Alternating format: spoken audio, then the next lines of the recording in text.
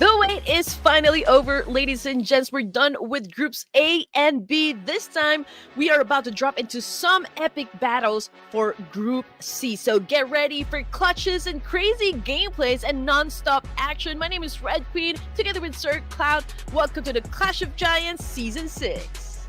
Yes, and we are starting off Group C today. A bunch of new teams, a bunch of new action, and a bunch of new expectation for the teams. Now, which team will be playing? I know. I see all of you in the comment section. You've been asking for your favorite teams, and yes, they will be playing. But will they be able to make the top 3? Will they be able to make the top 12? That will be the question that will be answered in the next 3 days. Oh, definitely, Sir Cloud. You know what? It was a huge explosion coming from DRX yesterday. I don't know if you've seen the action coming from QXZZZ. Man, the way that he clutched that 1v3 up against DRS Gaming. If you haven't seen that one, guys, you better make sure that you follow Ruthless Hype Esports for some amazing highlights and clips from what happened during Group B, so you don't miss on any of the actions. But today, Sir Cloud, we're going to be opening for Group C. What expectations do you have coming from this batch? Well, Group C has a lot of fans who are already cheering in the comment section even before we started the show. So I'm sure that will give a lot of energy to the teams in Group C. I would expect a fast-paced type of gameplay from them. That's what we all want, don't we? But yeah, I mean, Group B, I just want to say that, from day 1 to day 3 of the group stage, coming from that batch, it was absolutely amazing. Everyone got pushed to their absolute limit, and it was just so fun to watch. It was a lot of spectacle, a lot of trade-offs that happened, even, at the beginning of the match. It's full action right off the bat. And now that we've already mentioned it, ladies and gents, of course, we're already done with Group A and Group B. Now we are on our third batch for this evening, playing 6 matches. So it is January 9 today. We're going to be finishing this up to the January 11. And for the grand finals, it is going to be on January 20 to 22nd. And if your team actually did not make it to the top 3 coming from the groups, they will play survival stage that will happen on January 12 to 14. Yes, and according to this graphic, if you've been following, you currently know how it works. Group C, every group will only take top 3 to the next stage. But if they don't make top 3 into the grand finals, well, there's still another chance from number 4 to number 12 that will go to survival stage. From survival stage, they'll battle it all out until the grand finals again, where we will put together 18 of the best teams in this competition for a 3-day bout to crown the champion this season. So there's going to be 9 teams from the group stage, 2 teams from the survival stage, and 6 teams from the last chance. And what I love about this format, Sir Cloud, is the fact that if in case your team doesn't make it to the list, we can still, vote for the fan favorite team that will get a invite as well, or an invite rather, to play for the grand finals. And how much moolah are we fighting for? Are we playing for the Clash of Giants Season 6? It's a total of $10,000 US for the group stage. Of course, there's already initial prize for that one. I believe it was a total of $3,000 US. But for the MVP, that is our individual prize for the most valuable player, a total of 500 moolah right there. Oh yeah, that's a lot of moolah for the teams to grab, but of course they have to work for it.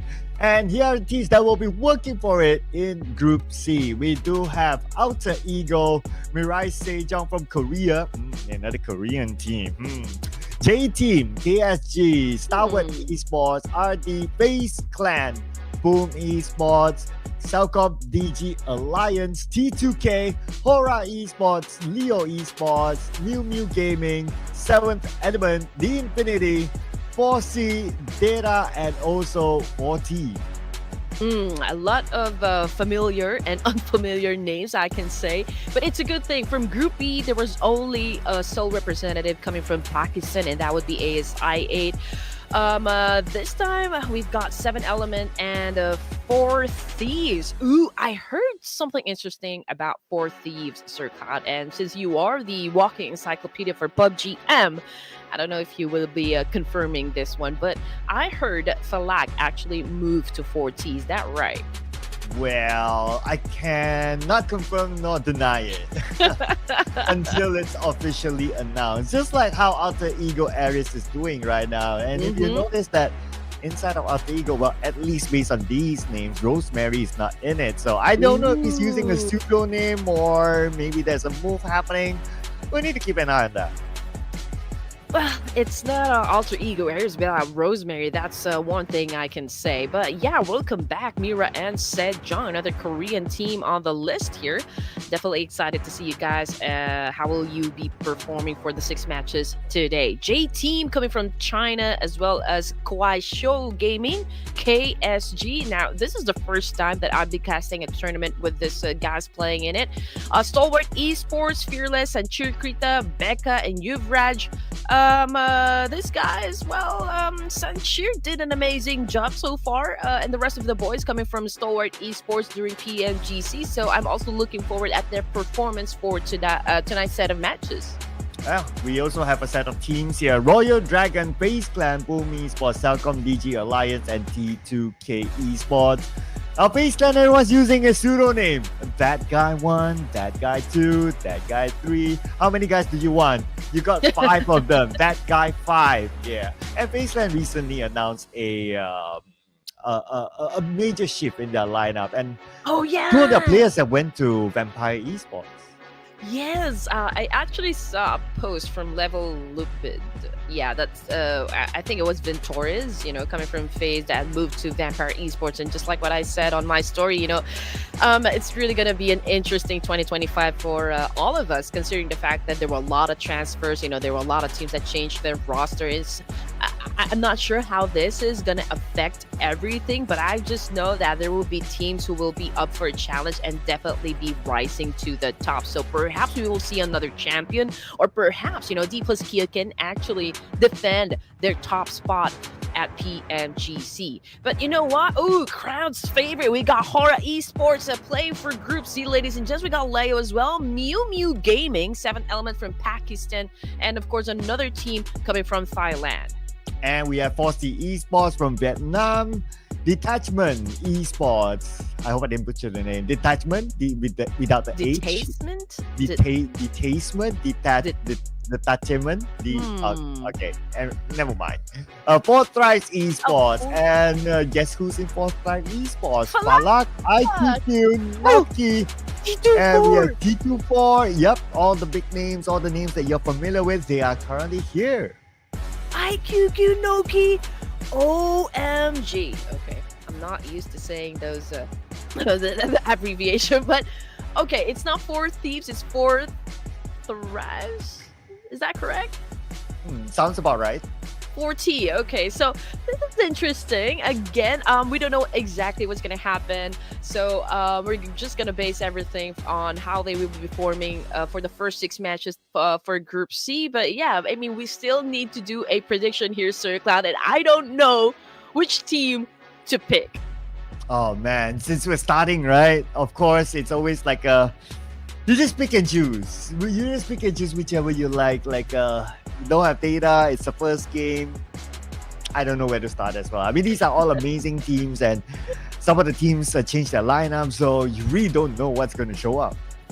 Oh yeah, definitely. But okay, expectation for this batch.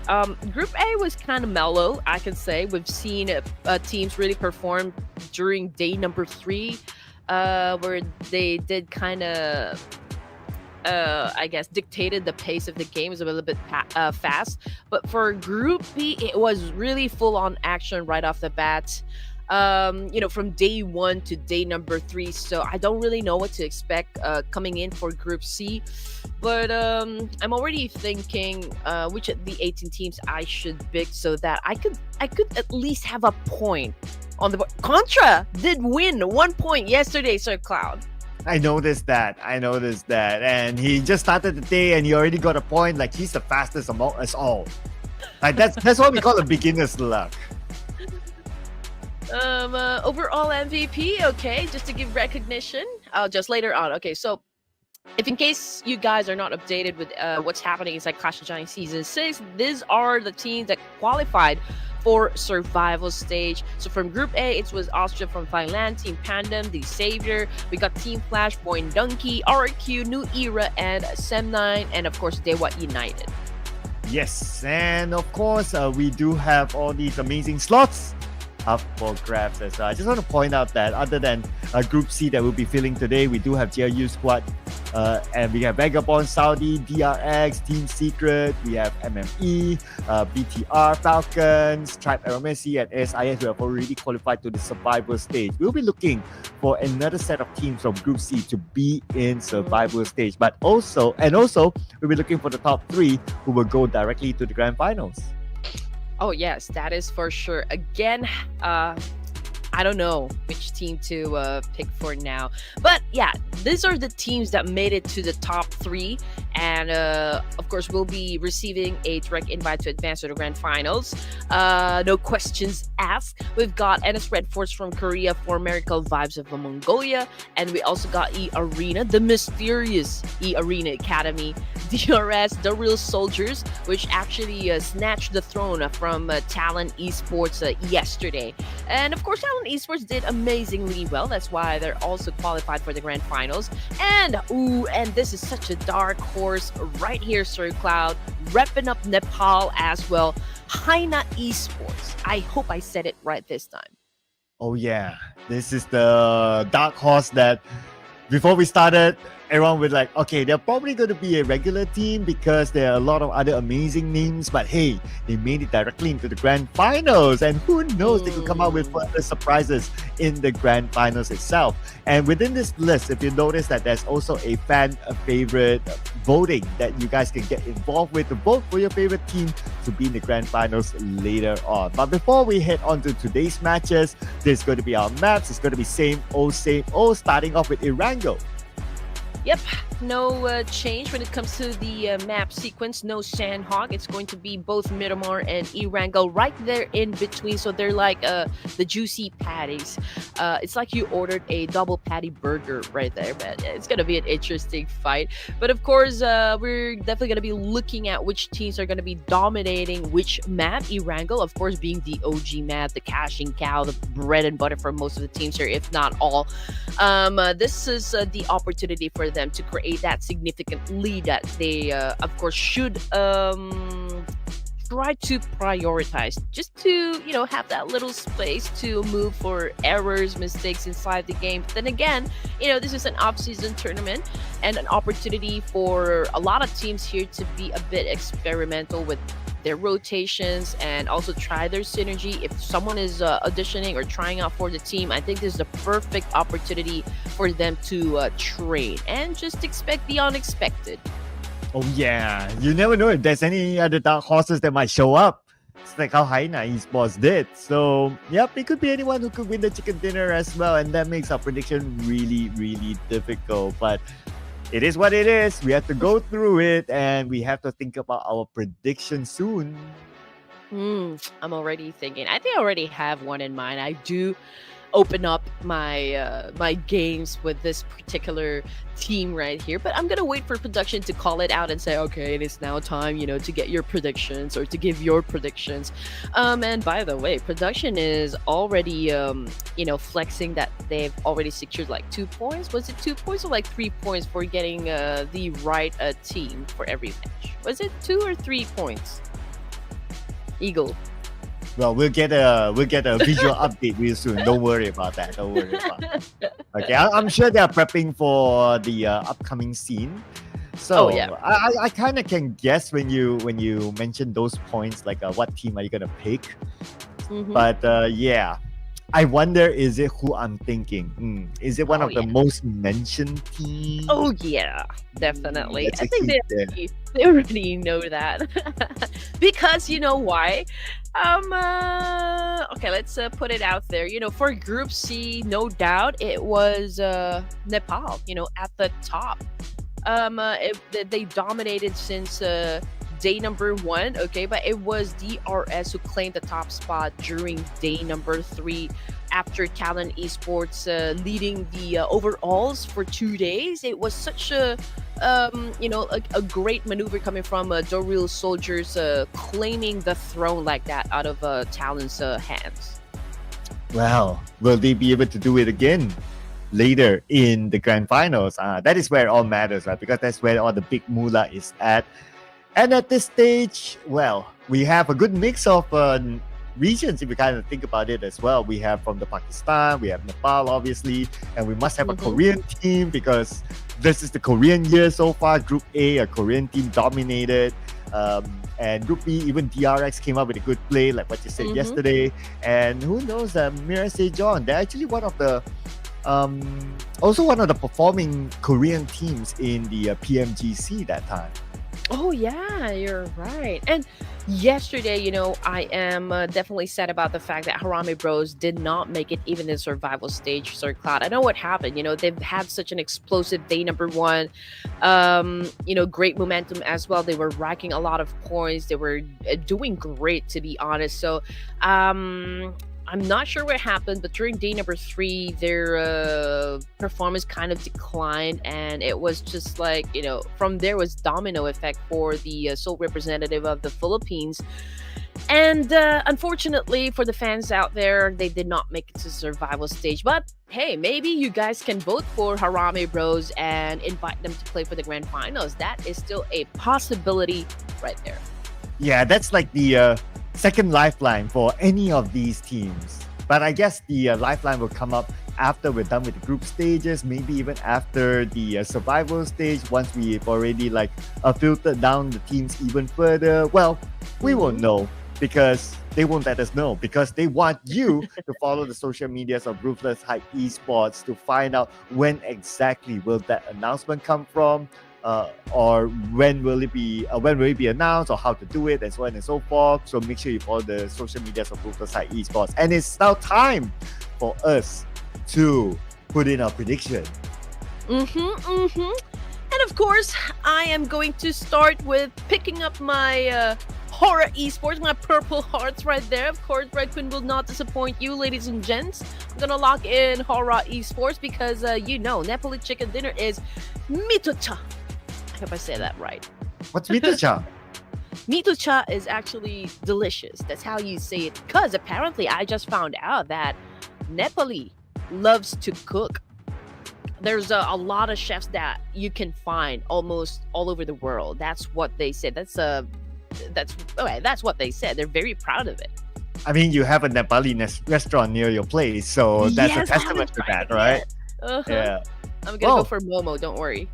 Going for Momo? What's a Momo? Yeah. So it's their, I'd say most of the people that actually sent me a message when I mentioned that, okay, hey guys, there's a Nepali restaurant nearby, and they were all sending me messages that it is a must, for me to try Momo. So okay. We're gonna find out if it really is delicious. Okay, make sure you do a review on that. Well, since you're going Momo, I think I'm going kimchi this time. So let's put in MIRAEN SEJONG. Let's go. Ooh, MSJ. Okay. Is this the only Korean team we have on the list, or still have one more? I think we have 2, right? Is that 2? Okay. Or just to the best of my memory is only 1. Okay. Yeah. But I'll go ahead. Okay. I was wondering what you were thinking.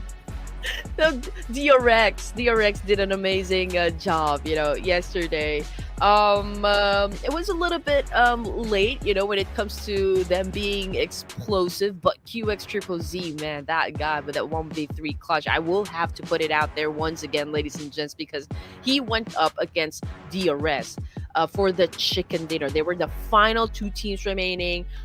His teammate got knocked down, so it was really, like a huge pressure on his shoulder, and then he threw in that nade, and it was a great shot, considering that he was able to put down 2 players from the real soldiers, and he went after XMPL, the last. But yeah, nobody was expecting that QX Triple Z will be able to pull off a clutch that one. But yeah, he was able to. Well, the thing that everyone would expect is for production to pick up T2K.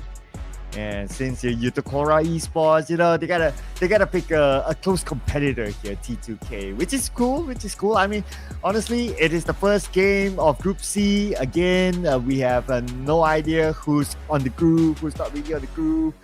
And all these are amazing teams, so they are all equal in my eyes. So any one of them could really score the chicken dinner. Oh, definitely. From Group B, we really couldn't tell just which team will be getting the winner chicken. It was slightly different from what happened during Group A, because as you all know, NS Red Force really dominated the overall rankings from day 1 to 3. They did not budge. It was kind of a tug of war with another team from Group A, but I think they defended the top spot really well. I think it was up against Arena, or was it 4 Miracle Vibes. They had a tug of war when it comes to the top spot with 4 Miracle Vibes, but at the end of the tournament, it was NS Red Force who came up on top. So perhaps something can happen for MSJ for today's set of matches as well. Perhaps they can do that Korean domination that we were talking about. Yeah, just like how in Group A, right? It was, I wouldn't say total domination because they had tough competition from Formidable Vibes, but still. At the end of the day, it is a Korean team making it, and they are currently world champions, technically. Well, that's why T Plus guys are taking a break. So they well-deserved break. That's why we don't see them in this tournament now. But that's absolutely fine. Hopefully, we'll get to see them again in the next Clash of Giants or the next Ruthless series, whichever it's going to be called. So if you're curious what might be the next name, whether there'll be a new name or whether it's going to be Clash of Giants 7 or whatever, again, to follow the social medias of Ruthless Esports. Yes. At the same time, we could use a bit of love. So if you don't mind following us on our social medias and you want to see a Red Queen reviewing a Momo, do follow Red Queen Andy as well. If you follow me on my social media, all I want to say to you guys is Danyapan. I guess Thank you. Oh, that's thank you? Okay. Yes. Danyaban. Do you say it that way? Or do you say Danyaban? Danyabad. Danyabad. Danyaban. Yeah. Danyaban. Yes. You gotta practice my Nepali there. Thank you to Eagle, because he's actually the one confirming whether or not what I'm saying is right in Nepali language. But you know what? Again, I'm always happy, to cast for you guys. I mean, Nepal is such a very supportive community. That's what I can say. And I love casting here for Ruthless because you guys are always amazing. And I'm just happy, we do enjoy playing PUBG. I enjoy casting it. Sir Cloud has been casting it for how many years now, to be exact? Oh, I'm losing count right now. I think since 2019 at least. Oh my gosh! Yeah, it's even before 2020. 2019. Can you imagine that? Oh man, but not gonna lie, Sir Cloud. You know what? PUBG Mobile such had like a big impact on my life. This is the game that I played all throughout the pandemic. That's why I fell in love with this game. I met a lot of friends playing PUBG Mobile. So yeah, I think this is definitely my favorite game. Oh yeah, and it's good to play with friends, especially especially if you play squad. If you play solo, you could play it, but sometimes having that friendly interaction, and that's what the whole gaming community is all about, is having that interaction, having a common language to speak. Like you get to share ideas, you get to share hey, why do I like this weapon, why do I not like this weapon, and so on and so forth, and it makes a fun conversation. Oh yeah, definitely. Those are one of the many topics that we always discuss when we are playing. I do love Micro Uzi. I think I've already shared this enough to the crowd, and I'm so happy because of the fact that I can see a lot more players using Micro Uzi when it comes to CQC, and it's amazing. I do love the sound of a Micro Uzi. And M416, there's always that debate. I mean, which AR is actually the best? Is it AKM? Is it Scarlight? Or is it M4? But all of those guns that we just mentioned are, I think it it depends on your preference and your style of gameplay. Oh yeah, it is very, very individual, but it is not an individual game because it is a squad game here as you fly on to game number 1 of Group C, people.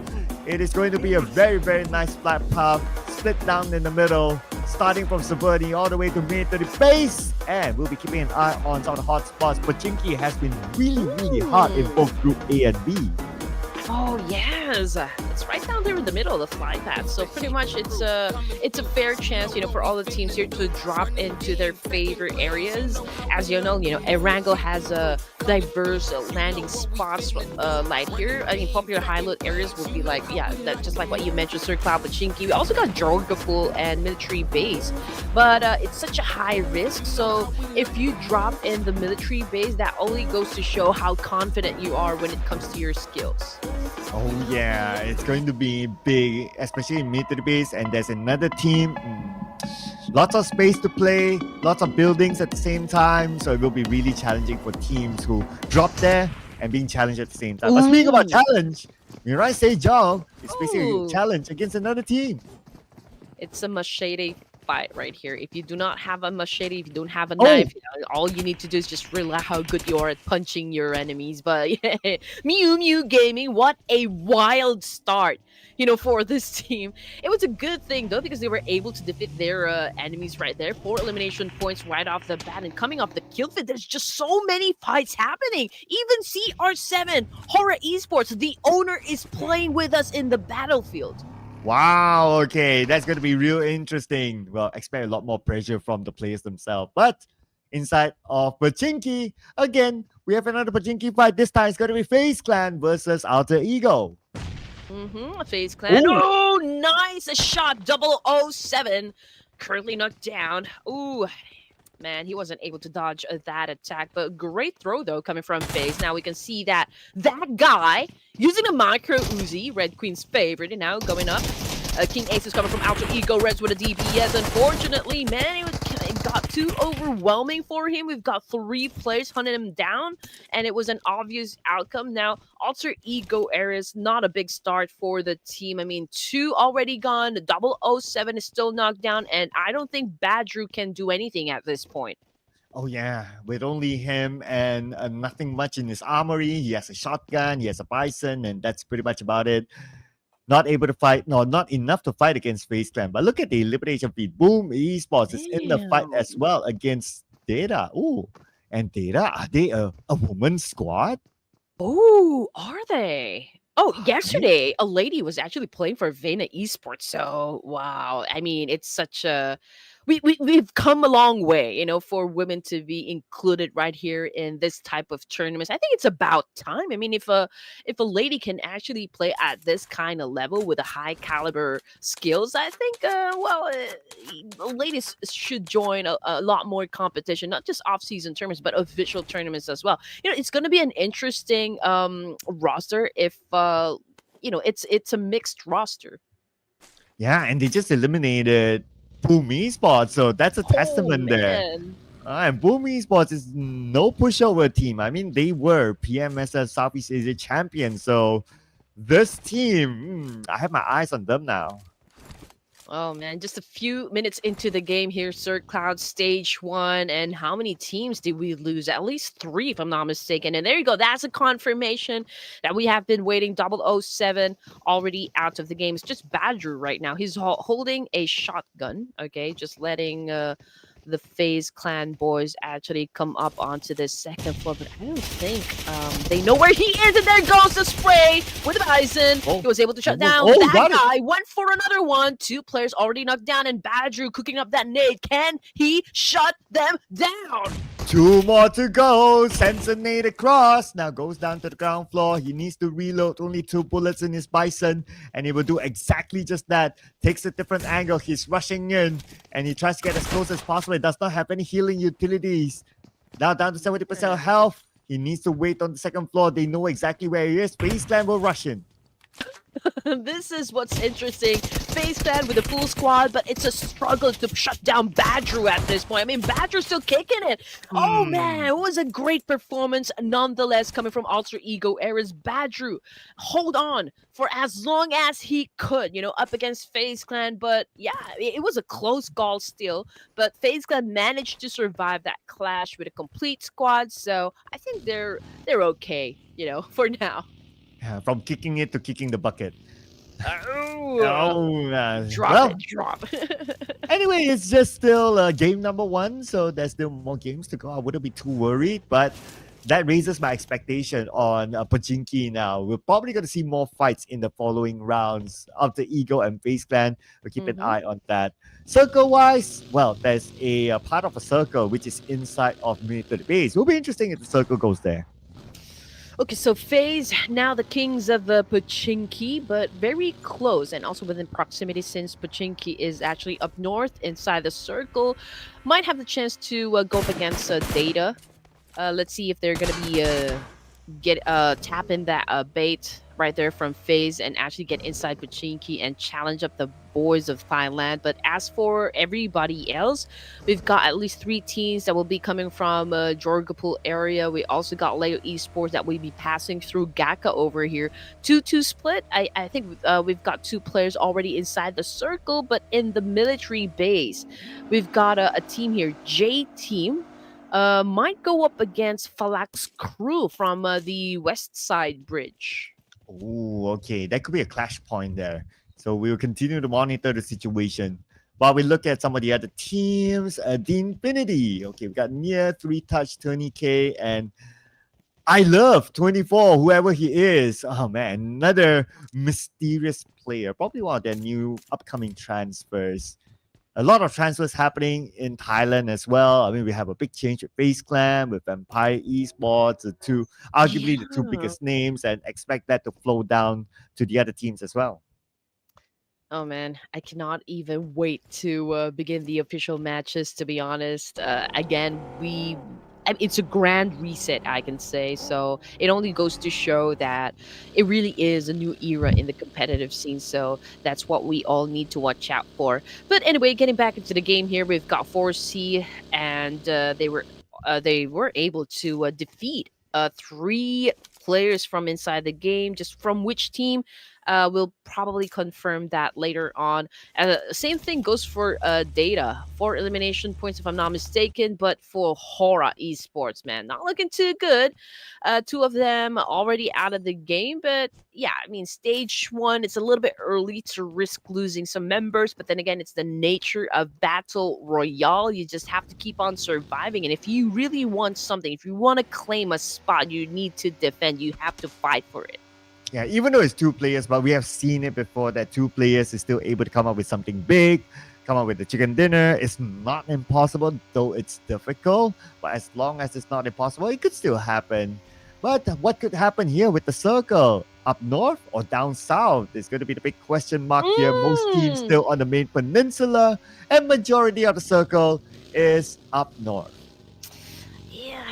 Okay, so we've got a portion of the south, and then we've got a portion of the main peninsula. If you were a team, if you were a player, this could be a little confusing. I mean, when it comes to Silco prediction, right? You don't even know where the next circle will land, but it's definitely going to be a hard one since there's water right in between, and so wherever the circle lands, there will be teams that will have to bypass some teams, whether or not you're going to be passing through the bridge or swimming to get across.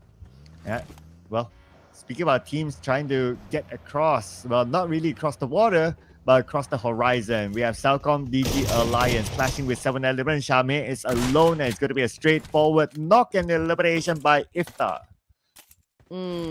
And of course, the spoils to the victor. Is that what they say? But yeah, you get the idea. Leo Esports right now, I think, going up against another team right here. I believe the fight is happening just outside of the zone, west side. Okay, so the Infinity, 1 casualty, and now they're going up against High Dammy of Leo Esports, bleeding out there in the open. A pickup could be a bit hard here for the side of Leo, considering that Liquid is so far away, from his teammate. And there you go. That's a confirmation. High Dami already out of the game, although they are already posting 1 elimination point. Okay, so that's going to be 1.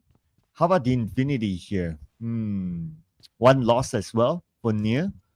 Let's see if they can somehow come out of this sticky situation since they don't have the circle. The blue will be on top of them. VO Esports, they're normally not a team that likes to let opportunities go, and they're rushing in, but Liquid, while he's traveling, got knocked down. Sangam has to back off. He needs to heal up, if he wants to stand a chance up against the opposition. And here's I love 24, if I read that right. I'll just being brutal at this point. We've got Bia. Okay, trying to be the mid man here, going up against Tony K. Tony K. Okay. Relax, Red Queen. I thought it was Tony K. Okay, he's doing a massive spray up against Team Infinity here, but couldn't get the shot just yet.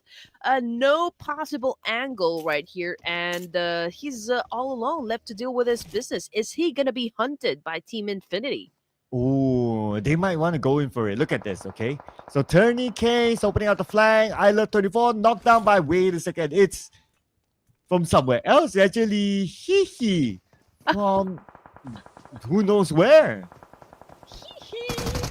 Okay. Okay, I get the reference. Jackson right there. I love 24. Sangams, Liquid out of the game. That was an early elimination for the Sada Leo, but perhaps we can see them again bounce back. We still got 5 more matches, ladies and gents. So, oh man, we'll just have to wait and see if they can redeem themselves in the following matches. But anyway, we've got a over here throwing up some nades, trying to flush out his opponent, and I think was able to get Journey K, and just like that, Team Infinity at stage 3 just exited Erangel. That is it, eliminated in the blue. But for Esports, they might want to get something out of this fight. Okay, let's see if they can get more. They do have 1 player inside the circle as a marker, so that's going to be their point of contact later on once they need to move in the circle. As we shift forward to the other side of the circle, we have STALWART Esports here, and in front of them are the ladies team Data around the corner. Okay, so let's see how the ladies are going to be performing for the entirety of this group stage. Well, one of them already out of the game, but she did manage to put up 1 point for herself there. 3 was bagged by Amy or Nay, if I'm not mistaken. I mean, the name is so small, but yeah, she was able to get 3 out of the 4, so that is still a flex right there. But I think they're trying to challenge up some other teams here by doing that massive spray, just letting everyone know and announcing to everyone like, okay, we're here if you want to fight. We're just here trying to take the compound out of our hands. But from the Killvids, HORAA Esports once again having an exchange. I noticed that from Data, there's Baby La. Baby La used to play for Bigatron and the ladies squad of Bigatron. So that's a familiar name, but for the others, it's new for me. And well, I guess it's just one of those new teams that pop up, and who knows, they could be one of the challengers in the pro scene in the future. Oh, definitely. I'm looking for that one. I'm really hoping that happens.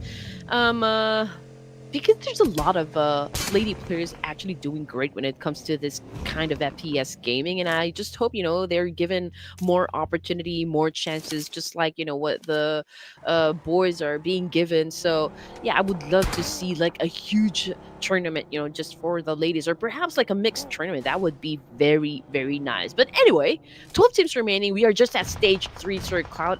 Right off the bat, we've seen a lot of action happen. Teams right here are doing an amazing job, from the get-go. We are seeing a lot of trade-offs happen, pretty much just like what JTEAM is doing on your screen. We've got SXWD. All right. It's trying to flush out from the enemies from that warehouse, but I think there's a need for them to pick up the pace, because they might lose this one. And the circle shifted to the middle. We have a good amount of teams on the other side of the circle. On the right, one of them is going to be JTEAM. And Cypher's healing up. He has 1 last first aid left. Oh, but he cancelled it. Okay, hopefully he won't get punished for it. He needs to heal up quickly. And he's back up to 80% of health. And he'll pick up that 1 point for himself. Yep, JT. Oh no, not looking too good if you ask me, because 3 of them already went out of the game. But hey, there's still a chance for them to kind of redeem the whole team. I mean, it's not over till it's over. We can see that one player from KSG is just waiting for that right opportunity to knock that player out, but he is staying outside of the blue. Is he the one staying outside of the blue? Yes or no? Oh no, he's the one already inside of the safe zone. Oh, yeah. Z-Boy is the one that needs to move as well. Cypher is just above him, so both of these players are kind of locked in with each other.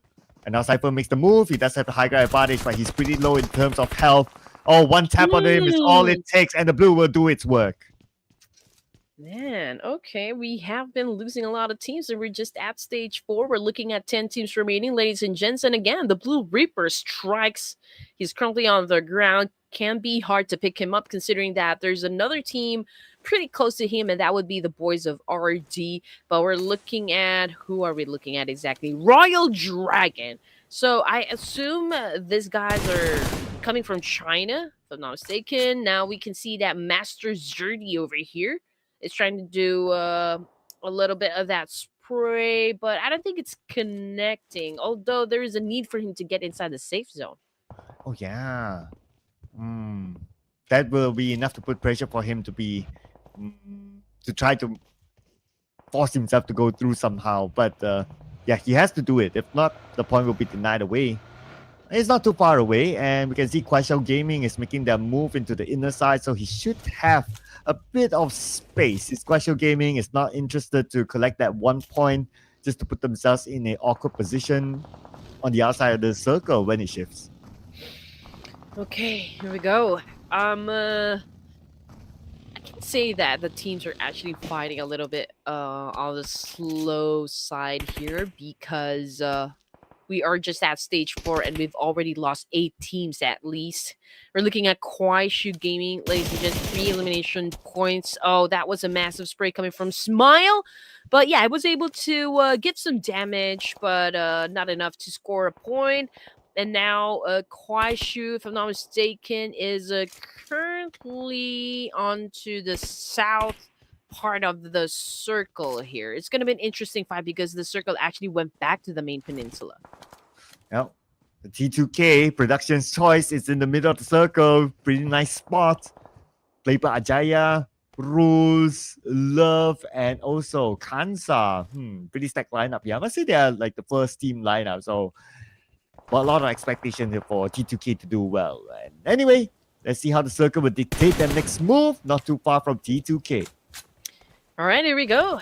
Red Dragon still trying to come up with an effective plan on how to get inside, perhaps, but obviously they're a little bit struggling. I don't know if because they're a bit spread out, you know, from inside the map, perhaps they are having a little bit of a difficulty in terms of like holding their position and holding that angle. But for Red Dragon, they're going up against Data, the ladies over here. Frag just went in for a nade. Here comes the second nade, but they are not hitting their targets. Well, it's on the higher ground, so it's a little bit difficult. But as long as they can keep Data at bay, perhaps that is the objective that they need. Now, Data is on the outside of the circle, so all RD needs is just to keep them by the line. They should be okay. Let the blue do its work. And speaking about the blue, it is closing now. Yeah, they're really applying a lot of pressure onto the side of the ladies here. Of course, they're definitely going to be making it hard for them to pass through to get inside the zone. And that's, again, what they should do. After all, this is all about survival, ladies and gents. Now, we're looking at T2K Love cooking up that nade. And yes, he was able to get he coming from 4C. 2 elimination points for the team, and they're still racking it. And Ruzog on prom threw a nade himself. I think, yeah, great damage right there coming from T2K Esports. He's been getting damage as well, so he needs to back away just for a while and wait for the whole team to actually go for that charge. Here we go from the high ground. It's going to be Rule spraying down to the lower ground, but he lost to an S12K. Kanza will be the only hope for T2K, but he got stuck. He got stuck. Oh no, at the wrong timing. Ooh, man. Oh, not a good start for the boys of T2K, but it's still a-okay considering that they were able to score 2 elimination points at least. You know, they went out with having some candies inside their pocket, so to speak. But getting back into 4T, 4 Thrives Esports, we can see T24 Falak and IQQ. They went inside the game with lacking one member of the team, but it is still pretty doable, you know, for a team to actually charge up and engage in a lot of battles inside the game.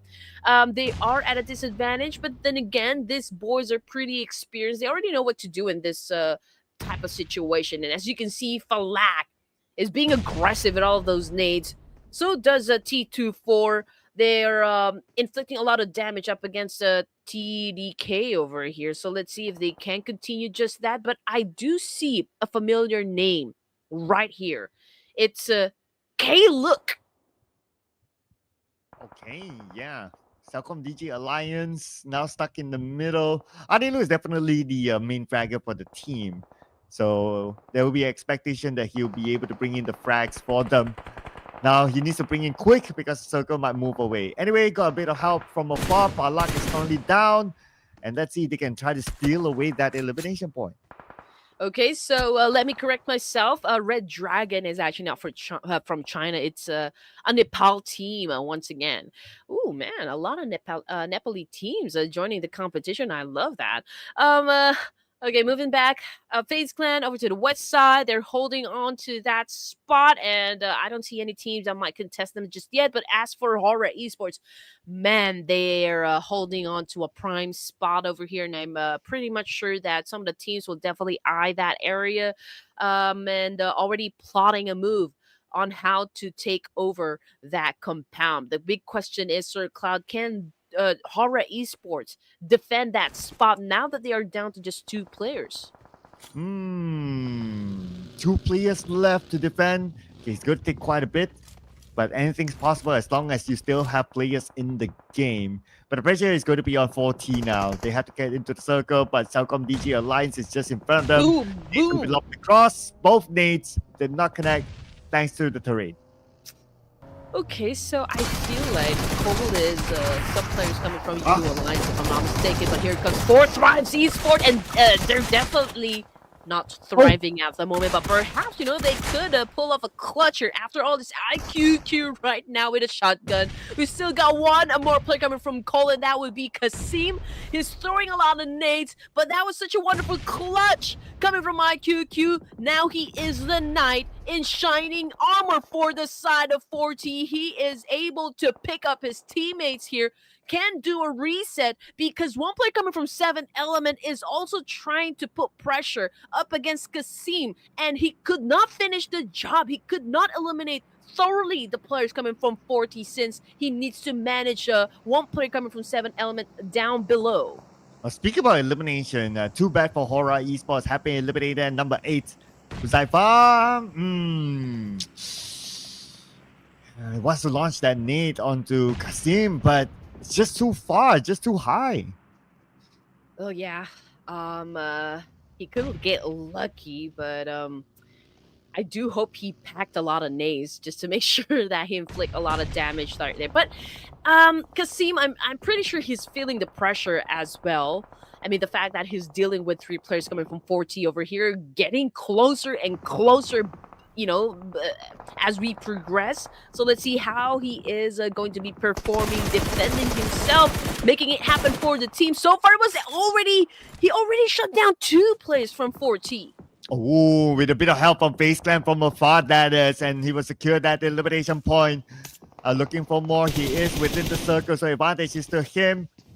And now we move over to KUAISHOU Gaming, going up against RD, and RD coming to the building the moment they show up. They saw him from the back, and they will eliminate the final member of KSG. All right, here we go, ladies and gents. Finally, we've come to the point where we're going to be introducing the final 5 teams here. Again, we got 4C, we got FaZe with 5 elimination points, apparently. RD, a Red Dragon, we got 4T as well. But, hey, oh man, that was super fast right there. I think we've already lost one team, and that would be CE. Okay, that was CE with 4 elimination points. Yeah, CELCOMDIGI Alliance Mm. eliminated, and that will mean that we only have 4 teams left. FaZe Clan, 4C, RD, and also 4T. With 4T, IQ on the outside circle. Circle shifted up north. It favors 2 teams on the northern side, including FaZe Clan with a full team. FaZe Clan looking good. Oh, yeah, they are, honestly. We've got a portion of that compound still included in the circle, so there's really not much pressure for the side of a FaZe Clan to leave just yet. For 4C, they will be coming from up north, although they've already spotted some players coming from FaZe, and Gosu over here just went for a massive spray.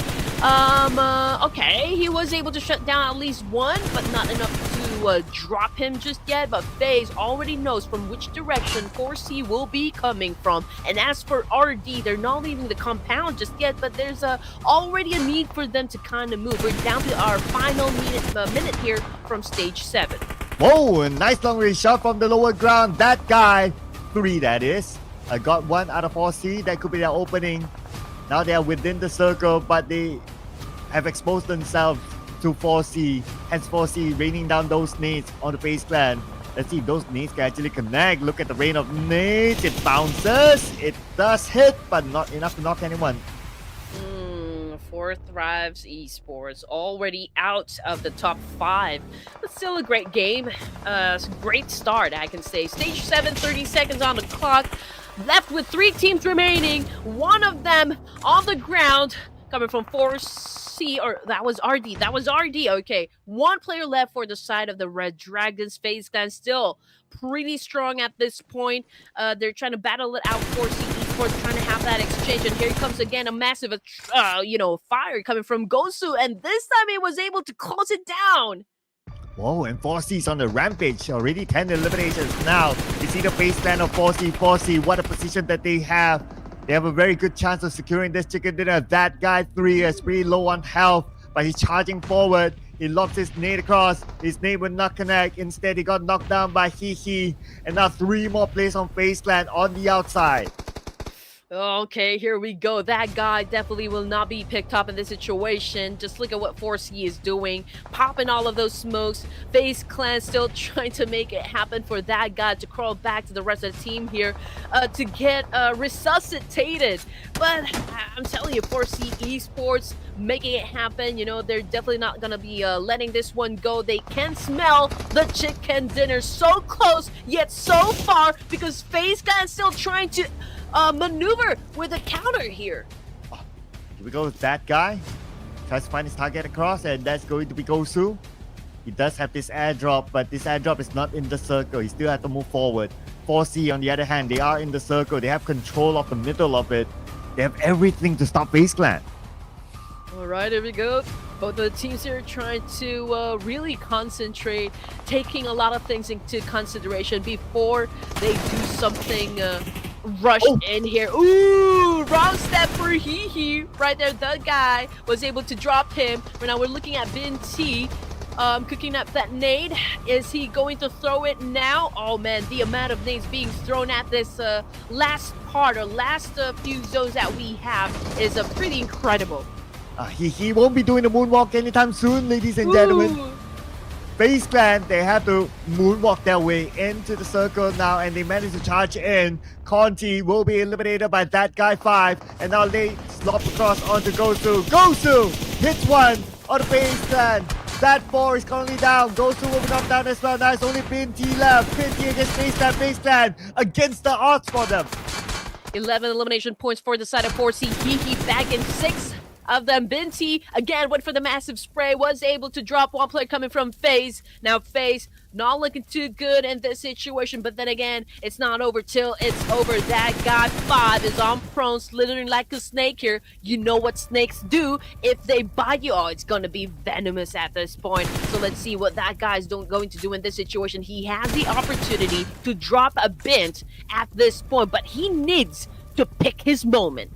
Oh, I don't know if he knows that that guy is here. Oh, Binti will be forced to move in front because of the blue jets right behind him. That guy has a clear shot, and now he sees Binti. He should be able to do it. And FaZe Clan overcame the odds from the outside of the circle, from the lower ground to claim the first chicken dinner of Group C. Woo-hoo-hoo, man, spicy as a Tom Yum dinner. Oh my goodness, FaZe Clan scoring the first winner chicken dinner of the night. All right, making things very interesting for each and every one of us. But still, that was such a great gameplay coming from 4C as well. I mean, they did manage to score a double digit for the first round. So definitely, they will. They are going to be part of the top 3 at least. Now, I'm not sure if FaZe Clan was able to score enough points for them to sit on the throne, but we are going to wait up until we see the overall rankings. But the mysterious FaZe Clan, absolutely no idea who's in the lineup. Is Mela still in this? We don't know. But for sure, we know that Ventores and Mormon, they have moved to Vampire Esports, so they are not part of this for sure. Or it could be a fresh new lineup. We have no idea. Whatever the case is, these 4 mysterious guys, they are telling the Mansion to sign them up immediately. Who is that guy with a white jacket and a cute accent? That's the lyrics of this song, but yeah. Oh, you guys are just really making it hard, for the casters. Everyone's name is that guy. Who the heck is that guy? Who is that guy? This will be the mystery here. And plus, they did score the chicken dinner, so yeah, there will be a lot more questions. But anyway, besides FaZe Clan, we got 4C as one of the teams to watch. Royal Dragons is up here as well, together with 4T or 4 Thrives is in the mix. Oof. Oh man. Okay, so another great way to open up the matches here. FaZe, 4C, RD, and 4T definitely be cooking something for each and every one of us. But the fact of the matter is, I feel like we're going to say a lot of force here, Sir Cloud. Now that you mentioned it, 4C, 4T, 4 you. 4 you. Yeah. But 4C got the MVP, and it's going to be the Michael Jackson. 6 eliminations, 836 damage. Not the highest of damage, but it is the points that matter. He brought 6 points to a team by himself. How many are we going to say inside the game, Sir Cloud? Every time he drops a player, I think we should say it. But anyway, 6 elimination points, 836 damage output. He did a tremendous job so far opening up the matches, and it's very promising. If we can see a lot of teams really engage this way, then it's gonna be full blast action once again coming from this batch. And I'm telling you, so far out of the 3 groups, I'm really in love with all of the gameplays that happened from Group B yesterday. So perhaps you guys can change my mind, because Group C, so far, very promising start. And oh my goodness, okay, we've already put a spotlight on to Hee over here coming from 4C. Now, this is amazing to see a lady part of being the top performance inside a game. Match 1, we've got a Nay. All right, better shut down those naysayers if someone is gonna be a naysayer for Data over here. But she did put up 4 elimination points. That is strong. Oh yeah, let's not forget about IQ as well. 5 eliminations for 4T, another 4, which is 4C. Gosu with 4 eliminations. Okay, that's going to... I wonder if Gosu is the Gosu that we've seen before. Question. But yes, so it's nice to see Nay here up there as well as one of the top performers, and hopefully we get to see more of them, and maybe even scoring a chicken dinner in the upcoming matches. Yeah, I mean, 4C, 4T, and Red Queen is for you. Hey, mic drop. Hey. Kidding aside, ladies and gents, again for the match rankings, FaZe Clan of Thailand managed to put up 19 points. We also got 4C Esports here coming from Vietnam with 19 as well, so they're tied up. Okay, so FaZe Clan's advantage was they were able to score that chicken dinner. That's why they are at the top spot. Now, Nepal, Royal Dragon. Okay, it's not Red Dragon, it's Royal Dragon with 12 points. So we've got 3 teams right here doing extremely well, ending the game with a double-digit score. But for Alter Ego Eras of Indonesia and Korea's MIRAEN and SEJONG, both went out empty-handed. If Red Queen has an esports team, it's probably going to be called Red Dragons. Hey! Oh, for sure, for sure. Because dragon, they're mythical creatures, but you just know how powerful this beast can be. Well, I've never actually met one, so I don't really know. Well, I've met the dragon of Khaleesi. No, I'm just kidding. Oh, Game of Thrones. Ooh. Yeah, ooh, royal dragons be saying Dracarys. Perhaps we can see a chicken dinner coming from the royal dragon. Who knows? Maybe that could be one of our pick predictions in the upcoming round. So who knows? So you guys have to stay tuned, ladies and gentlemen, because when we're back, we'll be switching up the maps to Miramar. So do not go anywhere. See you guys in a bit.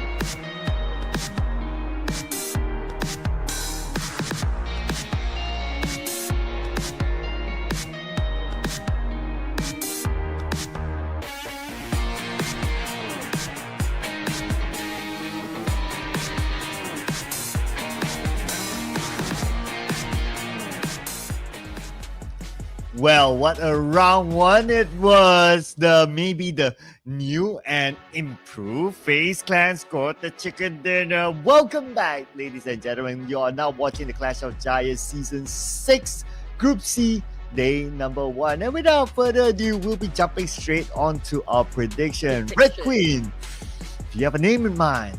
Oh man, okay, so it was really impressive, It's amazing that we have 3 teams, FaZe Clan, 4T, and Royal Dragon all finishing game 1 with double-digit scores. This sets the stage for an incredibly intense competition.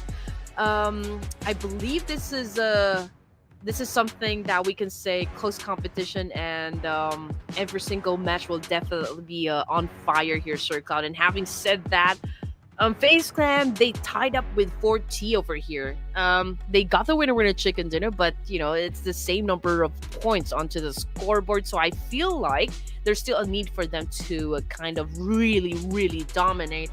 But I'm taking my chance onto Royal Dragon. I'm kind of feeling a good vibe, coming from the team. Though we are changing the maps, okay. Well, yeah, true. So, okay, but who knows? They could be consistent. And HORAA Esports has been picked by production team. All right. Ooh, okay. I want to pick production's choice. I'm going for T2K. Let's go. Bam. T2K, ooh, a strong competitor, not gonna lie, honestly. But then again, we really don't have an idea at which of these teams is gonna be bagging the winner chicken dinner. Again, we're not basing it on the fact that this.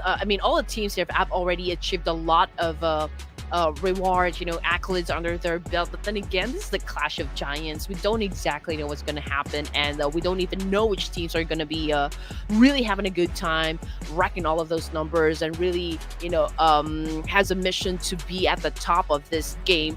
But so far, I think every team that we chose, for our prediction is quite a competitive team. Oh yeah, it is. We can see that some of the teams that we're not even too familiar with are doing very well too. So who knows? They could come up with a surprise for us in this round. So keep your eye on those teams as well, ladies and gentlemen. Not only your regular teams, but also the dark horses. Because one of them did well in Group B to make them their way into the grand finals directly. And that's HORAA Esports. Maybe we might see another one this time because it's only game number 2. And without further ado, let's head on to game number 2. This match will be played inside of Miramar. Group C, let's go. All right, here we go. Royal Dragon from Nepal, they secured a strong third place finish here. Sir Cloud from Erangel putting up a double-digit score. So even if we change a map right here, if they can continue on with the kind of momentum, I think it's not going to be a problem, for Royal Dragon to absolutely nail this one. And now we are headed back to the vast deserts of Miramar. Which of the areas do you think is going to be highly populated? Yesterday, for Group B, it was always Picado, Los Leones, and there's also one more drop spot that was definitely on fire. That would be Chumacera. Yeah, Chumacera's one, Picado's another. These two spots have been pretty hot in Group A and Group B. And look at the flight path, it's just above Chumacera. Picado's not too far away as well. Might see a clash, but MMG is going to be the one dropping into Chumacera. Okay, I don't see an overlapping team yet, but I do see overlapping teams heading to Picado. Oh yeah. Okay, so we might see a clash happen inside Picado coming from Leo Esports and probably T2K if they continue on heading towards that same direction. Okay, but for Los Leones, I do believe Cole is dropping inside as well. Same thing for Boom Esports. Also, Ego Eris is also headed, to Los Leones. Even JTEAM, so we might see at least 4 teams drop in this particular spot. Oh, we're already seeing 4C versus FaZe Clan. Oh, there's going to be 4C revenging against FaZe Clan. FaZe Clan trying to fight back. They will score 1 elimination point. And 4C, they're going after that guy too, and that guy won. That guy won with a nade. He sees 4C across. Nade will be launched, and Cornty will be knocked. Okay, can 4C foresee that they're gonna win over FaZe Clan, or are they gonna lose? That was a fast exchange there, coming from Thailand, defending their spot, of course, in the overall rankings, just proving that, hey, we did not win by luck here. We won because we are really great players. Now, jumping into STALWART Esports, Karina on your screen, Fearless, well, he's back in the lobby. Now, Suncheer with a micro Uzi and a shotgun just went out of the window here. He's going up against Leo Esports, but we can see that High Dam is just behind that wall, anticipating the attack coming from Suncheer. But then again, he's holding a shotgun, and you know how brutal a shotgun can be when it comes to CQC. Oh yeah, especially at this distance. Let's see if we can actually tap one out with the shotgun, but it's going to be Krita starting off the UMP. And they're looking for more targets. Oh, that's your own teammate behind the door, but there's somebody on the other side, and Krita jumps out. Makes quick work out of Sangam. Leo Esports is having a hard time, perhaps, showing what kind of apex predator they are. I mean, Leo Esports should show that they are the kings of the jungle, so to speak, and we want the fangs to come out. But unfortunately, for now, stage 1 in Miramar, again, this is just a round number 2. An early elimination for the team, but perhaps they can still bounce back. After all, it's too early, for the competition. Yeah, I mean, it is still game number 2, so plenty of games to go. But also for Boom Esports, early on, they didn't do that well. But this time, they start off with 2 eliminations, taking out 2 players of JTEAM. And they're looking for more. 1 player of JTEAM is just across them, though. I wonder if they're going to go in for the chase.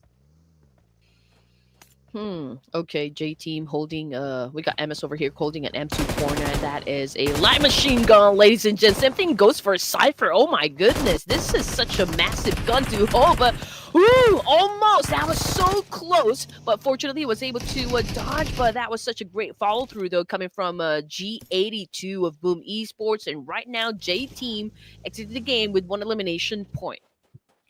And that's going to be JTEAM out, and Boom Esports 4 eliminations with 3 players left. A much better of a performance as compared to their previous round. So let's see if they can come out with a surprise next. Here we have Royal Dragon, Red Queen's pick. And they are inside St. Martin. They're sharing the same area with FaZe Clan. Okay, but they're not facing each other yet. I mean, there's still that distance. This is the first Miramar, so perhaps they're still gathering information.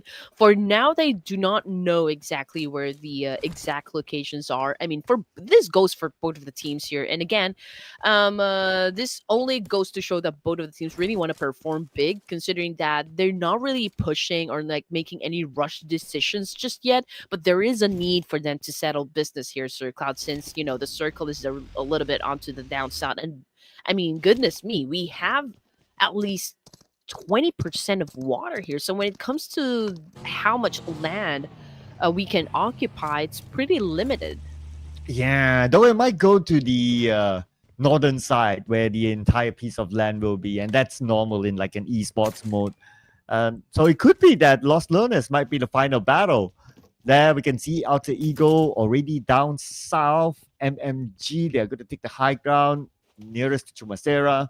CELCOMDIGI Alliance. Ooh, the entire Lost Learners is theirs, unchallenged at all. That's interesting. Normally, we see like at least 2 teams or 3 teams in Lost Learners, but CELCOMDIGI Alliance has the entire Lost Learners for themselves, despite the flat path on top of it. So that could mean like for the entire course of this group, they will have that spot for themselves.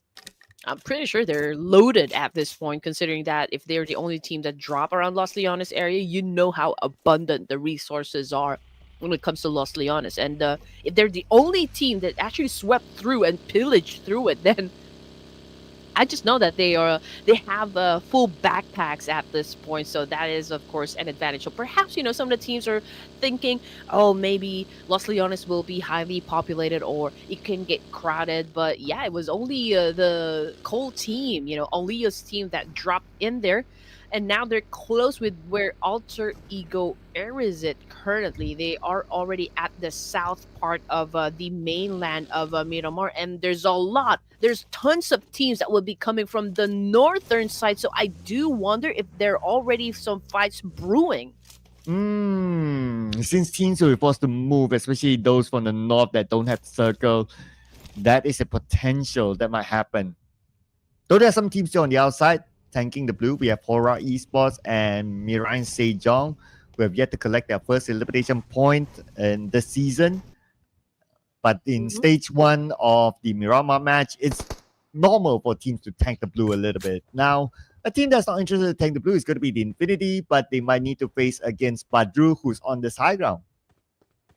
Yeah, I mean, this is such a great spot, not gonna lie, for the side of Alter Ego Eras, but for those teams that are traveling from north and about to get in the circle, so that would be the boys of HORAA Esports as well. We've got MSP also traveling, same thing with T2K, 7 Element, and we also got Royal Dragons over here. So I do believe, considering that if the circle will move back to the main island, there's a lot of fight that's definitely going to be happening onto stage 2. Yeah, because we still have like what 15 teams, so teams are not dropping like flies as fast as the previous round. So when we move stage by stage, naturally there'll be a lot more teams, and that would mean a lot more fights to come at some point. And that's going to be a lot of work for our observers to try to catch the action. And I heard a couple of gunshots here. Okay, we have 4 thrives, and across them is another team, and they are not in the mood of sharing this hill. You know, most of the teams, they're kind of hesitant to get inside Lost Leonis. And there you go, another circle shift, ladies and gents, and MIUMIU Gaming's having an exchange. The kill feed is lighting up as we speak, and 4 thrives now making their way. Oh, okay, and the circle went down south. Okay, that's going to be real interesting. There's still a good amount of water in this stage 2 circle. From the high ground, we have Palak. Tries to get his target across. And it's a monster truck, so it's a little bit more tanky. Should be able to absorb a good amount of damage, though it's smoking up. It's time to abandon ship. I do wonder whatever happened to IHC, Sir Cloud. Okay, so they did not do well during the PMGC, right? They were the defending champions. Are they still together? Or did they disband? Because I'm just thinking, because a lot of teams are changing their roster and a lot of players are actually transferring to another team. So perhaps we will be seeing some players coming from IHC join another team. You know, those just, one of the floating questions that I have in mind. Or maybe they are one of these right? show names. You never know. You never know. But they're gonna know. They're gonna know. No, I'm just kidding. But this is an interesting circle. There's a part of Los Higas Island over there, and perhaps we will be seeing, some teams actually cross to that island, or perhaps KSG will cross back to the main peninsula here. But then again, what we love is definitely going to be happening. The sea will turn red, and it's going to be full-on bloodbath, coming from the remaining 15 teams, to be exact. I mean, this is stage 2, but we're running out of space here. Oh, yeah. And plus this kind of circle with some part of it in the water, and that's definitely not going to help the situation. But that's going to be giving us more excitement when the teams start to move again. 4 Thrice Esports, for example, another team that's below them. Let's see if they'll be interested to try to take over this compound. This compound might be valuable. You know what? For the ASI8 boys, they were able to power through the entire Group B or group stage that happened yesterday, and they were able to make it in survival stage. Now this is going to be interesting, since 4 thrives. We can see that Flag already joined this team together with T24 and IQQ and Noki. Let's see how far they can go. Can they secure a slot in the top 3, or will they be joining the other teams who will play in survival stage? That's definitely going to be interesting, because he will face then his former team and his former teammates. Well, what the players are going to face is going to be the next phase of the circle, and it shifts. We still have a good amount of water in this circle. Can you imagine how little space there is right now for the teams to play? Yeah, a very little, so to speak. But HORAA Esports, I think what they plan to do here is position themselves down south. Just occupy that small island of Los Higos. They will definitely be challenging KSG for this one. But of course, if you want a piece of the land, you need to you need to fight for it. That's the rules of surviving this battle royale. And so the fight is already happening. As for Stalwart Esports, again, with this kind of circle right here, they're pretty crowded, close with each other. And just like what we anticipated a while ago, HORAA Esports will definitely be banging KSG. And some of the players already knocked down. And from your screen, I can only see CR7 here. CR7 is there still in the game. Let's see if he'll be able to rally the troops. So far, they managed to get one. Okay. And Mama, looking for the next target. Anyway, for HORAA Esports, okay. Should be an easy entry for them into the circle since they took the lower ground path. Don't need to fight with the crowd on the high ground. Oh yeah, but it's amazing because we still got 15 teams here.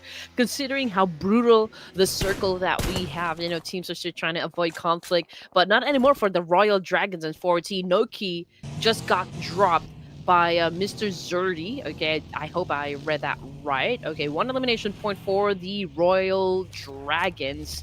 I'm checking now where they are positioned exactly, and they are up north, together with FAZE Clan still and MMG. So everyone is pretty close with one another, except for 7th Element, who have managed to stick to the edge of the circle over to the west side. So I do wonder if they have a plan to cross to that Los Higos Island, or will they be staying here at the mainland? I believe at some point they need to. Oh, but hang that thought for a second. We have Mama. Oh my goodness, Mama wins the fight. Okay, his teammate came as a backup, but he didn't really need it, and he won it by himself. Oh man, Mama means serious business here, Sir Cloud. Okay, so now things are shaping up to be a very interesting fight for round number 2 here. We've just entered a point where in teams now, or some of them needs to actually engage, like Royal Dragons over here trying to shut down Falak. And oh no, I don't think someone could actually rescue Falak at this point. I mean, just look at that. Everyone else is busy dealing with the players of RD. And there you go. That's a confirmation. Falak already out of the game. And this is it. Oh man, since a lot of teams will be coming from the northwest side, FAZE, MMG, 4T, RD, we even got 7 Element over here. All of those teams that I mentioned definitely will have a brawl. Oh, that's an insane circle. It's only game number 2. The circle gods are truly unkind to all these teams. Well, it's for our entertainment, and let's see how they overcome it. Frag from afar, looking for a frag with his M4. Not able to get a knock, but that's okay.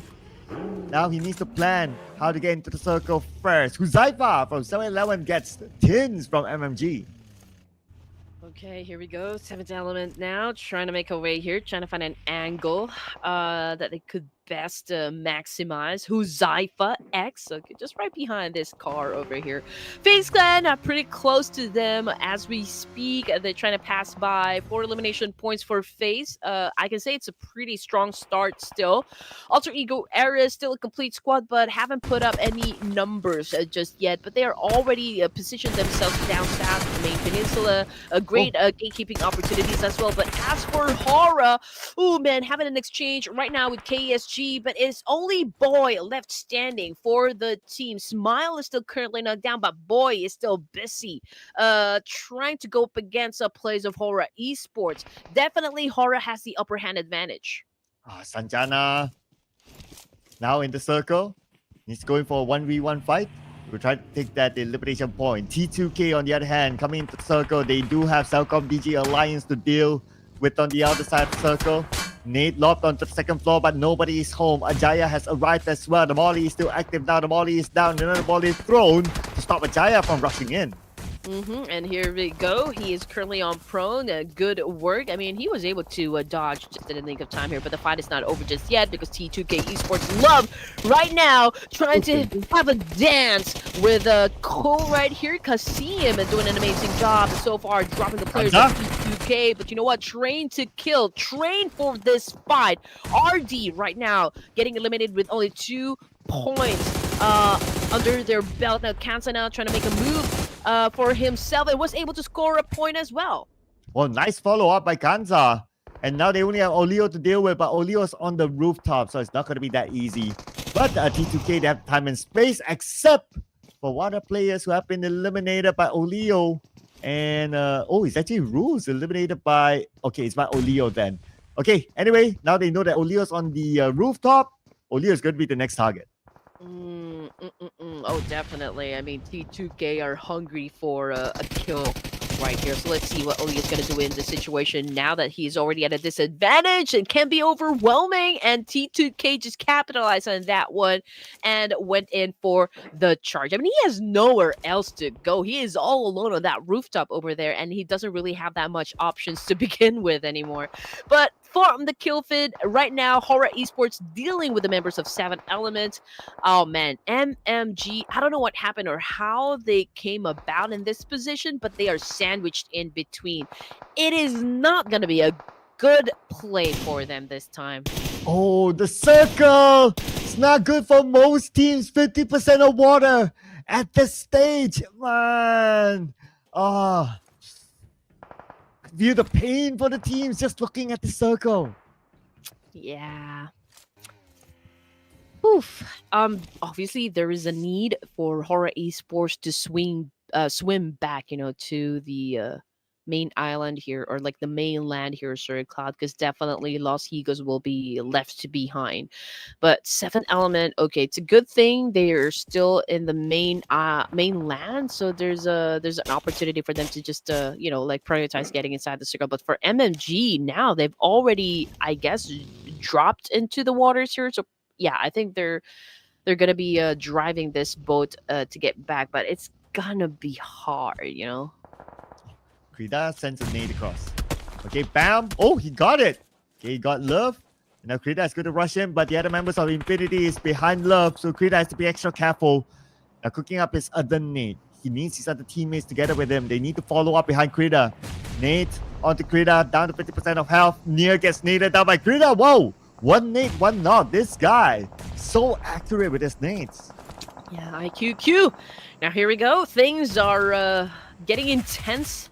T2K at Jaya currently on the ground, and MSP Final was able to seal the deal, was able to get that point, but great revenge though coming from Love of T2K. He was able to avenge his fallen comrade, and MSJ right now already out of the game with 2 elimination points. The Infinity having an altercation up against STE. Krita very low in HP, but Turney K running out of space. He needs to move, and now he is leading the charge. Krita down on the ground with that massive explosion up against his face, and now Turney K being a chef right here. Can he get a chef's kiss, eliminating his opposition? Let's see which chef would want to kiss him. Otto Gui might not be that chef. You want to take him down instead? And he got 5 eliminations. He's on the rampage. Wow, same goes for STALWART Esports, 10 eliminations. And FAZE Clan in the circle, 7 Element in front of them. Man, Centure and the rest of the gang is definitely have had a good start here, bringing on the momentum. I do love the fact that they came here and they're pretty serious with how they are starting a set of games for this evening.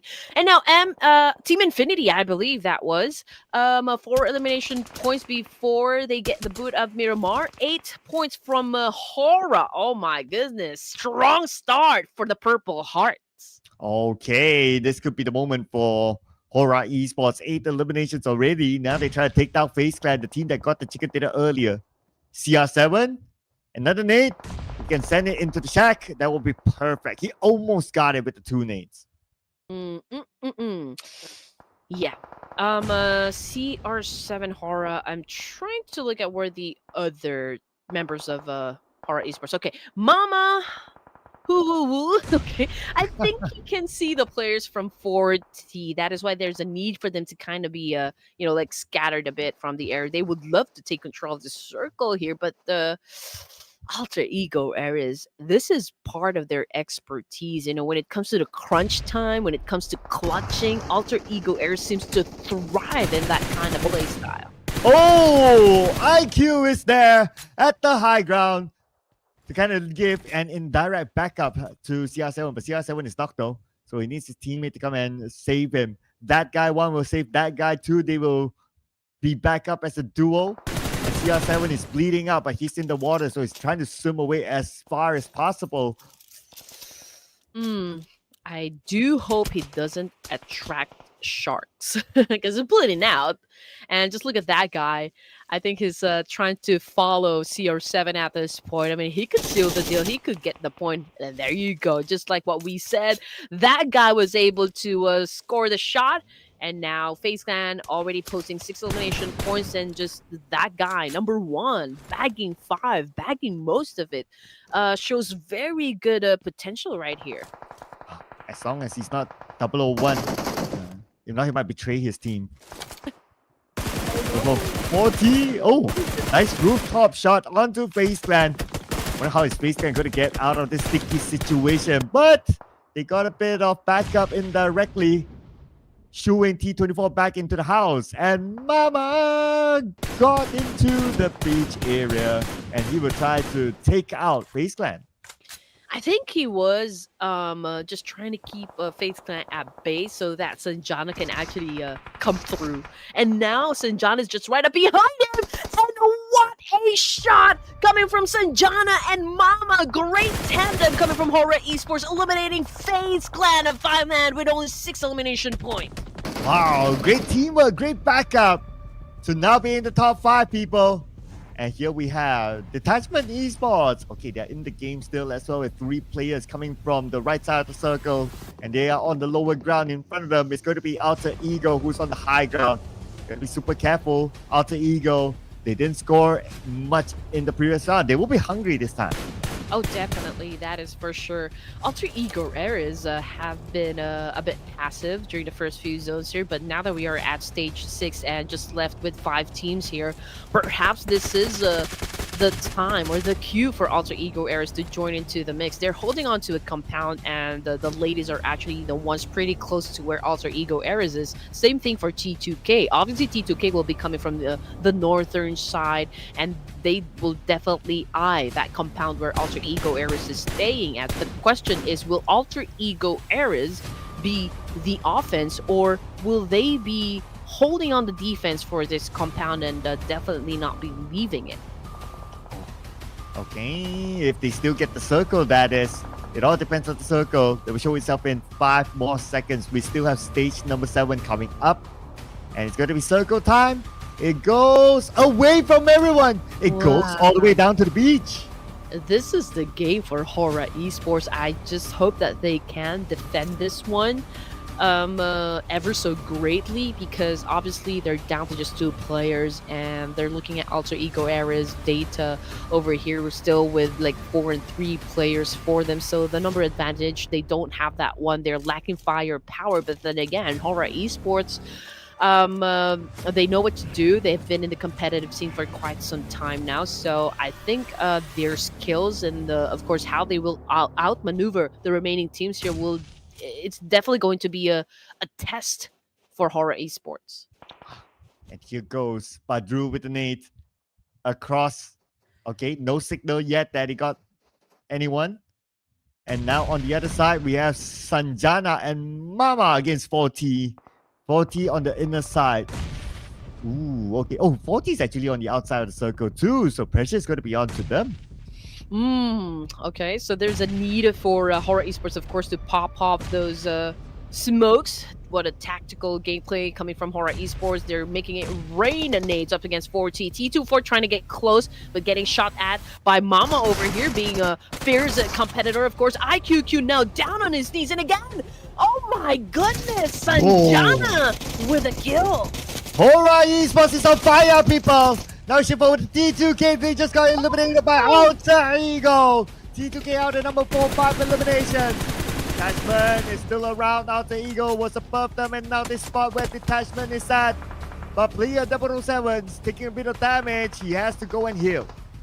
All right, promising rotations coming from the ladies. Okay, they've already positioned themselves down below. Same thing with HORAA Esports. Now, it's a bit vulnerable, I can say, considering the fact that they might be exposed to the remaining players of HORAA Esports over to their left side. But then again, Alter Ego Eras, despite having the high ground advantage, but it will be devoured by the blue zone in just a while. So there's a need for them to kind of descend. And Mama HORAA from HORAA just got knocked down by Alter Ego Ares, so you don't want to overextend your peak at this point because definitely Alter Ego Ares will be looking to pop some heads. And just look at what Data is actually doing at this point. They're making it rain nades, sending shivers down the spine of Alter Ego Ares, but can they sustain this one? Can they sustain this kind of pace? Time for Alter Ego to move. Time to move down from the high ground. King Aces is still on the highest ground possible in this circle. Player 007 behind. Nades lobbed to the high ground by Data, but none of them connected. Alter Ego is still fine, but they're not in the circle yet. They have to force their way through. All HORAA Esports needs to do right now is just wait and see. Oh man, that is for sure. Okay, intense action. That is what we came for, ladies and gents. So rejoice, everyone down there for the comment section. Make sure you cheer for your favorite team because this is a showdown. Now we've got one player from the latest currently knocked down, but it is still a-okay. But you know what? Alter Ego Ares already run out of patience and just decided to actually go in for the kill. But we can see that Via is doing an amazing job so far trying to defend the team. But unfortunately, Alter Ego Ares just have too much advantages over the latest, and now it has come down to HORAA Esports of Nepal versus Indonesia of Alter Ego Ares, and there goes another attack coming from Badru. Oh, Badru, nice long range there. But will he save his teammate? Or we're going for the elimination? Okay, he goes for the save. Player 007 is back up as well. They will be back as a full team soon. But Mama, takes a bit of damage. And now he's out. It's only Sanjana left. 1v4, Sanjana against the world. All right, here we go. 4, 5, 6, making a move, trying to get close to the fire here. Sanjana right now needs to defend himself with a DB. Yes, unfortunately, 4, 5, 6 is just so aggressive and in the mood to get that kill. Alter Ego Ares dominated the first Miramar this evening. And it is Alter Ego Ares, ladies and gentlemen, bouncing back from the depths. And we have Rosemary's picture here. So he could be playing as one of the pseudo names earlier on. But great to see Rosemary in the lineup. I mean, he is a heartbeat, or he is the heartbeat for Alter Ego. I know, right? I mean, Alter Ego Ares, whenever they cook their chicken dinner, there always has to be rosemary sprinkled on top, right? I mean, rosemary, the one that gives that great aroma, for the chicken that makes it super delicious the moment it hits your tongue, your mouth, and your nose all at the same time. And Alter Ego Ares making us hungry right now. And guess what? He's player 456. Somebody has been watching too many series nowadays. I know. I mean, player 007, obviously from a spy movie. I think everyone is having some sort of Squid Game fever. I know, right? And it's not only like Rosemary. Like Group A, there was another team that had all the numbers in. E-Arena. E-Arena. Yeah, that's right. Oh man, can you imagine the phenomenon that is Squid Game? Is just insane. Well, it's pretty much just like Battle Royale. I mean, it's a fight for survival, and if you're not doing great, you're definitely gonna be shot at, on the head. And so there's a need for you to always perform at your best, and that's exactly what Alter Ego Ares is doing at this moment. And so does, the other teams. I mean, we were just at the second game, and we already have 2 teams that actually stepped up into the competition, and there's a whole lot more, of course, very eager to prove themselves once again. We've got teams to watch, for Miramar. Again, this is the first Miramar, ladies and gents. We've got HORAA Esports coming from Nepal, STALWART as well, with their new roster, by the way, and T2K from Nepal. Now, this is what I can say, and this is what I just observed, okay? I mean, this is just the first 2 games, but it is still dominated by both Nepal in Indonesia. That is a good point. But the one that's dominating the MVP this round is going to be Octogui from STALWART Esports. 6 eliminations, 903 damage. And STALWART Esports this round, they have been doing very well. They've been very active, very aggressive, going for the elimination points. One of them would have been the MVP, and it's given to Octogui. I can say that, this roster coming from Stalwart Esports is doing extremely well. Yes, they're a new roster. Perhaps they're still trying to get their synergy down, but with this massive performance, even their performance in the other official events shows great promise, coming from this team. And I do wonder if the time comes they're going up against Falcons Force. Ooh, that will be such a treat, for us. Oh, and look at this. Octogui is still giving a treat to us. Most eliminations and highest damage is both by him as a package. Wow. And then we have that guy from FAZE with 2 grenade eliminations, so that's pretty sexy as well. But HORAA Esports only got second place, but they have the highest points collected with 13 eliminations. That's going to be 19 points as compared to Alter Ego Ares. Only collected 7 elimination points, so that's 17 points. 2 points behind HORAA Esports. Any player who can actually dominate and really put up numbers onto the scoreboard is definitely sexy. Wow. Train hard, people. You heard that? Yes, I do love someone really putting up a great show. And if a player really is snatching an MVP title and put up double-digit elimination score, my goodness me. Oh, that player's definitely sexy. But anyway, match rankings. Alter Ego Ares again with a total of 17 points, and they're the ones who bagged the winner chicken dinner. But we cannot deny the prowess that is HORAA Esports, also putting up great numbers as well. And with that massive performance, HORAA Esports repping up Nepal landed at second place. 27 points though for the side of FAZE Clan of Thailand, so that is still the team to beat. And Alter Ego from 0 to hero. No points in game 1, and they scored chicken dinner in game number 2. What a huge bounce back for Alter Ego, now at number 4, though it's still very early into Group C. Now on page number 2, the teams at the end.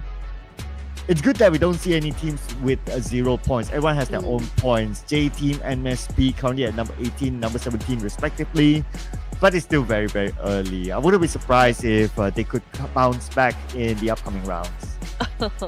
We are just at the entrees, right? I mean, this is where we kind of just taste the food, not so much with the main course just yet, because this is just the second game in the in the group stage of this competition, so it's too early to say anything. But what a performance coming from all of the teams. I mean, everyone is trying to, of course, do their best to score some elimination points, putting them up a great show, doing some great fan service to everyone. That is why, the whole community right here is just spamming the comment section with their teams, color and hearts and everything. And that is what I want to see, right? Supportive community, supporting the teams and just showering them with love. But anyway, we will continue to shower love at people, so don't go away. We'll be back after a very short break.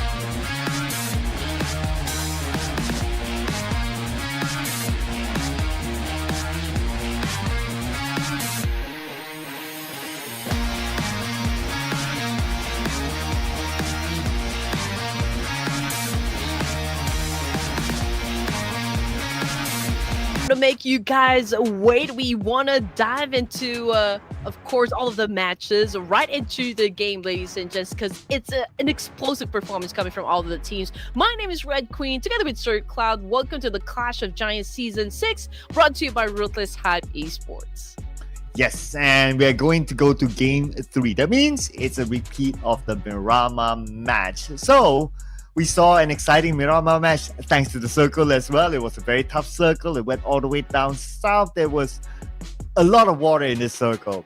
Like what, 40%, 50% of water? And it was challenging for the teams. But that's the entertainment that we were looking for. And the teams put on a great show. So if it's hard for the teams, it's all entertainment for each and every one of us. And again, teams will be forced to pull off some amazing clutches, and of course, whatever tricks they have up in their sleeves, we'll definitely see just that. Now that we're done with our first Miramar, we're heading back to the vast desert once again, ladies and gents, and we need to do our prediction now. Prince of Nepal and Sir Cloud, which team are you gonna pick this time? I think I'm going to go for my homeboy, CELCOMDIGI Alliance. Let's bring it on. Okay, interesting. For me, I feel like Alter Ego Air is the team to go for Miramar. I've already said it. I'll say it again. Miramar is definitely their strong map. I mean, you've seen them perform quite passively during the first few zones during our first Miramar, but it's all tactic right there. I mean, they did have an explosive gameplay towards the last few zones. I mean, it was the perfect opportunity for them to rack up as many points as they could, and they did win, the chicken dinner. So perhaps we can see a repeat of just that. Okay, so you're locking in Alter Ego. All right, there you go.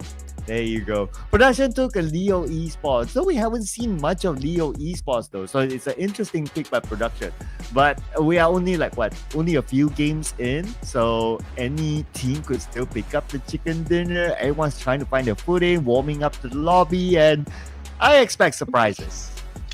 I think we can be able to create a data here, or in terms of how consistent teams here in getting those chicken dinners and getting elimination points, or how good they are when it comes to their rotation after 6 matches. I mean, we don't have anything to base their performance with. I mean, we're not going to be calling out just how good of a team is when it comes to their accolades, when it comes to their achievements during the official tournaments.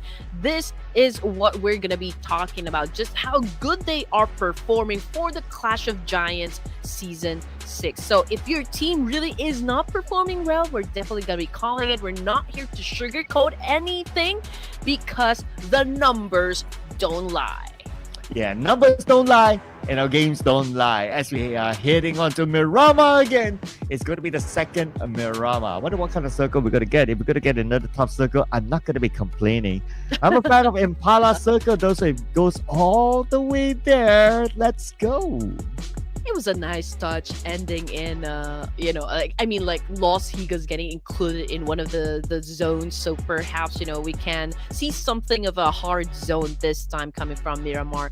Impala, what makes Impala so great for you, Sir Cloud? You always mention this, that you always want the circle to go Impala. It's just how the terrain is, and there's a bit of water, and there's a possibility that circle will go to one of the islands outside of Miramar, just like how the last game of outside of Impala, just like how the last game of PMGC was. So that's why I'm a big fan of it. It's like this wild card sort of circle if it goes there.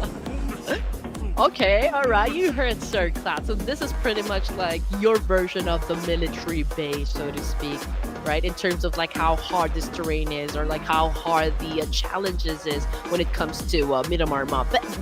But anyway, okay, so we can see that the fly path favored a little bit onto the northern side, so there's plenty of space to go for down south. And let's see which teams here will be traveling quite a lot just to head on over to Los Leones. Again, you need to consider just how much loot that you can get, from a specific place. And if you are the ones that just pillage through the small towns, then there's a need for you to kind of go to another town after another. But if you head on over to the prominent cities, well, it's high risk, but then again, it's very rewarding. The fortune favors the bold. That's what they always say. And the bold one might be CELCOMDIGI Alliance, who just loves Lost Learners, and they're heading towards that direction. I don't see any other team challenging them for that spot again. But circle-wise, it's not going to be at Lost Learners. It's going to be all the way to the left side. We got a good amount of teams already in the circle. 7th Element, we got 40, the Infinity, KSG also in the circle. So that might do them favors. But right now, everyone is, of course, busy looting, and some of them are rotating. But not the same story, though, for the side of Leo Esports as they go up against the STALWART. We can see that Samgums once again dominating and just obliterating the players of STALWART Esports. And just like that, ladies and gents, STALWART Esports out of the game. Although in the process, Leo also lost one player. But is the fight over? Not just yet here in Picado. There's probably some other teams lurking within the area. I can see that Cole, your choice, would definitely come from Los Leones. And yeah, there's a need for them to actually move from that spot to another. But JTEAM, okay, full squad, and now they're about to go up against the Wolves, Boom Esports. Well, round 2 again between these two teams. Let's see who will win this one. The last time around, Boom Esports won against JTEAM. And now JTEAM, it's up to them to pick up this challenge against Boom Esports. Here we go. MS moving in. Okay, they're quite spread out though between these two teams. When it comes to loot-wise, it's still quite 50-50. Of course, these teams, they won't have the time to loot. The moment they went down, they found the right weapons, they have to start fighting. Okay, let's see who will get the advantage here, and of course that would be the ripple effect that both the teams will be definitely looking for. We've got Team MS over here, okay, trying to make his way, or is it just MS? Level 1 armor, I can say, so not a very good armor, I can say, but if he can be fast with the triggers there, if he can have that kind of advantage, then there's no problem for him to drop any of the players come from Boom Esports. But we've got Mo with a shotgun. Okay, very low in HP. His vest is definitely damaged, and I think he just don't want to drop the shotgun just yet and go for the heal, because Scam right here from Boom Esports also trying to find that big opening knock. Just right in front of him. That's one. Okay, I wonder, does he know that MS is behind this trailer truck? Ooh. Okay, Scam, UMP, fires back onto MS. MS takes a bit of damage. He does have one first aid, but he won't have time to heal up. As right now, he's being closed down. MS is very, very low. Only one hit on him will knock him back down, and he will be knocked. He tried to get away, but you don't turn your back on your enemy. It's definitely going to be shutting you down. Now, let's check out what Mo is going to be doing in this situation as he hold on for dear life. He's holding on to his shotgun over here, waiting for Boom Esports to come at him. His just being very, very patient. You know how brutal a shotgun can be when it comes to CQC. Now we've got M54. Oh, defending his team, getting the job done. You know what? They're not out of the woods just yet, because JTEAM already lost 2 of the players, and the Wolves are definitely smelling the blood. Oh. And JTEAM still firing back. 2 active players left for JTEAM. Let's see what they can do about this. Boom Esports still not over too. Okay, firing happens. Cypher gets one, but he gets knocked back down. And M54 from the inner side looks like it's going to be his teammate from behind. Jackie, not Chan, will be the one to eliminate the final member of JTEAM. Oh man, boom, boom, boom. And they were able to secure 4 elimination points just like that. Ooh, FaZe Clan versus T2K. And T2K be losing some members here. Rose already out of the Miramar match. So it's Kansa, Love, and Ajaya now left to defend the whole team right here inside a graveyard. We can see that Kansa is on foot. probably will find another angle here, repositioning himself to avenge his fallen comrade. So let's see if he can shut down at least one player coming from FaZe, and that could pave the way. That could pave the way for them to be a little aggressive. But oh, one player got knocked down, so I think it will hold them back. They have to retreat now. I wonder if they have vehicles. Seems like not. Oh, Kansa, retreat, retreat. Retreat, get it. Okay. He's safe for now. Well, now that is. Well, until FaZe Clan arrives. No, man. Okay, so this is not such a good thing happening right now for the side of T2K. FaZe Clan is doing an amazing job. You know, they've been aggressive from the get-go. And now they were able to secure 2 elimination points, and now they have an opportunity once again, you know, to obliterate opponents right here. Starting strong, this could be promising, you know, for this round. FaZe Clan is again, you know, with this kind of performance, only goes to show that they would want to score the top spot in the overall rankings. Oh yeah, I mean for them. Yes, they scored the first chicken dinner. Even in round number 2, they were very active. Round 3, so far so good for FaZe Clan. And they've already collected 3 elimination points. They are number 1 right now. I wonder who this FaZe Clan is because they're very aggressive. It's rather different from the previous FaZe Clan that likes to play a little bit more tactical. Alter Ego Rare's 007's been getting shot at. He's pretty low in HP right here, but he's defending himself with a UMP. Oh man, what a clutch! Even if it's low in HP, it's no problem for this guy to score some numbers here. So great work there. All right, so far so good. As well for Alter Ego. After scoring that chicken dinner, they seem to have this level of momentum, but now they have to find their way in the circle. They see another team in front of them. Happen to be Boom Esports, another Indonesian team. Still stage 1 though, but if I were to look at their healing utilities, one of their players do not have any healing utilities. King Aces will be on his knees. Did they overextend their stay in the blue zone? Man, he was able to get caught by the Blue Reaper, but you know, it's the pro thing about that one is that he could deny the point. But then again, okay, it's a good thing that Badger is just pretty close to his teammate here. Could have a chance to pick him up, but Royal Dragon is just waiting for them to make a mistake over here. I mean, you can see that one of them is just like on prone. Okay, he already did a massive spray here, but he has his eyes onto his targets. Circle went to the area of Monte Nuevo. That's in the center of the circle. RD still on the outside circle with Alter Ego, as we can see on screen. So RD, they're not interested to move forward. Okay, assuming if they do move forward, FaZe Clan is still there. Of course, they don't know that.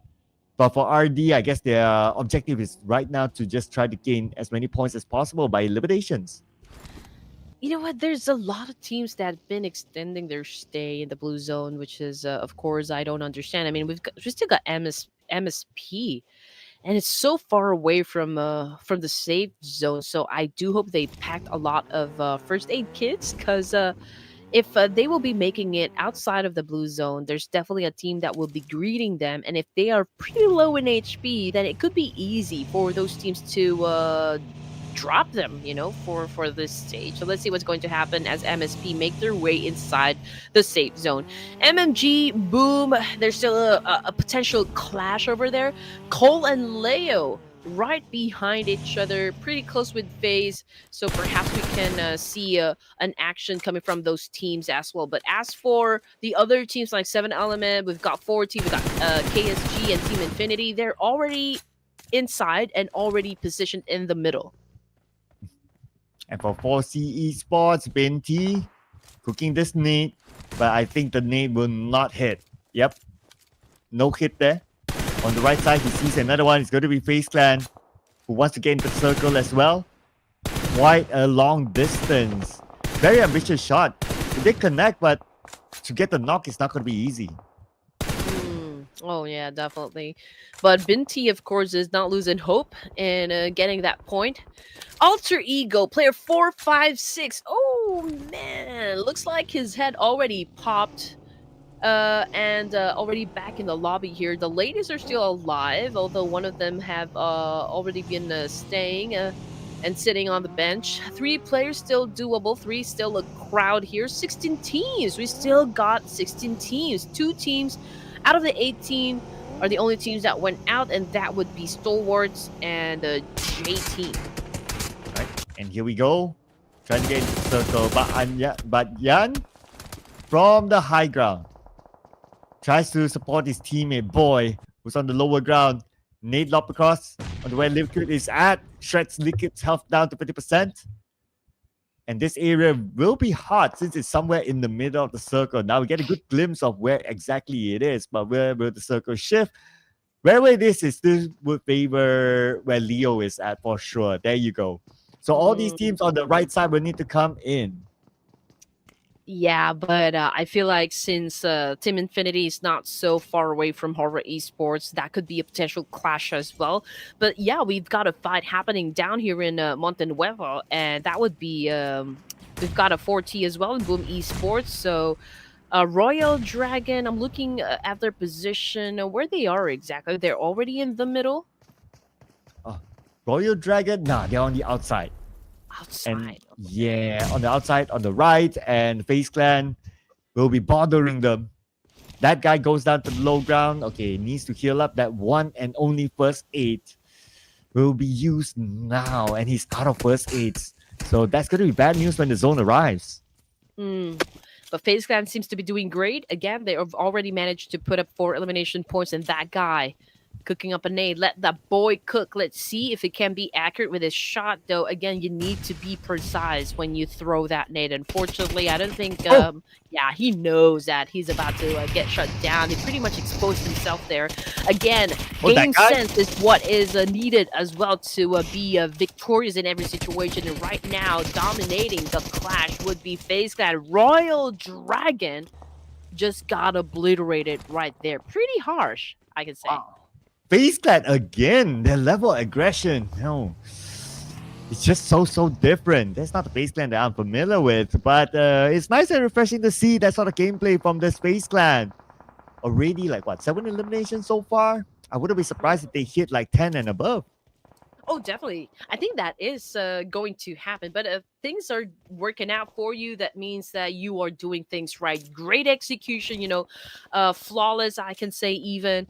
It's a good thing that we can see just how prepared they are when it comes to the Clash of Giants Season 6. And of course, we would want for every team right here to sustain that kind of energy here. And of course, just always come back strong. If in case, you know, you've had quite a few bad games, it's always important that you guys have a strong mental stamina to be able to you know, go through all the matches for tonight. Now we've got Mama over here again, being aggressive as ever, really putting up a great show here. This is like a statement for Mama. Now I'm not even sure if this is just a pseudo name or if he's really a player coming from HORAA Esports, but nonetheless he's doing extremely well for the team.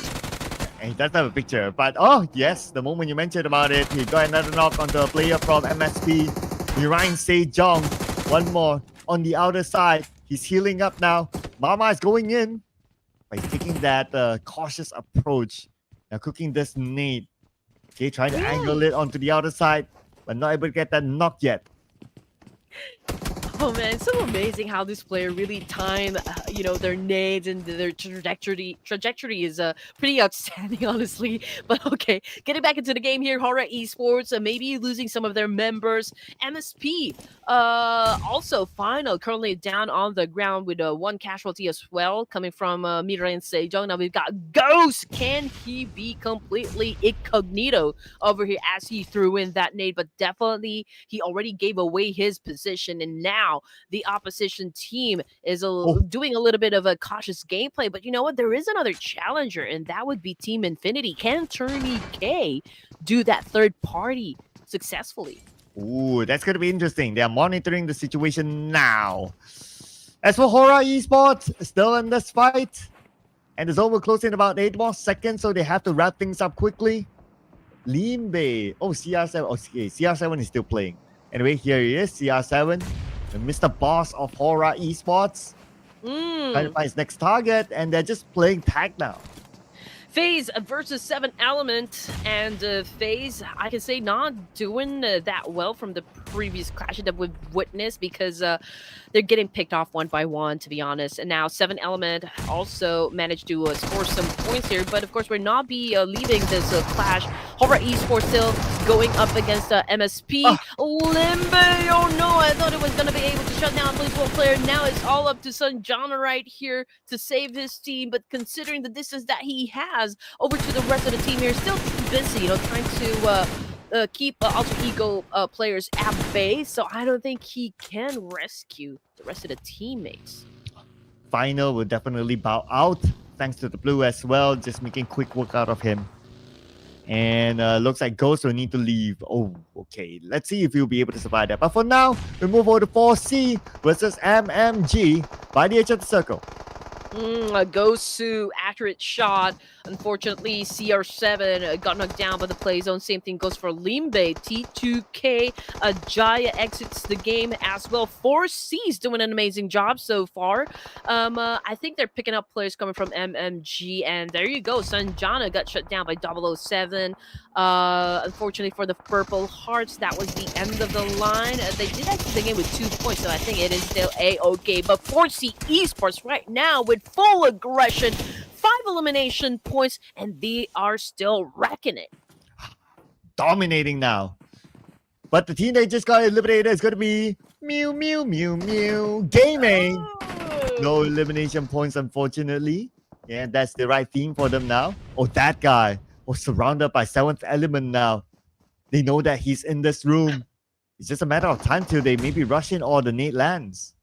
Yeah, let's see if that guy can actually make it now that he is being hunted by 3 players coming from 7 Element. Everyone is cooking up their own nade, and it's still amazing that that guy is still alive considering just how much of the players are coming after him. And there you go, is making a way for FAZE to still be at the top here. 7 elimination points. He is carrying the energy, the power that is FAZE with a DBS, and there goes another shot. There goes another point. 7 Element gone with the clutch coming from that guy. Whoever that guy is, but CELCOMDIGI Alliance had to pop his bubble. Still, what a great run it is by FAZE Clan, taking home 9 eliminations at number 11.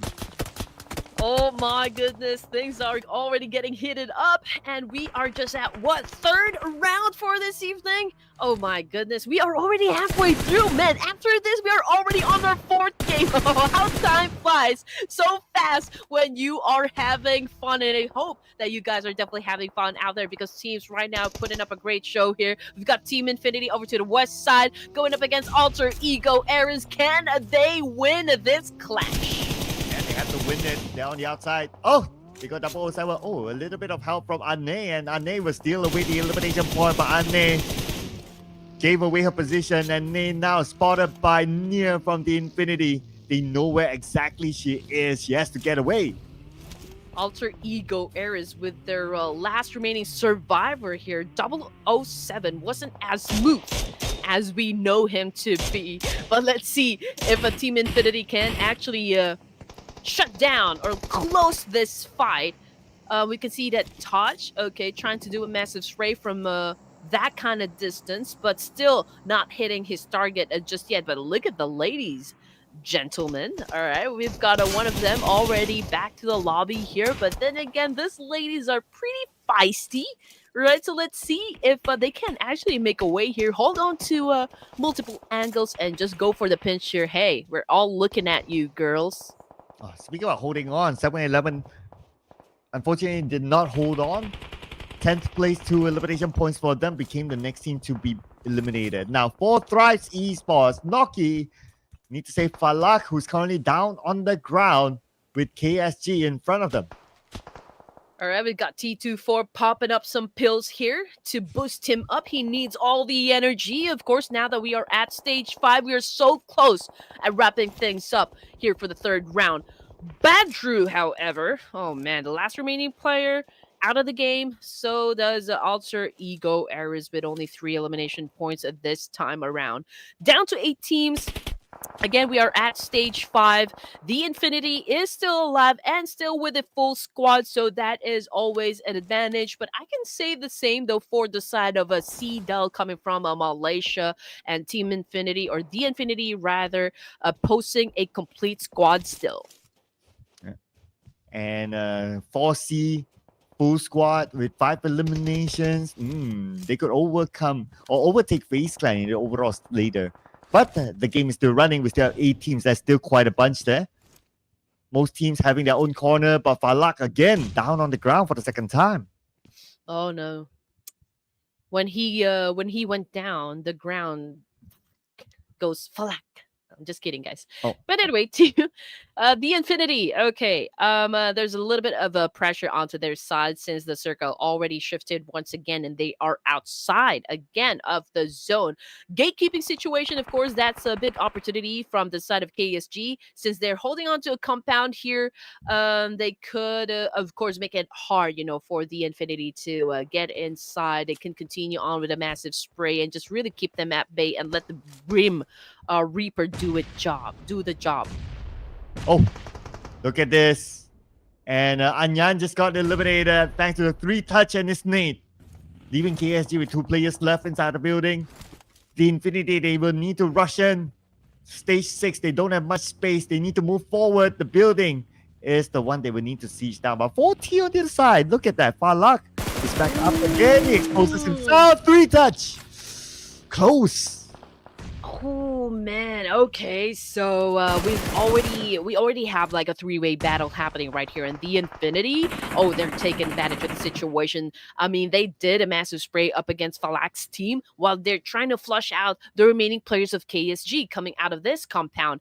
I mean, there is a need for them, I believe, because this remains to be a prime spot since it is still included in the circle, right, at the edge. So you could use this one as a refuge of trying to eliminate players that will be coming from the outside, just like the Infinity. But now that this is a 3-way battle for Lag, of course, there's a need for him to flush out KSG from this position and continue on with the fight. I mean, everyone needs to commit at this point. Yeah, speaking of committing, the Infinity now committing to the building where KSG was at. And we have GG on the other building still. On the second floor, we have Boy. Okay, Boy is waiting patiently. The Infinity, they're not really checking the second floor. I worry if that will bite them in the back later on, like literally from the back. Look at that, Tourney K. Swift as ever. Already the first one to pave the way for the rest of the team here, and now he's trying to flash out! Oh man! One remaining player coming from KSG and was able to do just that. Let's see if he can follow through. Yes, sir, he was able to follow through. Now he gets the job, he gets the point, and it's total domination coming from the Infinity. 7 teams remaining, and now we've got the Infinity dealing with 40. But you know what, 40, you need to be careful, guys, because Boom is right up behind you. Oh, it's go time here. Boom Esports, you just mentioned about it. The moment you said it, Falak got knocked down by Boom. 3rd time down on his knees this round for Falak. And Noki now has to take care of that back by also taking care of the Infinity. Tourney K goes down immediately the moment Noki saw him. The Infinity, one more to go on the second floor. It's going to be Love. He definitely needs a lot of love there on the second floor. Man, they are just taking advantage of this situation. I mean, these are free points, for the side of the Wolves. Oh, it could be. The Wolves are just coming as a third party, but they still need to work it out. It's not free. Okay, here we go. Jackie. Oh, Jackie knocked out by Falak. Nice hit by Falak onto the outer side. Now we are Scam to follow up. Man. Jackie wasn't able to, of course, dodge. He ate Jackie Chan, but oh man, Falak with an S12 game, man, he was able to get a point, and great follow through coming from T24, and 4 thrives again with 5 elimination points. But in the process, though, they lost a Falak, but it is still a-okay because they were able to eliminate not just 1 team, 2 teams. And here comes the 3rd challenger for this match. That would be Leo Esports, ladies and gents, but 4 thrives. Oh man, they keep on surviving the fights. Oh, but now this will be the biggest challenge. The blue. There's no way you can shoot down the blue. Look at the amount of damage onto Noki.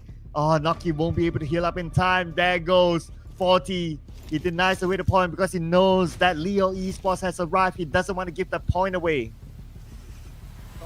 4 teams remaining. Oh my goodness, this is gonna be an interesting fight since most of the teams here, well, they still have the full squad. Leo and Data, okay, the ladies, they have 3 of their members still alive. And if we're going to be looking at their position, it's going to be Cole, pretty close with where 4C is currently standing. So perhaps they will be the first one to charge, or not. Maybe Leo Esports and 2 members, Binti and He of 4C will definitely be the one charging up against Leo, and the other 2 will keep a close eye onto the boys of CEJONG. Yeah, I'm monitoring the situation now. Okay, while Leo tries to get in, well, they chose to went out to the circle or outside the circle to try to gain those elimination points. But now they're the ones being locked out by 4C. 4C, we got Binti and He trying to block them from coming in. They are still not in the circle yet, and look at how close they are. And, okay, so, I mean, Data, the ladies can actually do a third party here. They could join the fight, you know, up against the 4C and Leo. So perhaps let's, you know, like, maybe check if Data will be able to make it, but Via got dropped by Leo Esports, I believe, or was that Seedle? But anyway, let's turn into Leo Esports. Now that they have managed to put up 7 elimination points, they are pretty strong competitors for this stage 8. We only got a few more seconds before the Blue Reaper, of course, again gets everyone. So they need to settle the score. They need to settle the business here. We've got He trying to flank, trying to find an opening angle here. Binti goes down on the ground by Liquid, and now he is healing up, ladies and gents. All of the 3 teams here are doing an amazing job so far. And Leo might lose Liquid. And Conti goes down. Okay, that's going to be a quick exchange. And He comes by, but he has only 10% of health. And He easy elimination there by Haidami to eliminate 4C down to top 3 now. All right, the ladies are still at it. If you guys are keeping tabs, and now we've got.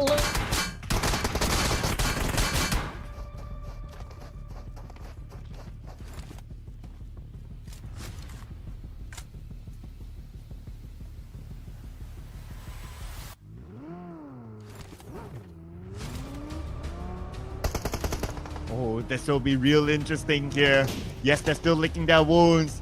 As Data, now they're trying to approach. They're coming from the lower ground. Look, trying to hold this ground as well. They have arrived. They're going to fight now. Here we go. It's going to be a 4v3 situation. Look rushing in together with Iftar. And Iftar dancing at the forefront. Iftar goes in from the back. He gets 1. He gets 2. 1 more to go. It's going to be Nay. 1 last player left on the other side. Oh my goodness, here we go. Massive spray from left and right, back and forth trade coming from both of the teams here, showing true dominance. Data, they are already a force to be reckoned with, I can say. They managed to be able to get to the stage 9, of course, going up against the remaining team as well. Who won the fight? Okay, it is going to be CELCOMDIGI. Did I say that one right? Yeah, they came, they saw, they conquered. Yeah, CELCOMDIGI Alliance, people, with the chicken dinner. Thank you so much to my boys bringing me my point. Yeah! There you go, there you go. And CELCOMDIGI Alliance played it so patiently, did not make the unnecessary moves to go out of the circle, to try to gain points. They stayed inside the circle. Towards the end, they showed themselves up, and they got the chicken dinner. Okay. I can still say that was a massive performance coming from the ladies, and they've been patient. You know, they were able to get decent amount of placement points, I can say. So they're very good with their rotations. You know, just to give recognition. And also that was such a great exchange. You know, it's just I think CELCOMDIGI Alliance was such in a great spot. They also have the high ground advantage up against the ladies, but yeah. They're the crown. They're wearing the crown right now for the second Miramar this evening, Sir Cloud. Oh yeah, they are with, well, the new but not so new player Iftar, who was transferred out for 1 season and now transferred back in, or maybe transferred back in. I don't know. Maybe they're just playing for fun. I have absolutely no idea. Right? Nothing's announced officially. So it's joining back with this lineup, scoring the chicken dinner in game number 3. This will definitely boost themselves into page 1.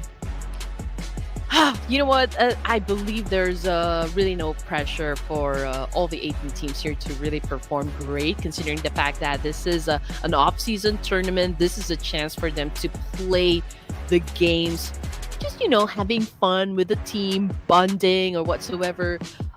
They could be experimental with everything, with how they approach the situation, or like how they're going to do with the rotation and stuff like that.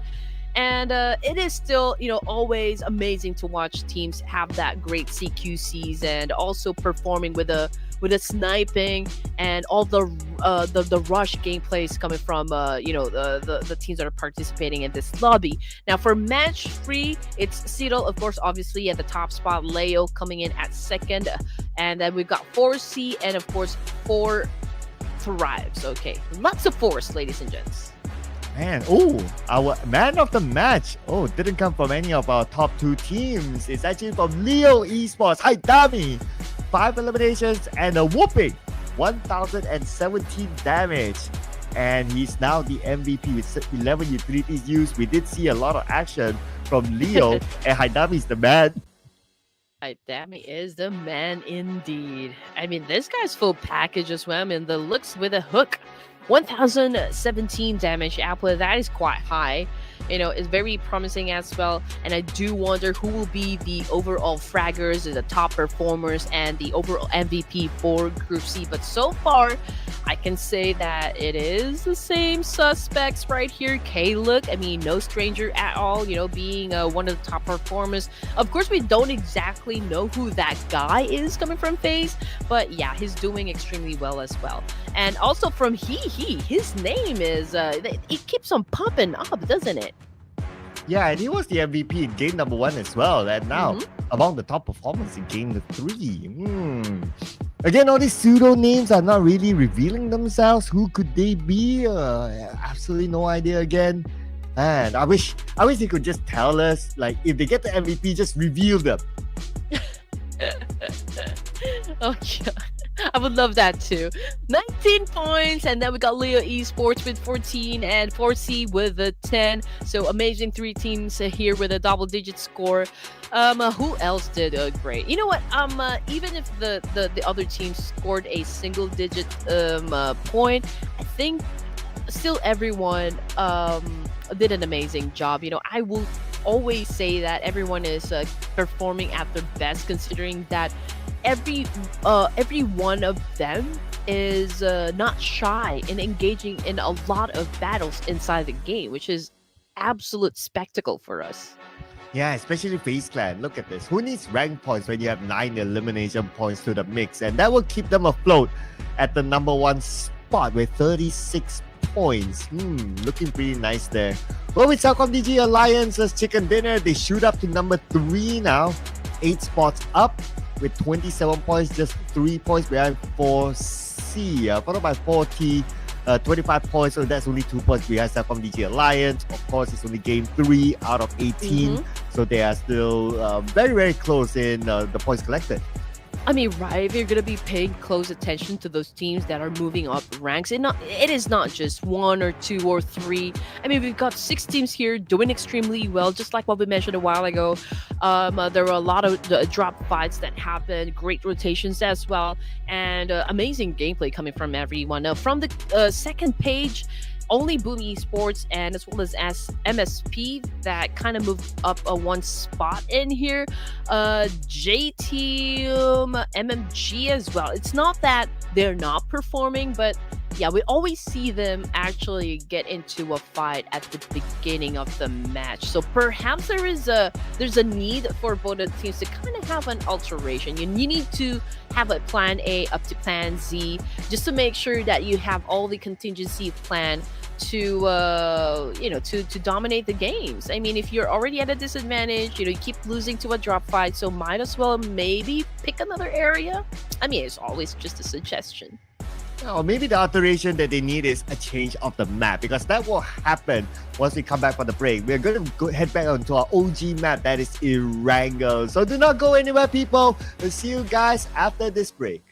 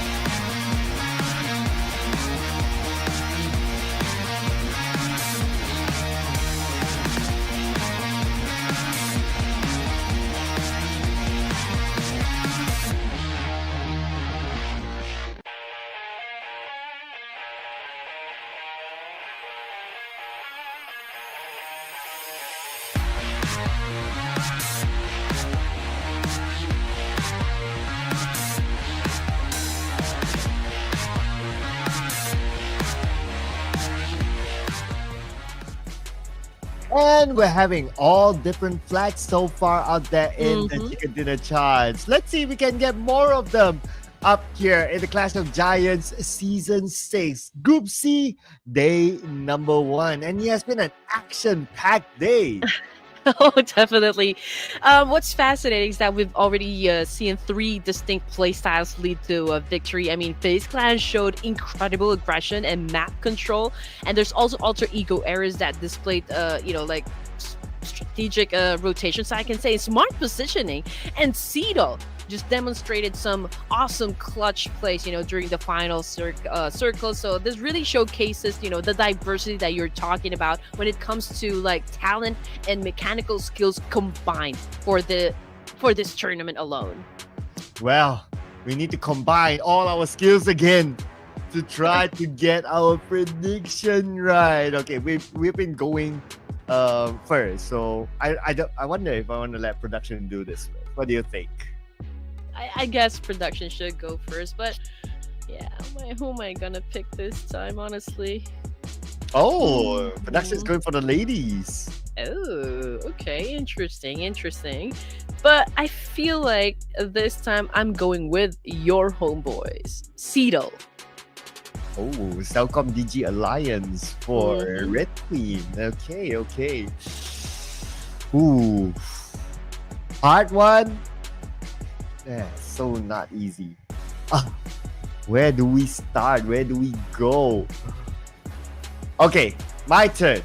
HORAA Esports. Put it in. Ooh. My turn for HORAA. Let's go. Purple Hearts, let's go. You know what? I'm not even sure if they're playing with their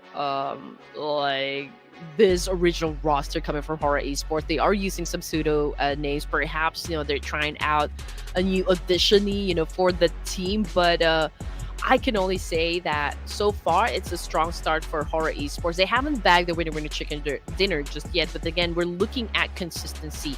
Right? There are teams that they do make it to the top without even winning a chicken dinner, but in terms of like how consistent they are at getting those elimination points, it is pretty strong. So hopefully HORAA Esports can also do that as well.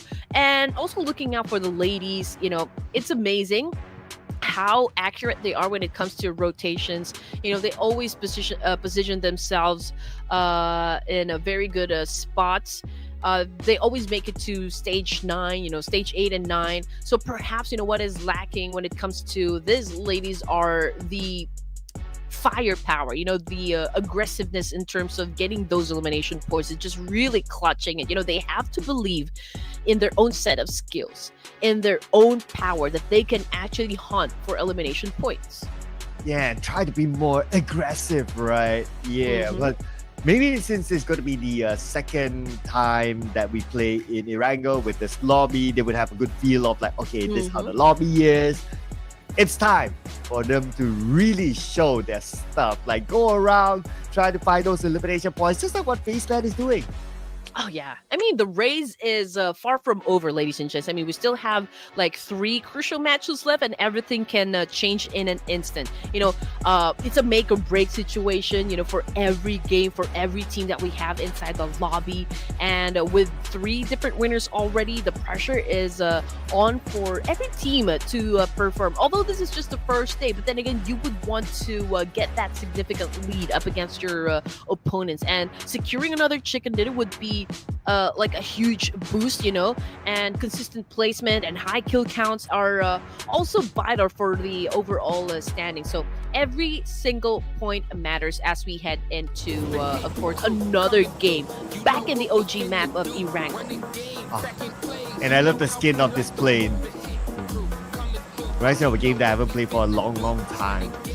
But here we go. Erangel it is. Flight path. I do see Mount Gatka. So it looks like it's going to cut across the northern side. There you go. Slightly towards the north. And if we were to remember what happened earlier on, Pachinki is still the clash point. I love the skin right here. Everyone's an angry bird, so to speak. I mean, there is a need for them to be quite angry at this point. You need to rack up a whole lot of points just to make sure that you secure an invite to advance to the grand finals. I mean, it's a tight competition to begin with, and we've got 18 amazing teams right here coming from all regions. And since that opening is such a small hole, it is really gonna be hard for them to secure those top 3 spots. But then again, if you're able to get into the top 3, the main goal would be for you to get included in the survival stage. And yes, there is a need for you to perform if you would want to remain playing for the Clash of Giants Season 6. Yeah, and you definitely want to remain playing, right? It's good practice, and there's also a reward along the way. So why not? It's like 2 in 1. And what better platform there is to really practice during the off season, right? But hey, check out this circle. It's going to be a tricky one since it's split between the north and the south. Definitely.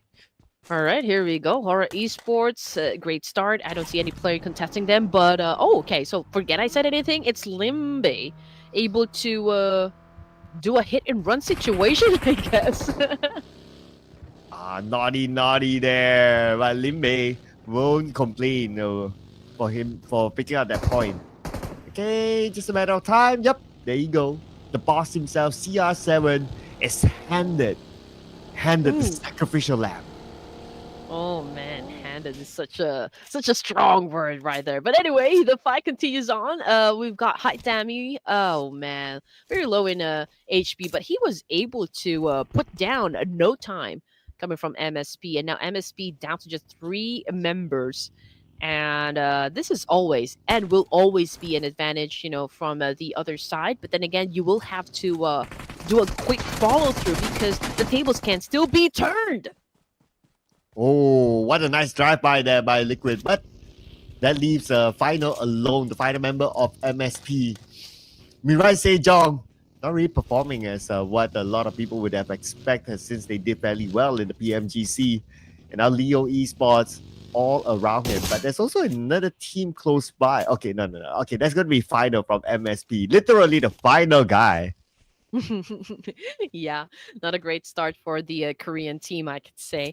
But then again, for Leo, okay, this is a great bounce back, from this team. They haven't had quite a great game just yet, so perhaps they can sustain this kind of pace for now. But Haitami boosting up himself with an AUG right here and looking to shut down Final. But it could be a little hard to get closer to where Final is currently. But then again, it's not impossible at all. Maybe Leo, Haitami over here, just waiting for the cavalry to arrive. Yeah, they know exactly where he is. Even Haitami is looking on the 2nd floor. And speaking about the cavalry, there you go. 3 of them in. Haitami should follow suit through. And Final, what does he have now? Okay, he does have S12K, one of the best weapons to pull off a clutch, but we're talking about 4 from Leo Esports. Haitami coming up at MVP award. Oh, it's going to be a big challenge as they go up to the 2nd floor. They see Final. Final gets 1. Final still fighting back. And Interest just want to let him go, but Final's health is just too low to tank any more damage. And just as he was about to go out, he made sure that he will take someone, from Leo Esports down to hell with him. They still got that 1 point. Okay. At least a something to take back, not a 0-point round. So I guess that's fine. I guess. Agreed. But great exchange. I mean, man, everything. Every team here is keeping us at the edge of our seats. But anyway, I'm looking at the circle. Again, JTEAM's occupied military base for this Erangel round. And if we're going to be talking about teams that are pretty close with one another, so I can say that 4C occupying the north of Jorgapool, and we've got MMG as well, or MIUMIU Gaming. All right, Salad Jorgapool together with the Infinity. And a close teams, FAZE is all alone in Pachinki, and there's a lot of those teams that will be coming from the east and the south part. So perhaps Leo could have that big opportunity to assume a lot of points, considering the number of teams headed towards their direction. Same thing goes for the ladies of Data. I mean, they are at the edge of the circle, and there's really not much entry points. So perhaps a team will collide with them. Oh. a team will glide with them. I can imagine like all of them using gliders, like just gliding together. Yeah, that's probably not gonna happen. But I haven't seen like teams using gliders for a while. I don't think we have caught anyone on cam at least throughout season 6. Did we? Not to the best of my memory. I don't think so. I'm trying to remember. I don't know if there's even gliders now. There should be somewhere, but maybe there's no real use for it. I don't play that much classic anymore, but I feel like they've already taken that out.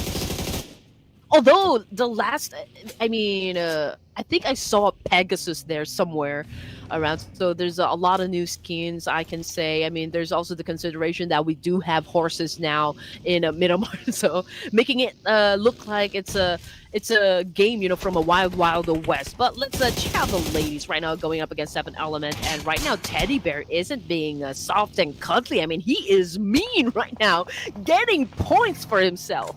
Oh, that's a mean Teddy Bear there, taking out one of the players of Detachment Esports.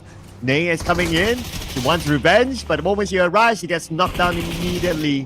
The other 2 teammates driving by, and that is Road Rage by Via. Knocking down one, but Alian makes sure that he gets one back. Okay, here we go. 7 Element, Aaliyah, last player remaining. It's a 1v1 situation. We're looking at the screen. Amy! Milo! Okay, what are you gonna do? Okay, pulled out. She pulled out the M416, goes for the drop shot right there. Oh, was able to get a point before he exits the game, and Aaliyah was the one who came up on top. But then again, from that exchange, they did lose 2 of their players, and now Stalwart Esports comes to play. The moment they show up, 7 eliminated, number 16, 4 elimination points. What a timing by Stalwart Esports to be the cleanup crew. And that's going to be pretty much 3 points for Stalwart Esports. But for Thrice Esports crashing onto CELCOMDIGI Alliance. No key with a drop shot though. Now, okay, this is my choice of team, ladies and gentlemen. Right now, a couple of them already on the floor. We've got Falak again with an S12K. Oh, he shut down K-Look, and we're talking about Kasim being the last player remaining for CELCOMDIGI Alliance. Not really looking too good for the Malaysian team because of 4 thrives. Oh. They're definitely thriving here, taking out members of CELCOMDIGI Alliance. But look at the circle, it shifts towards the left side. Still, there's a split between the north and the south. So this circle, again, is going to be difficult for the teams to play. Anyway, on the outside of the circle, we do have Stalwart Esports now. They are stuck with KSG. Oh, yeah. Okay. Stalwart Esports, again, promising team, lots of potential, I could say. Fearless right now have in HP, and that is such an on-point nade coming from KSG. Here comes Suncheer with a response, and yes, sir, he was able to drop him. Now, let's see if Smile can continue to smile, because it'll also with 70% of health, and Suncheer definitely will be coming after him, but Fearless, his time is also running out, so there's a need for Suncheer to do this one a little bit faster, but here comes the backup boy. Oh my goodness, Suncheer needs to be careful. It's a 2v1 situation going up against Suncheer like that. And right now, Boy was able to drop him, Suncheer, in the world of trouble. And there's no way for Suncheer to be saved. Boy would surely pick up this point. Otto Guido is on the other side. Fearless is still bleeding out. Also, no way for him to be saved. Now they spot out Otto Gui. Whoa, nice long-range shot by Otto Gui. But he himself needs to heal. And the fight is happening from outside of the zone, so they also need to be aware of the fact that the Blue Reaper is taking away chunks of their life. But hey, it's just stage 2, so it's not that significant just yet. But let's check out the kill feed. Again, 4 Thrives is going up against another team here. That would be JTEAM, and the fight is happening down south around Gatka area. And of course, there's a need for 4 Thrives Esports to have that conflict resolved up against JT, considering that they're still outside and they would want to come in. So they do have to break down that wall or that door to get inside the safe zone. But the Infinity, they are nice and cozy in the circle. But they do have unwanted neighbors, MMG. But look at the elimination feed. Looks like Boom Esports is having an altercation with HORAA Esports in another different location. Okay, now we have them on screen.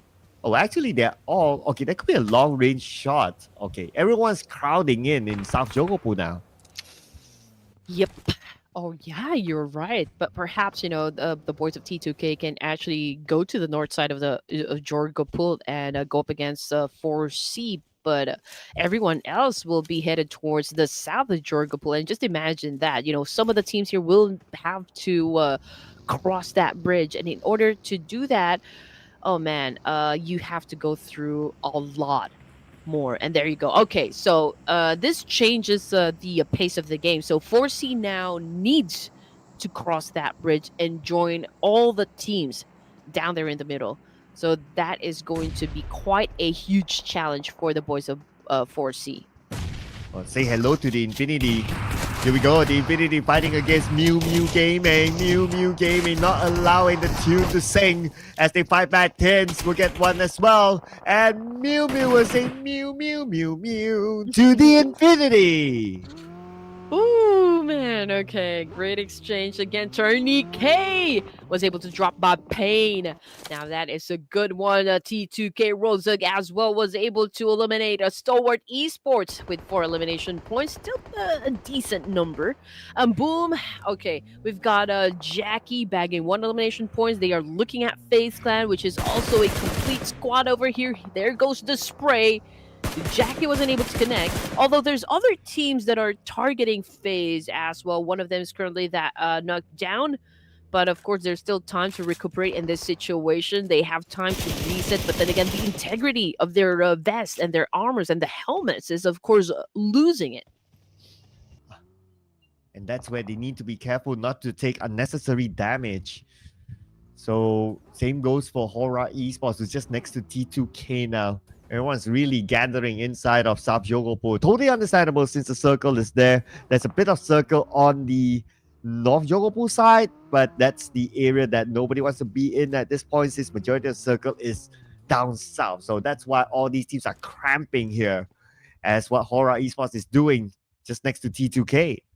Yes, sir. And also, Alter Ego Ares have dominated the Gakka Mountain, but there is a challenger, though, just to keep you guys updated, and that would be Royal Dragons coming from Nepal. So let's see who will take over that high ground advantage. Now, checking out what is happening with T2K going up against HORAA Esports. We've got Rose over here. He is, of course, staying over that scaffolding over there. He's been getting some damage, but if he will get knocked down, it will be difficult, for his teammates to pick him up, considering the distance, of course. And T2K holding on to multiple angles over here. If they can go for the pinch and just back HORAA Esports in a corner, maybe there's a chance for them to eliminate HORAA. But then again, HORAA is pretty good with the counter, so we cannot really say just which teams here are going to win the fight. But let's see as Love now makes his way, getting close with where CR7 is with that massive spray of the Scarlight. Let's see who will be the first team to get knocked down. Well, who will get the circle as well? Should go down south. It should be pretty obvious. Yep, it's down south. It's around the area of South Jogopool and the container area where most of the teams are at, or a lot of teams are at least. T2K, one of them. Do they really need to move? Not really. They can just reposition themselves. They can play from the outer side of this container area just so that they can try to block teams from coming into their container area compound. Not really a compound, but yeah, container area that is. Oh man, this could be a 3-way battle, even a 4-way battle, because KSG already made their way very close with the South of Jorgopool here. Boom Esports is close as well, man. Alter Ego Eras is in between FAZE and Boom, so cannot really say that this is the best of spots, but perhaps they're not going to be engaging just yet. Again, we've seen Alter Ego Eras become a little quiet during the first few zones, but we'll definitely retaliate the moment that we get to the last few zones of the game here. But then again, we cannot really expect some teams here on what kind of play style they're going to show us. So we'll just have to wait. But as for J teams and the Seedle and 4C, we've got MMG as well. They might have a fight here, and within the containers. But let's see who's gonna win. As MIUMIU Gaming, Team Z is cooking up that nade, potentially shutting down He if he gets that chance. Everyone's picking their own house now, including 4C, who's inside the circle. Okay, they relocated themselves to the edge of South Jogo Pool. Smart move, I must say, so they can block teams from coming in. And while that, gaining elimination points. And speaking about elimination points, KSG just got one out of Boom, but Scam is there to revive M54. Alter Ego, where is? Oh man, I'm not the only team dealing with a KSG. I think T2K is joining into the mix as well. Boom, G82. Okay, will need to help his teammate over here dealing with T2K Esports, but Jackie right now, of course, losing his sides over HORAA Esports and up against T2K, he will not be leaving that warehouse just yet. Rose is not giving up his position as well. I think Sanjana is in the same position as Rose, but okay, Rose decided, okay, this is not going to cut it. I need to go down and help my team. But as for JTEAM, they're pretty quiet at this point, but a collision with other teams definitely will be happening in just a few minutes. Yep, it's just a matter of time now. 35 more seconds before we see stage number 5. That will force a lot of teams to move. I believe that a lot of teams are already, all the teams are already in the circle. So the only thing that will force them to move is going to be when the circle shifts. And that's natural if you are in an area where majority of it is covered by buildings. Everyone will take their own spot. So things will start to slow down a bit. But that might change in about 10 more seconds.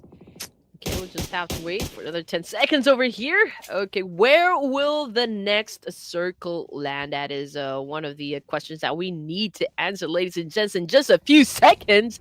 All this will alter, of course, some of the power positions just a while ago. And just look at that. MMG now has the potential to assume points coming from 4C, coming from Cedo, and coming from JTEAM as well. But T2K now already outside of the zone. It could be difficult for them since they are about to deal not just with one team, but with two. And that would be HORAA and Boom Esports. So it will definitely be quite a challenge for T2K to get inside. But then again, we all know what these guys can deliver inside the battlefield. Now, 4C, JTEAM exchange need to happen. Cornty on the ground. We can see one of them cooking up a molly over here. Vehicle just exploded. A pretty intense exchange from both the teams here. Now, we also got Gozu low in HP. Binti on the floor as well. He ain't even Versace, but he is currently on the floor. Hi, Dammy from Leo Esports killing. Feed is definitely lighting up Sir Cloud. Oh, MS is going to be the final player for JTEAM. We'll shift forward to Noki now. See someone just right in front of him. It's going to be Liquid. Liquid currently down, and they will happily pick up his point. Leo Esports loses one of the players. Yeah, the players of Leo Esports is still around. We can see Incus on screen. And 12 teams remaining. Balak, oh man, he tried to go for the vehicle. Unfortunately, he was kind of exposed to another player right there. And now he's paying quite an expensive price. But from the kill feed, MMG, as well as Jackie of Boom Esports right now on the ground. Alter Ego Ares having an exchange as well. And there you go, Boom Esports out of the way. T2K getting inside. HORAA Esports now will definitely say hello. At the same time, Frek from RD eliminated by that guy from FAZE Clan. And Incus heals, but not able to heal up in time as he got eliminated by Master Zerdy. They are out, leaving us with 10 teams left. Royal Dragons now down to 3, but look at this. 40 is on their way. All right, here we go. Master Zerdy now kicking up the nade. Throwing T24. Oh, man, on point nade.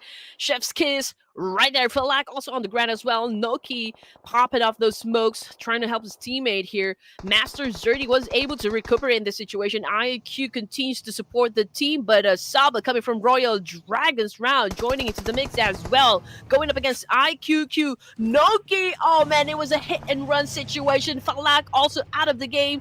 And Royal Dragon domination, 4 thrives. just got the boot of Erangel.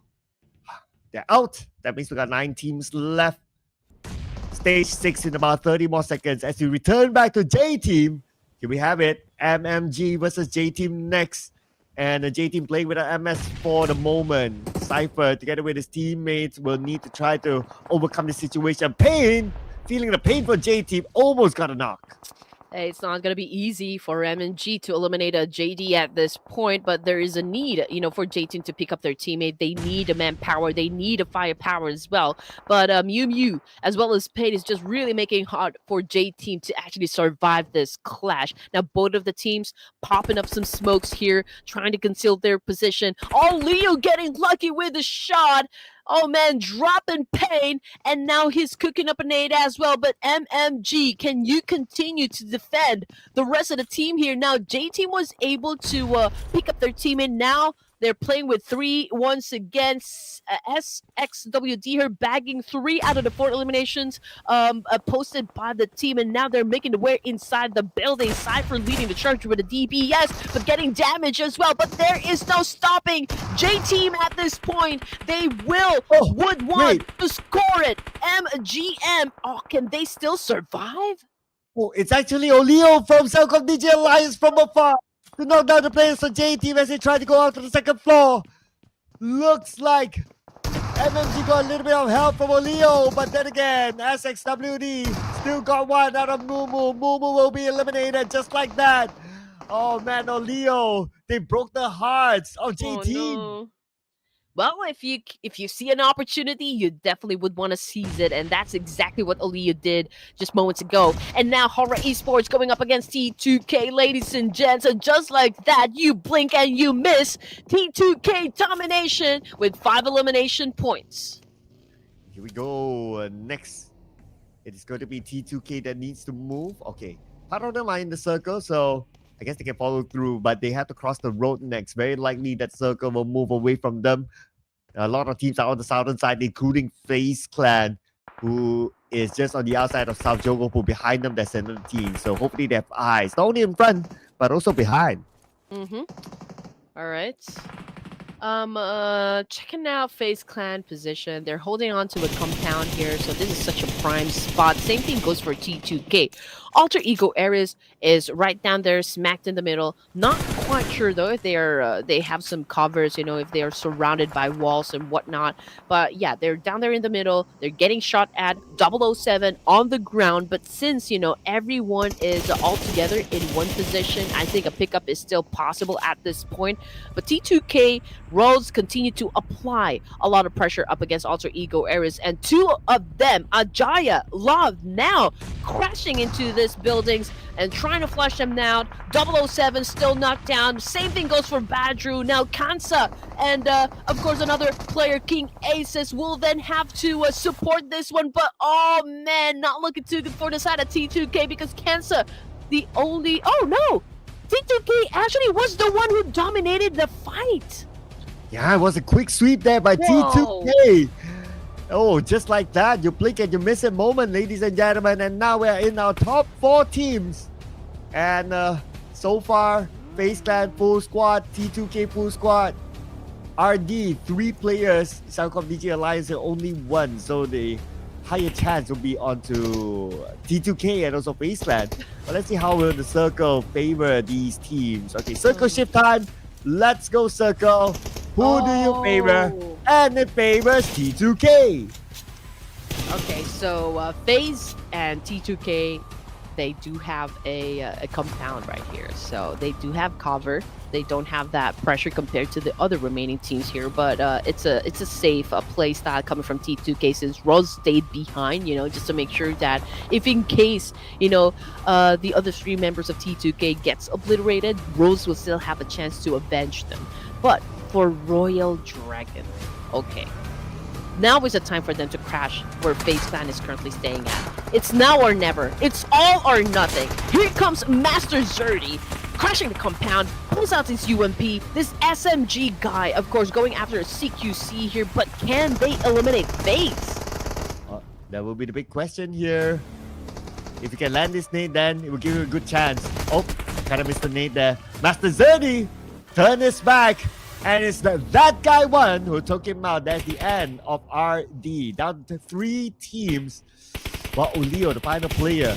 Now he's playing the patience game, but he does not have time. He does not have space. At the same time, Kansan knows that he's going to come out anytime soon as Olio popped that smoke. So they're going to try and stop him from trying to move out of the building. All right. It's bullets everywhere, to be honest. T2K, whopping chance here of actually scoring that chicken dinner. I hope they can continue this level of energy. I mean, it's hard to sustain. But then again, T2K still at the top spot with a complete squad. So number advantage definitely going to them. 5 elimination points for FaZe Clan.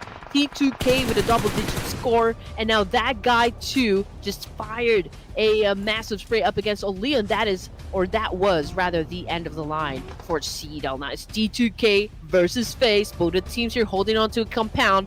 Rolls just behind that boulder over there, and not quite sure if FaZe have already gotten the whiff of that one. But yeah, it is going to take a little time, for those for both of the teams here to actually get close with one another. But then again, great spot coming from FaZe. Rolls on the ground and is turning the grass red.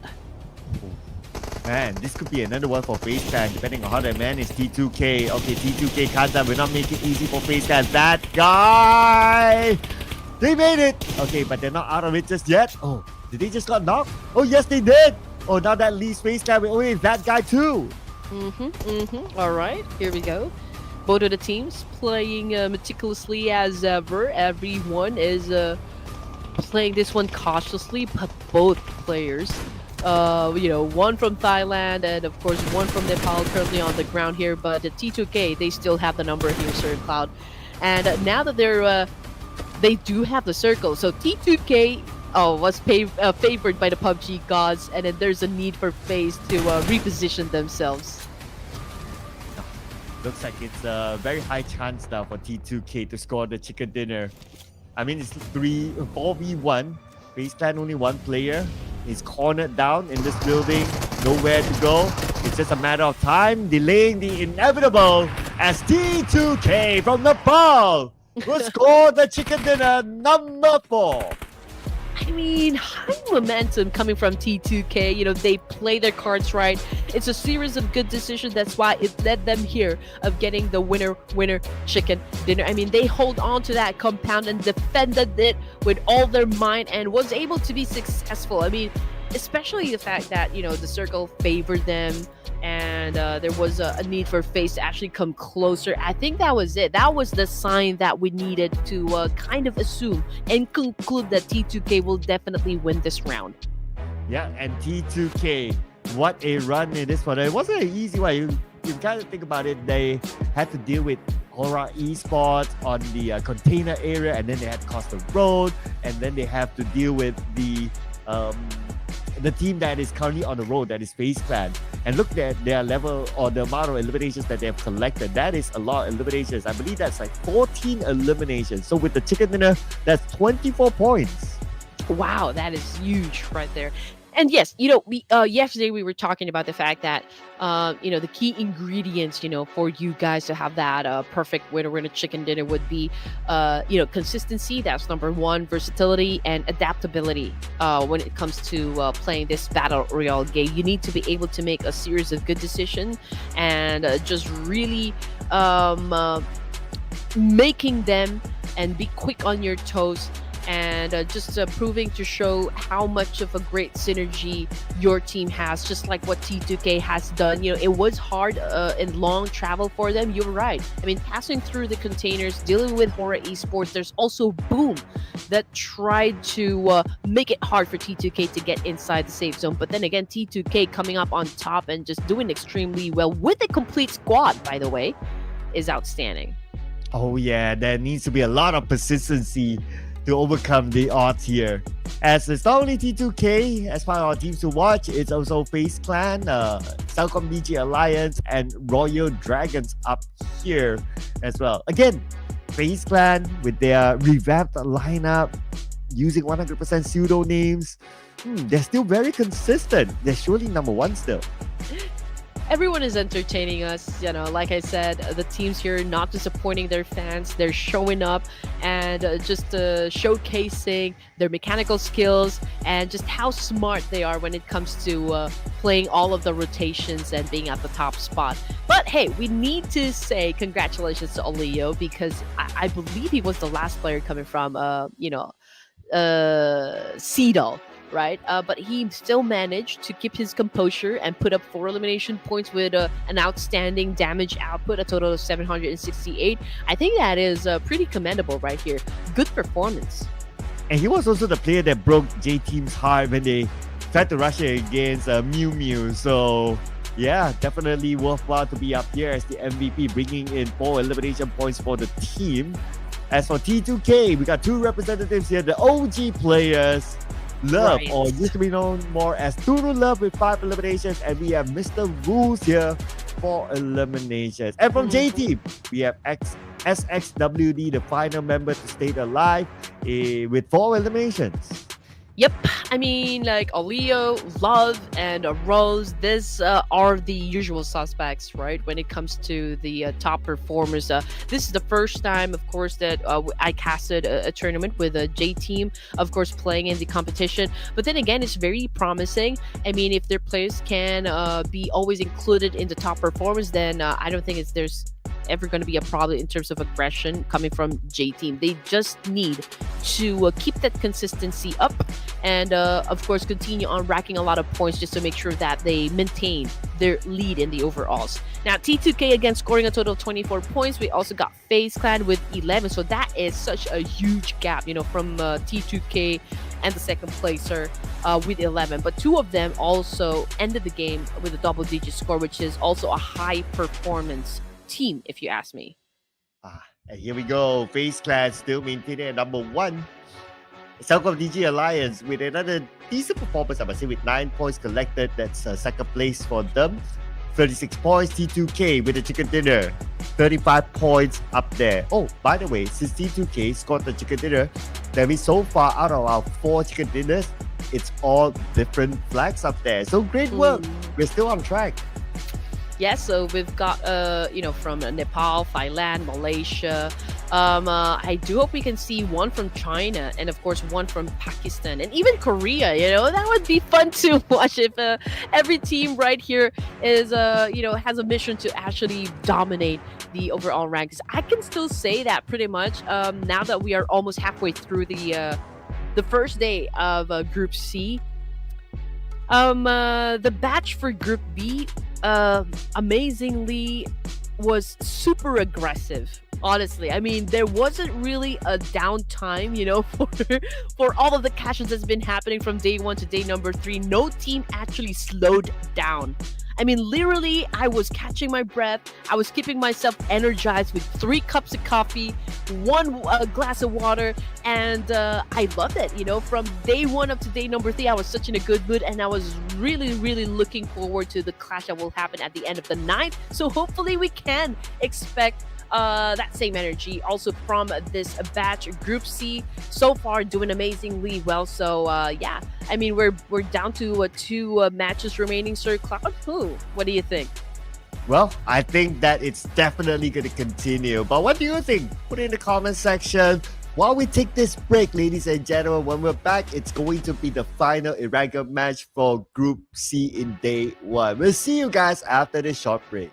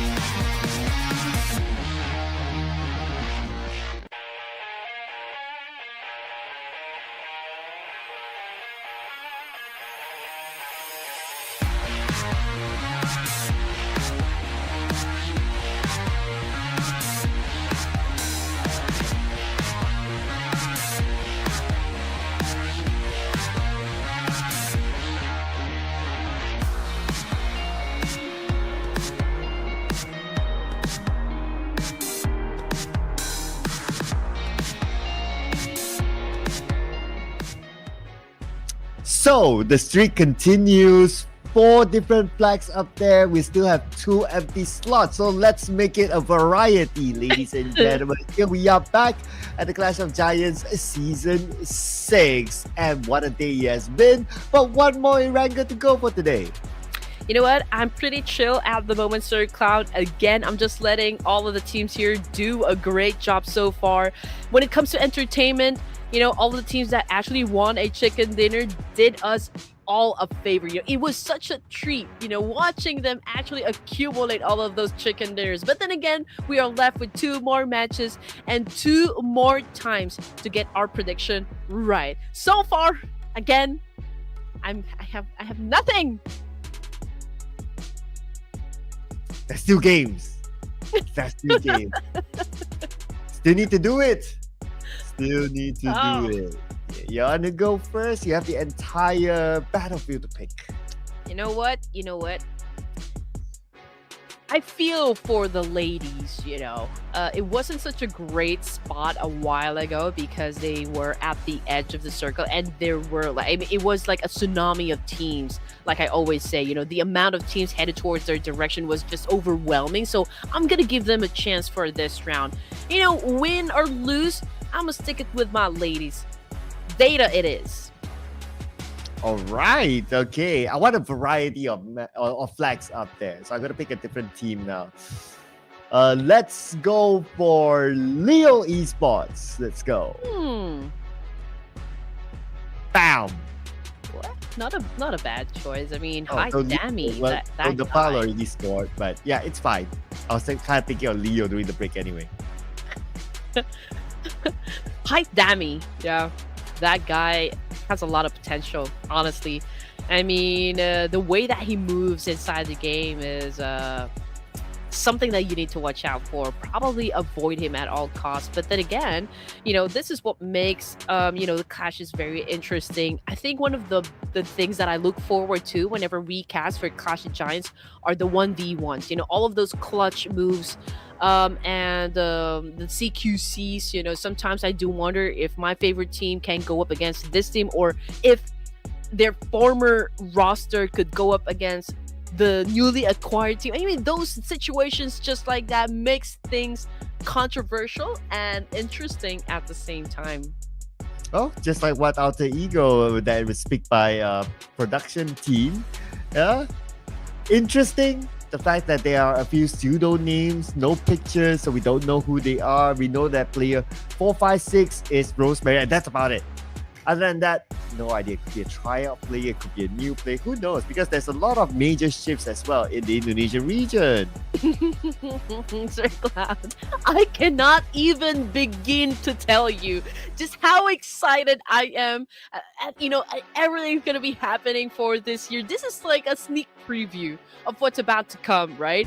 And a lot of teams, they don't want to reveal their roster just yet. They would like to keep it on a low key for now. And there's a lot of tea to be spilled, to be honest. Yeah, I know, right? And that's because naturally in PUBG Mobile, you have so many teams. Like even in Southeast Asia itself, you have more than 20 plus pro teams in one season. So there will be a lot of stories naturally. Well, sometimes it's just hard to keep track, but it is what it is, and that's the excitement of the transfer window. To kind of this player shifted out, who's coming in and all that. It's just so many of it that it's just so hard to guess. And again, that's why I'm gonna stick it with my ladies. Is I want to see, in my career at least, to see like a women team dominating some official events of the PUBG Mobile. I think it's about time, ladies get trained for something as exclusive as this one. And what do I want to see about Data? This is the first time that I've seen them play. Although you did mention a while ago that one of their members actually played for Bigatron Red. Bigatron Red something. They start their team like that. Bigatron ladies. And some of you guys down there in the comment section are probably looking down at how these girls are being I don't want to say bullied when it comes to like the amount of teams challenging them, but yeah, they're getting bombarded by a lot of attacks inside the game. But there is a reason why, and that is a huge reason why they got invited to play for the Clash of Giants. They are here and you are not. So that's also like a big flex right there. Well, I mean, they are not. They are also seasoned players, right? Like, Yes. yeah, like Baby La from Bellator Ace, if I remember correctly. That was that's why they have like an ace behind it. I guess they kind of kept that when they like moved to maybe this new org, or it's their own DIY indie group. I don't know, not too sure. But whatever it is, it's great to see them still competing, and we'd like to see them do well. And if they do score a chicken dinner, I guess that will be a good statement. Oh yeah, definitely. All I can say in terms of like how they approach each situation, they're pretty accurate. They're great in terms of their circle prediction. They always get into a good spot, towards the latter stages of the game. The only thing lacking, I can say, for the ladies would be their ability to really accumulate a lot of elimination points, and it's pretty workable, right? I mean, if you can get into a great position, you could do a lot of third parties and like sneak in attacks and plays outs. And for this round, I mean, since this is going to be the last, is it going to be the last Erangel or the second Erangel this evening? It's going to be the last Erangel this evening. Oh, last Erangel. Yeah. I think they can pull it off, We just have to put that much fate onto them. So let's go. I'm excited to start the game. All right, okay, but we gotta hold our horses, alright? Gotta hold our horses in case anyone's asking, like, when is the game going to start? It's gonna start pretty soon, I'm pretty sure. The players are getting prepped up, getting into the lobby, and once we begin, it will just go all guns blazing, bang, bang, boom, boom. But for Erangel so far, the map hasn't been really kind to MIRAEN and SEJONG. With the Erangels that we have seen, the two Erangels, they got eliminated early. Yeah. I think from all of the Korean teams that I've witnessed from Group A and Group B, MSJ still haven't quite gotten the rhythm just yet, for day number one. But nothing is irreversible, right? I mean, like, they could still make up for all of those points, and perhaps we can see them really have an explosive performance come day number two, because and then all of these 18 teams participating right now will have a chance again to go through the live broadcast, maybe take down notes, whatever it is they need to come up with a more interesting plan, I guess. But at the end, I think that coming up with a plan is just 50% effort. The other 50% will be just how smooth and good of an execution you guys can do in the games. Yeah, and that's what we're going to see right now. 2 Erangels have been played. I'm pretty sure the teams have a unique plan to approach the final Erangel today. I'm sure they would have learned something, especially looking at you, wink, wink, MIRAEN SEJONG, after 2 early eliminations in this map itself. Let's see what sort of change would they serve on the table, and will they be brought the chicken dinner? Let's go, Erangel.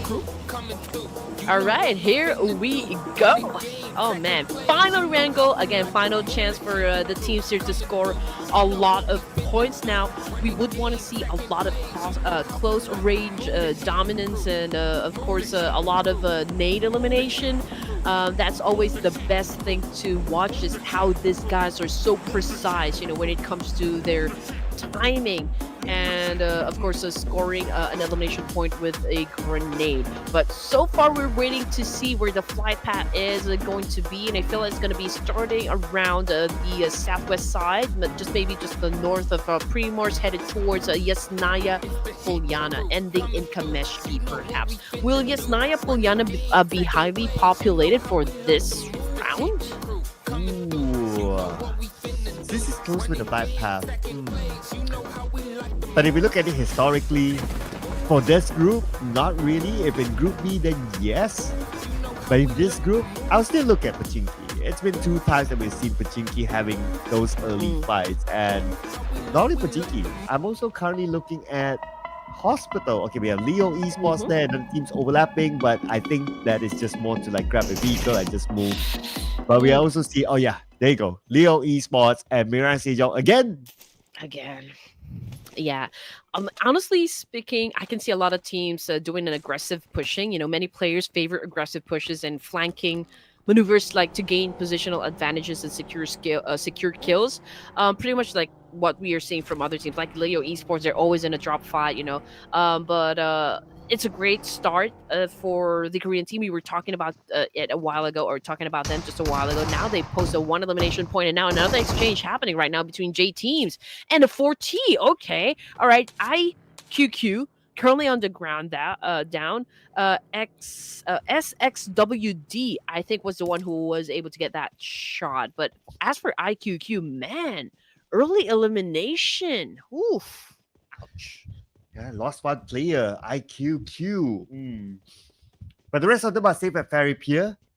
Don't see any other challenges around the area. But we move back to Leo. They just took out Ghost. MIRAEN SEJONG again. They really need to go back to the drawing board for Erangel. And here we go.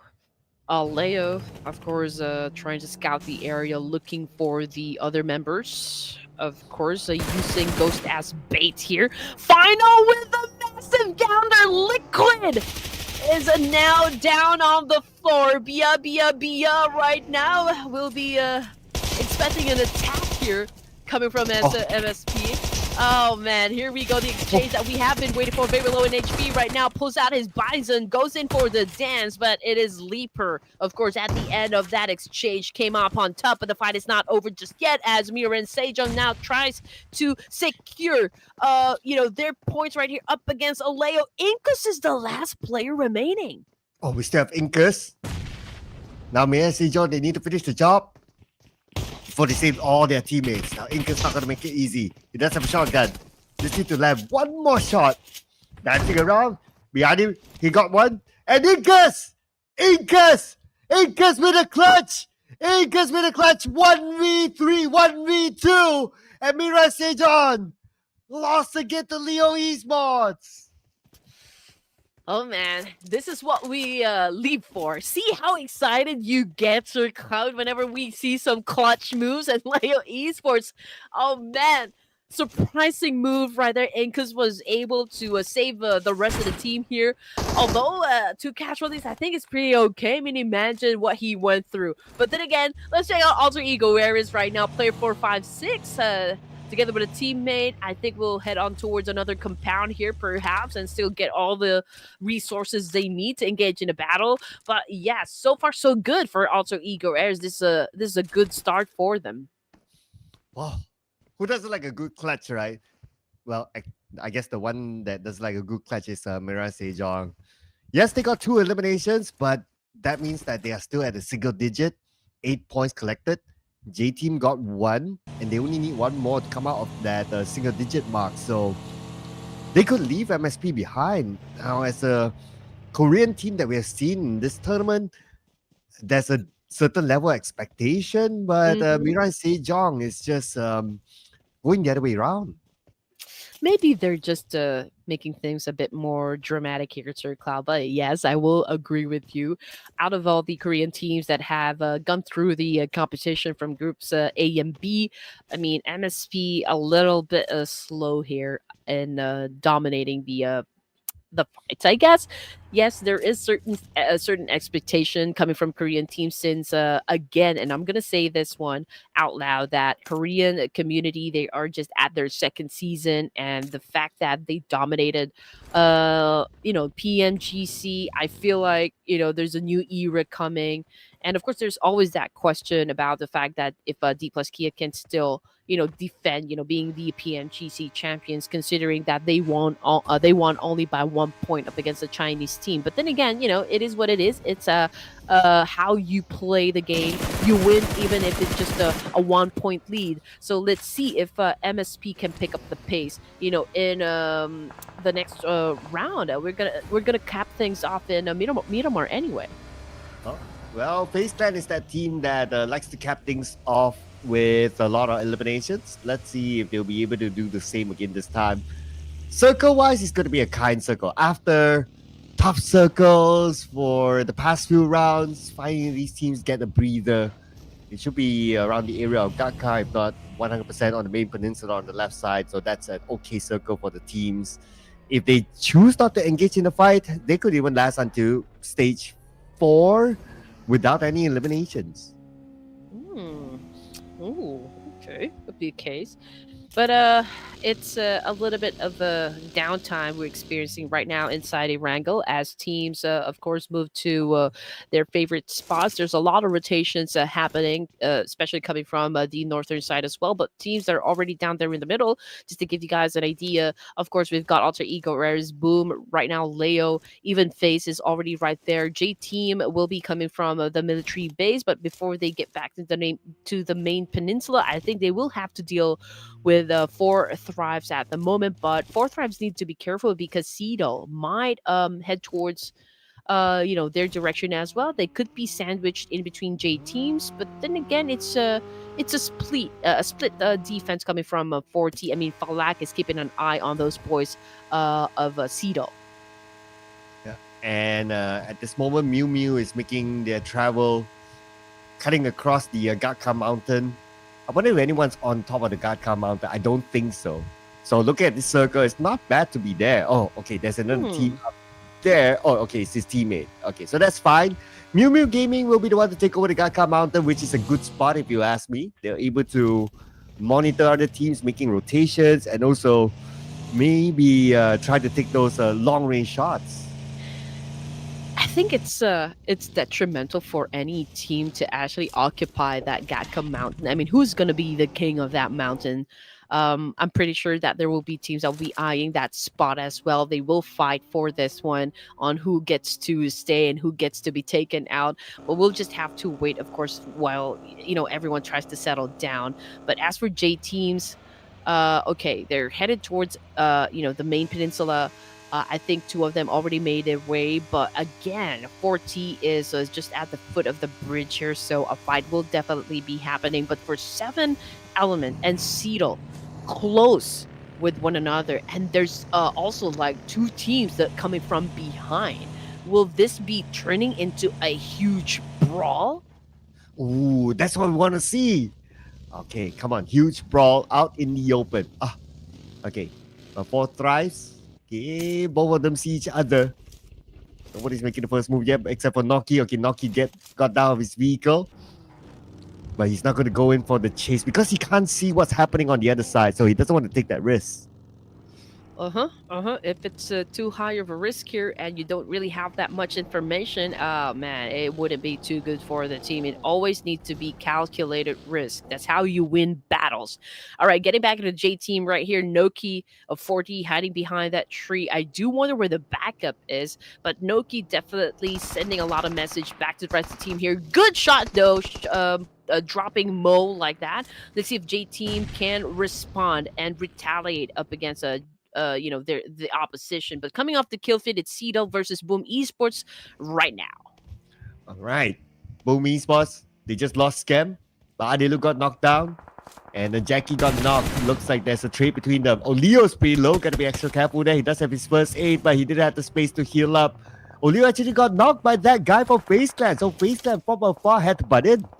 Oh man, Cedo keeps losing players. This time coming from STE. So I guess there's tons of teams now surrounding Cedo at this point. I mean, there was Boom Esports just a while ago, and even if they were able to be successful in having those exchanges, but there's a lot of teams surrounding them still, so they're not out of the woods just yet. Now, Royal Dragon still will be coming from Milta, and I believe they're the only teams just outside of the circle. They haven't put up any points just yet. Everyone's a little bit low on the HP, and there's it's a long journey to get into the safe zone. And hopefully they have enough healing utilities. But for Huzaifa, who took out Kasim, and that's the end of CELCOMDIGI Alliance. Number 17 with 2 elimination points, as teams are now moving across Gakka. Now, moving across Gakka, there's always a bit of a risk because this area is surrounded by mountains. And 7th Element, they lost 1 player thanks to that. Yeah, and lots of open fields, so that makes it very dangerous. But anyway, The Infinity going up against STALWART Esports. Again, IQQ no longer part of the team here. 2 elimination points though for the side of 4 Thrives. Noki cooking up that nade up against JTEAM's Fearless. Okay, I think was able to shut down while play coming from Alter Ego Eras. And this is it. Royal Dragons making their way. And the circle shifted once again, ladies and gentlemen. Those teams that are onto the northern side will then have to make their way to get into the safe zone, like Data Ladies. They will have to deal with MMG. T2K might, of course, have a clash up against 4C and MMG, but pretty much the edge of the circle onto the northern side, Circle Cloud, are occupied. That's where we'll see more fights, but we saw a road rage by Falak onto Boy from KSG. Now they're on the chase. So Anyan, okay, Anyan retreats back to his teammate, and he should be safe for now, that is. But oh no! Okay, Boy was the one that got knocked earlier on. Now he's out permanently in this round. And 4 Thrives, they open up the account, they take out Anyan. 2 more to go from KSG with SG6 just next to Anyan. Pops that smoke, drives his vehicle forward just as an extra cover, but he takes damage from 40. Okay, good thing Noki can back him up at this point. Was able to recuperate. Was able to kill himself up. Now Noki, oh man, with a brutal kill right there. Unfortunately, he gets tagged by MS. Smile is oh, he got Falak! And now the Data Ladies also having a collision up against HORAA Esports and T2K this time. Oh man, they're dealing with at least 3 teams here at the edge of the circle. Oh my goodness. Nades raining across. But shift over to MIUMIU now. MIUMIU, man. literally for MIUMIU Gaming now rushing in onto the high ground. He does have his DBS, but he's all alone. And now he's in the middle of this hill. He sees one, but from the other side, it's T2K. Love showing him less love to eliminate him. Whew. Okay, so we are stage 3, and teams now eager to get more points as we speak. Now, HORAA Esports, still a complete squad, was able to put a total of 2 elimination points under their belt, and now they still have a chance to assume some more. Now they're going up against T2K. Rose is, of course, his first line of defense, of course, to throw a lot of nades to try and disorient HORAA Esports. CR7 is cooking a nade of his own, getting ready to throw in at T2K. Now the exchange is just tremendous coming from both the teams here. Very aggressive. Limbe a bit far away, maybe, perhaps, trying to do the mid-man position. But then again, there is a pressure onto the side of T2K since they will be coming from the lower grounds. And here we go. Limbe still scouting, trying to get the exact location of T2K. Nade. 1 nade, 2 nade. Okay, not long enough, not far enough. Okay, this one could be big. Okay, nope, still no. But anyway, while we keep an eye on the action, the circle will shift again. Both of these teams, they are by the edge of the circle, so they don't have it now. Circle shift towards the Gatka field. Both T2K and HORAA Esports will need to end it. Okay. How long are you gonna be this fight is going to be? But anyway, okay, Love right behind that rock did not protect him at all. Sanjana taking advantage of that fact and now capitalizing on to the disadvantage T2K experiencing at the moment. Now Sanjana, just to make sure, okay, is cooking up a nade as well. Rose was able to dodge it, but he is outside of the zone. But another hit and run situation. Limbe on the ground. HORAA Esports now down to just 3 players active for the team. Road rage, people. Sanjana knocked down by Kanza with the DBS. Now T2K is moving in. Only CR7 left. CR7 fires back. He gets knocked down to Rules. Rules now down on his knees. But before he tries to get that elimination point, he will pick up Limbe. Ooh, man. Oh, CR7 caught a nade. Rolls out of the game. Mama! Oh, I was so lucky because that nade definitely came short. And Kansa, bit of a pressure here still outside of the circle. Tries to go in for a massive spray, but Mama backing away from the situation. He is letting CR7 crawl back to him, get close to him. But you know what? Kansa says no. Accurate nade coming from T2K, and T2K survives with a total of 8 elimination points. And again, they won against HORAA Esports. They won in the previous Erangel, and now they did it again against HORAA Esports. Now it's that time to get into the circle. Speaking about what's in the circle, we do have Royal Dragon here. And there's another player around this building. I wonder where he is. But anyway, we'll check that out later on. Now we are STALWART Esports and Alter Ego. Alter Ego, 3 players, 1 vehicle. Here we go. Oh man, Krita right now on the ground, on his knees, bleeding out. We've got Badru, will of course try to follow through with what they've already said, but Krita now is out of the game. Eliminated as well, 4 thrives with 4 points onto the board. Still a pretty decent one. Alter Ego Ares continues to dominate. STALWART Esports playing with just 2 members, and now we've got one of them crawling. Okay, trying to sneak an attack up against the Infinity, cooking up a nade himself. Fear, a wrong direction to throw the nade. Let's see who will win the fight. Is it going to be STALWARTs? Is it going to be the Infinity? Good dodge, though, coming from Fearless. Okay, but here we have Nia. What a nade by Nia! Finding out that Fearless. He did it once, but oh, what a counter nade by Oh good. Here we go, but the Infinity, 2 active players, Turny K circling around, trying to gather information while 3 touch takes damage for good. He doesn't have the time to heal up his teammates. He needs to win this fight, but he's taking damage himself, down to 40% of health. The smoke isn't helping him, it's blinding him, but now he's in the vehicle. Is he gonna heal up? Not yet, but that gave the space for the Infinity to reset, show up, finish off all good. The Infinity said, oh, not today. You're not going to trick me in that. I mean, that's one of the oldest trick in the book, right? I mean, to hide in a vehicle, to heal up. Okay, so good spot coming from the Infinity. Okay, this is going to be a 3-way battle over here. I can see Alter Ego Ares closing in as well. From this fight, if I'm not mistaken, or was it T2K? But anyway, 4C Esports, Quarantine right now trying to flush them out. It is good to use a lot of resources here. Throwables left and right. We can see coming from the kill fit, it's that guy from FAZE, currently knocked down. Same thing goes for that guy number 3. I mean, it's a back and forth exchange. 4C not in a very good shape, if you ask me. Now the Infinity Turny K straight out of a movie scene, just made his car fly, and now they are obliterating 4C one by one. But this is still a great exchange because 4C, I think, was the one who came up on top. Oh man, yes, 4C actually did it. Man, 2 players knocked down, but they can still be revived. 4C, what a fight that was. Ooh, looking so good. So far, so good there for 4C. Let's see if FaZe Clan can emulate that. But they have 2 players on the outer side circle, puncturing vehicles. That guy 4, no, nobody is there. Oh, they see T2K. They saw Ajaya. Oh, Ajaya spotted by that guy too.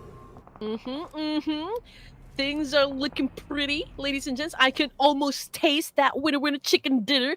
Which recipe is the best out of all the 8 teams remaining in here? Which formula is accurate coming from the 8 teams? Now here comes a Royal Dragon getting into the scene here. JTEAM's losing some members. Oh, Master Zerdy was able to drop MS. Now another grenade elimination coming from Royal Dragons, ladies and gents. Now we've got Cypher, I believe the last player remaining here inside a shack. Not exactly sure if Royal Dragons is pretty aware of that fact, but yes, I think they do by the amount of nades being thrown his way. Yes, he's about to go out and frag, living up to his name, was able to score that point. JTEAM eliminated. And here we go. Royal Dragons playing an aggressive gameplay right now. 6 eliminations in the back so far for Royal Dragons. Alter Ego Ares from afar tries to puncture this vehicle, but Drew did not get it. But it's okay. It will be a bonus if he did, but at least he spotted out FaZe Clan behind him. FaZe Clan, what a opening by them. Look at the spread. There's almost no way they can manage 2 players at the same time, but now King Aces. He spot 1. Tries to get him. Not able to land the shot yet, but Drew is now bleeding out. Player 007 is onto him. All right, here we go. Alter Ego Ares circling like a vulture over here. FaZe right now switching to DBS, but okay, he needs to wait for the right opportunity to knock anyone down. Where is the backup? All right, here comes that guy number 2. Let's see if they can sustain this kind of pace up against Alter Ego Eras, but they are posting for elimination points now behind his monster truck. We see that that guy moves a little bit forward, throws in a nade, popping in some smoke, but Alter Ego Eras, man, they are not budging at all, Sir Cloud. They continue to circle around FAZE, and we don't even know when they're going to strike. Here comes the attack coming from that guy forward, was able to shut down King Aces. Now here comes another one. What a great DPS shot coming from FAZE, and now they continue to score. Oh, FaZe Clan dominating 5 eliminations and then playing as a duo. Yet they're still able to come out in this kind of performance. This is crazy by FaZe Clan. Oh, but they will face more. Look at the map. There's more teams coming by them. That guy 4 got knocked down by Badru, eliminated immediately. Now it's down to only that guy too. 4C. They see an opportunity and they foresee that they'll be able to get those elimination points. Now, we don't know if King Aces will turn into a fertilizer over here because he is still on the ground. Could be hard for the pickup to happen. Now, we can see that nades being thrown by Hee over here from Far Seam, man, putting a lot of pressure to both Alter Ego Eras and, of course, FaZe Clan. So this is technically a three-way battle. He again was able to score that point. 5 elimination points now for the side of 4C. Badru, oh no, was able to get tagged by FaZe, and now we can see that he popping off the smoke. Is this going to be like a hit and run as well? I mean, okay, I was able to score some points. Now it's time for me to reposition myself. Is that going to be the case? Yeah, looks like the case is that 4C. Oh, wait a second. That guy too. Oh no, surprise. Wait a second. No, from behind, from the other side. Kalo from Royal Dragon got him. Oh, it's not the one in front, but the one from the side. Oh my goodness, Royal Dragon right now in the mood to kill. Dracarys it is for the side of the Royal Dragon. 7 elimination points, man. This is big for the side of RD. Now let's look at 4C Esports. Okay, they have the biggest chance so far of scoring that winner chicken dinner, a total of 37%. But of course, it all depends just how good these guys are going to be performing or even executing whatever plan they have in this fight. 7 elements right now trying to get close to Leo Esports. Oh man, accurate shot with that nade. Inkus down. Liquid, what are you gonna do? Liquid, okay, first thing, maybe to save Inkus. Okay, but he's gonna pop that smoke first. He has the smoke in hand. Oh, but he's going for the revive. Okay, smart move there, but he has to make it quick. So element is coming in. We got Uzaifa. Uzaifa is gonna crash. Okay, there you go. Oh, he managed to pick up just in time. Oh. And there's going to be a distraction. Enough of the distraction. Liquid got it, but Fry got Liquid instead. Oh man, ooh, was it a little too reckless for the side of 7 Element? Okay, Liam definitely won't be able to pick his teammate up. Inkus, Liquid, they're trying to reset, but if Huzaifa can actually crawl back to Alian over here, oh, they could have a chance. But it looks like Huzaifa is getting some information done, you know, for the side of 7 Element. But fortunately, though, for the side of Leo, they were able to pick up his teammate. Inkus is alive and kicking, and now for 7th Element, man, down to just last player, we can see that the nade just bounced off, coming from another team here, but it's all a fierce fight coming from the remaining 4 teams. Oh man, RD still also trying to defend themselves up against the Corti and Hee. Oh, and Inkus just got knocked down and eliminated by Hee. Got Liquid as well. That's going to be a double whammy for him. Now it's either 4C or RD, as 4C on a rampage, 10 eliminations. They are on a roll. Is it going to be Vietnam or is it going to be Nepal for the final Erangel? It's a fair fight. It's a fair, even playing field for V4 situation. Again, we're gonna start things up with an exchange of nades. We can see that Corti trying to get close to the fire here, and there you go. Information gameplay working out so well for the side of 4C, shutting down Master Zerdy, and now Frag holding on to a Molly, now switched up to his M4. Will he go for the spray? Yes, he did. He already on the ground. Oh, here we go. 4C. Looks like they might 4C. They will get their chicken dinner.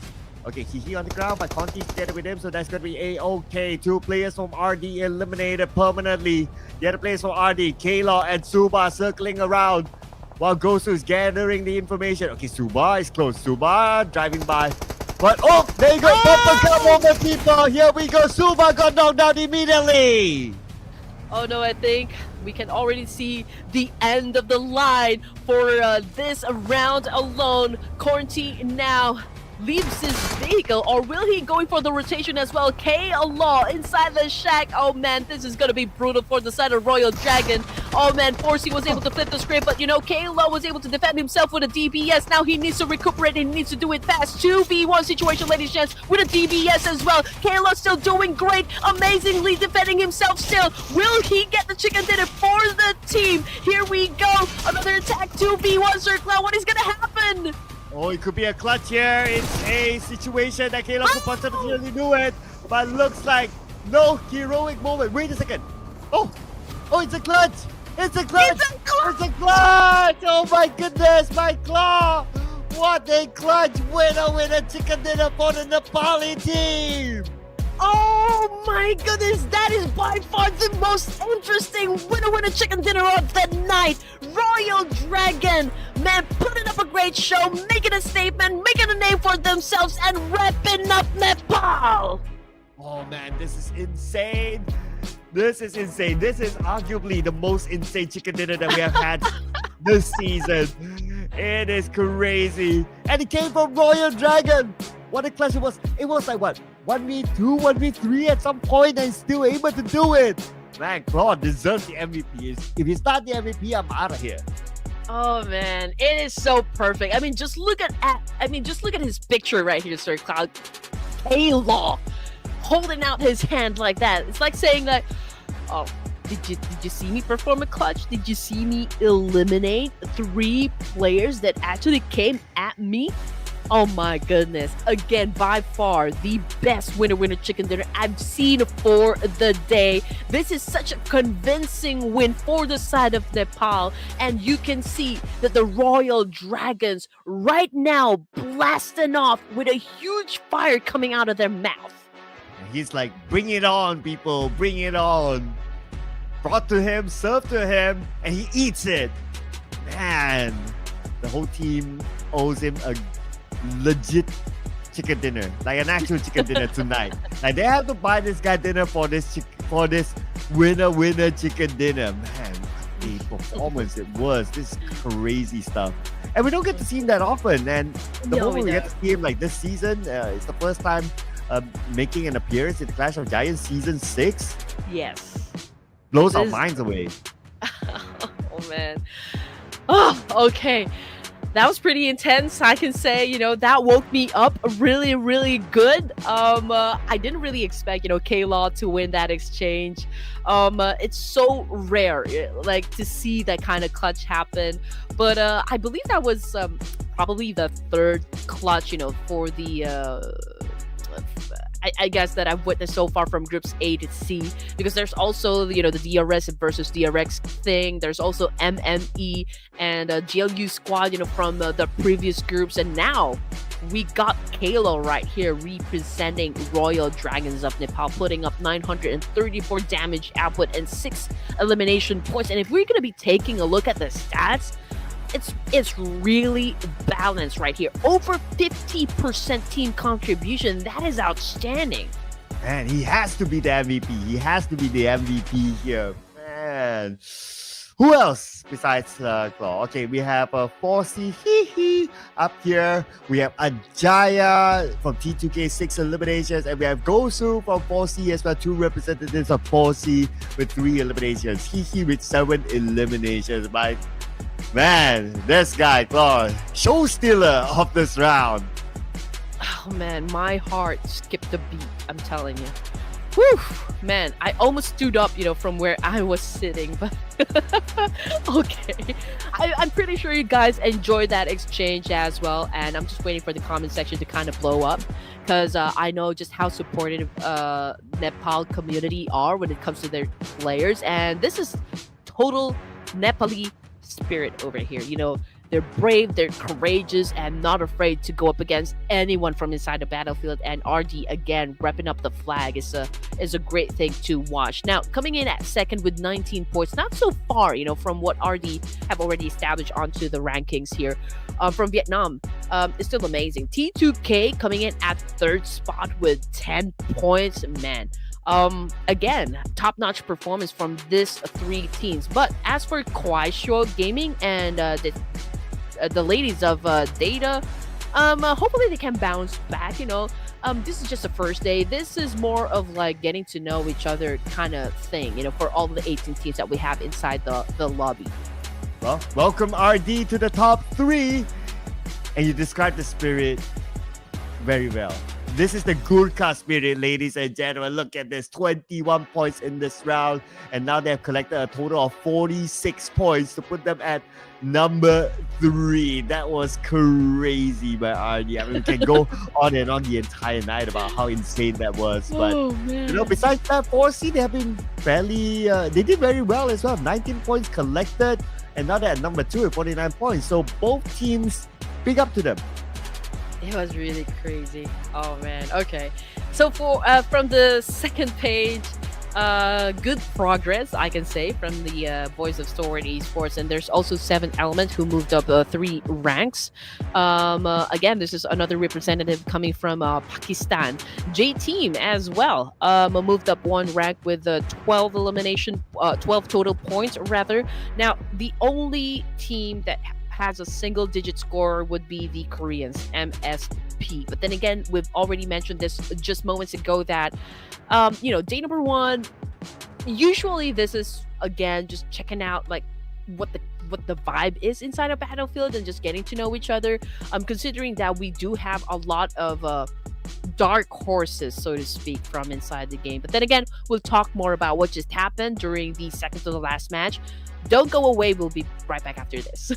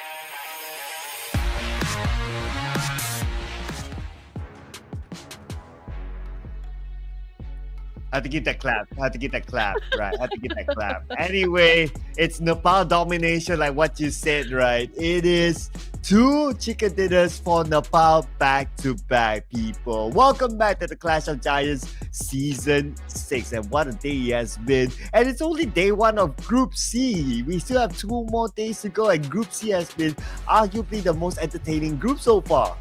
Oh, definitely. And I feel like, all of the Nepali right now, when you ask them how good they are doing, they're probably gonna say Sanchai, Sanchai, Sanchai. Sanche, Sanche, Sanche. Is it correct? Did I say that correct? It sounds right. Sounds right. Sounds about there.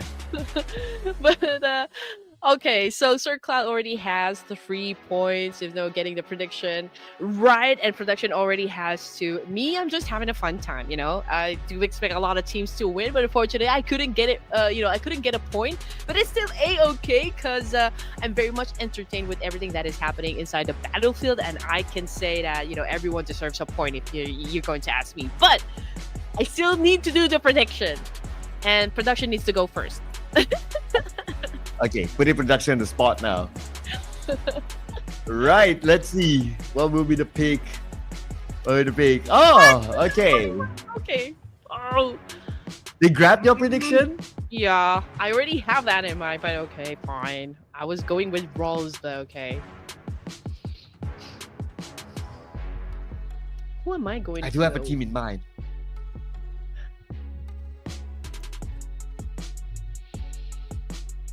Oh, okay. I think this time I'm going with FAZE. Eh, Mine. oh, face is that side. That side. That side. My That side. choice. That side. Locking it Double in. chicken dinner for face. How cute. Alright, alright, alright. I'm going with a flag that's not up yet this time. Let's bring on 4C. Let's go. Ooh. Yeah, Wait. boy, let's go 4C. Yeah. Man, okay, for a final round. Aggressive, Okay. I like it. Very active. Oh yeah. Oh yeah, definitely. I'm surprised nobody picked RD, but perhaps okay. I think I'll line them up tomorrow for my choice of prediction. I mean, with the amazing gameplay that K-Law showed us, oh man, promising. I will definitely choose them tomorrow. But for now, since this is already the last match, and I feel like there will be a lot of teams that will try to surge and exert their dominance. So let's see. It's gonna be a battle of who's got the biggest guns. Who's got the biggest guns? Oh, Mhm. wow. And of course, we're going to go to Miramar after this, right? It's like, oh, that guns. Okay, all right. Not like I could tell. Maybe Haidabi has the biggest guns. I don't know. It looks like someone who has big guns. Just saying. Well, I just want to say, because I do follow his account, but Rolls hasn't been posting his gym updates, and he always posts like this. Oh, okay. Showing off his guns. Yes. Okay, So let's okay, see if we can show that again in here. Rules with the guns in game and also outside the game. I think Haidabi is also a gym guy. I'm just looking at the Ooh, picture. okay. Lots of them doing it. Whether or not they would want to admit it, but playing video games or like playing mobile games, it also kind of demands some sort of a physical out of it, right? You need to be able to make sure that you are healthy, you're fit, you make sure that you get all those happy chemicals working for your brains. If you have a healthy and functioning cognitive, I think you will do better, or a lot better in games. Also because it will help you really develop a strong mental fortitude, or like mental stamina. And also, if everything's working good for you, then I think you can perform better in the battlefields, don't you think, Sir Cloud? Oh yeah, of course. I mean, if you are unwell physically, that is, then mentally it will be affected. So it comes hand in hand, right? So you gotta have a healthy body, then you have a healthy mind. That's why there's some articles also talk about like eat well as well. Yeah, because it feeds the brain, brain food stuff. So these are what the players will need to go through because they are pro athletes, and that's why a lot of them are playing in the professional scene because they treat themselves as athletes basically. Oh yes, you guys are already athletes, and hopefully, we can embody, what it means to be athletes. It means that you have to go be expressing camaraderie, and you have also to show sportsmanship, and just congratulate teams. If in case your team lost, you need to congratulate those teams who won because they exerted the same amount of effort that you guys have been exerting into the games here. I know that most of the pro players that we have in the scene actually trains for like 10 to 12 hours a day, and it could be really exhausting. Just imagine how many games they play for each day, and they have to do that over and over and over and over again just to maintain how good they are performing in the battlefield.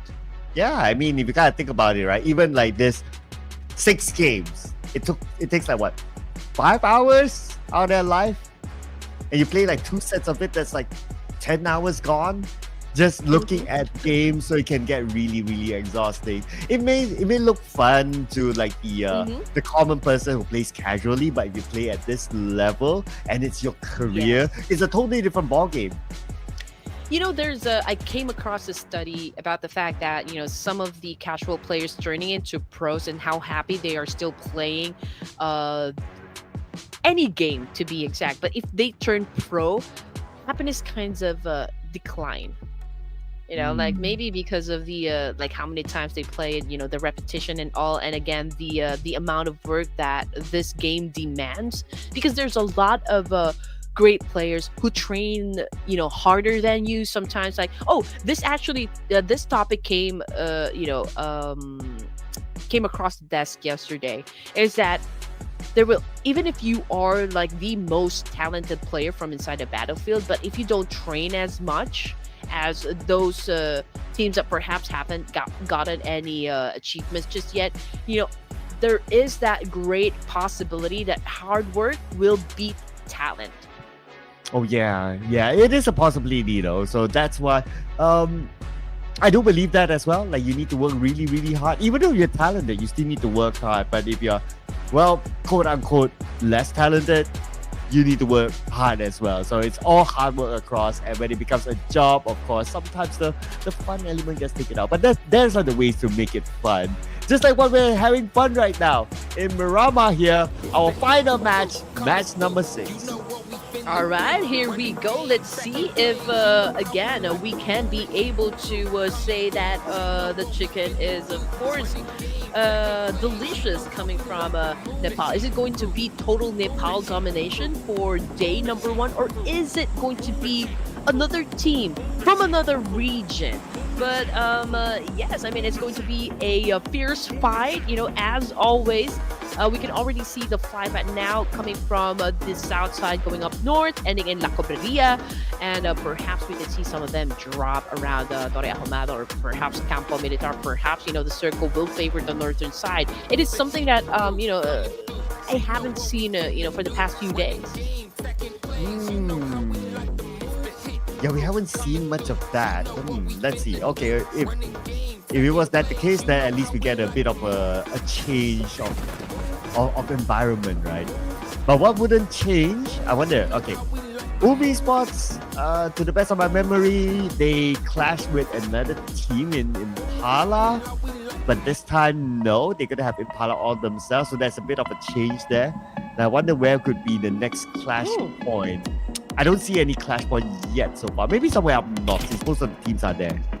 Well, yeah, a clash definitely happened between JTEAM and Boom Esports, and I think JTEAM was able to get the first blood. But let's see if they can sustain and actually dominate and eliminate a Boom Esports for this final round. I guess so. The answer is a yes. First team to get the boot of Miramar would be Boom Esports. Well, that's an early one, as a JTEAM retains all their players, gaining 4 points in the process. So great work there by JTEAM. Earlier, I believe they lost against Boom Esports and Impala, and this time they won against them. So great work by JTEAM this time. A breath of fresh air, and it's something that they have learned across the 2 Miramars that have been played. And again, check it out. So Cloud, the circle favored down south. So there's a part of Los Higos Ooh. once again included in the circle. So perhaps the sea will turn red once again, ladies and just we'll just have to wait and see. But yeah, it's going to be another huge wave, coming from up north in this dry land, considering the amount of numbers of teams that will be entering the safe zone. Perhaps we can see a lot of car chase, hot pursuits coming in, and maybe some exchange happen as well. But I'm checking now. Okay, so which of these teams are actually pretty close with one another?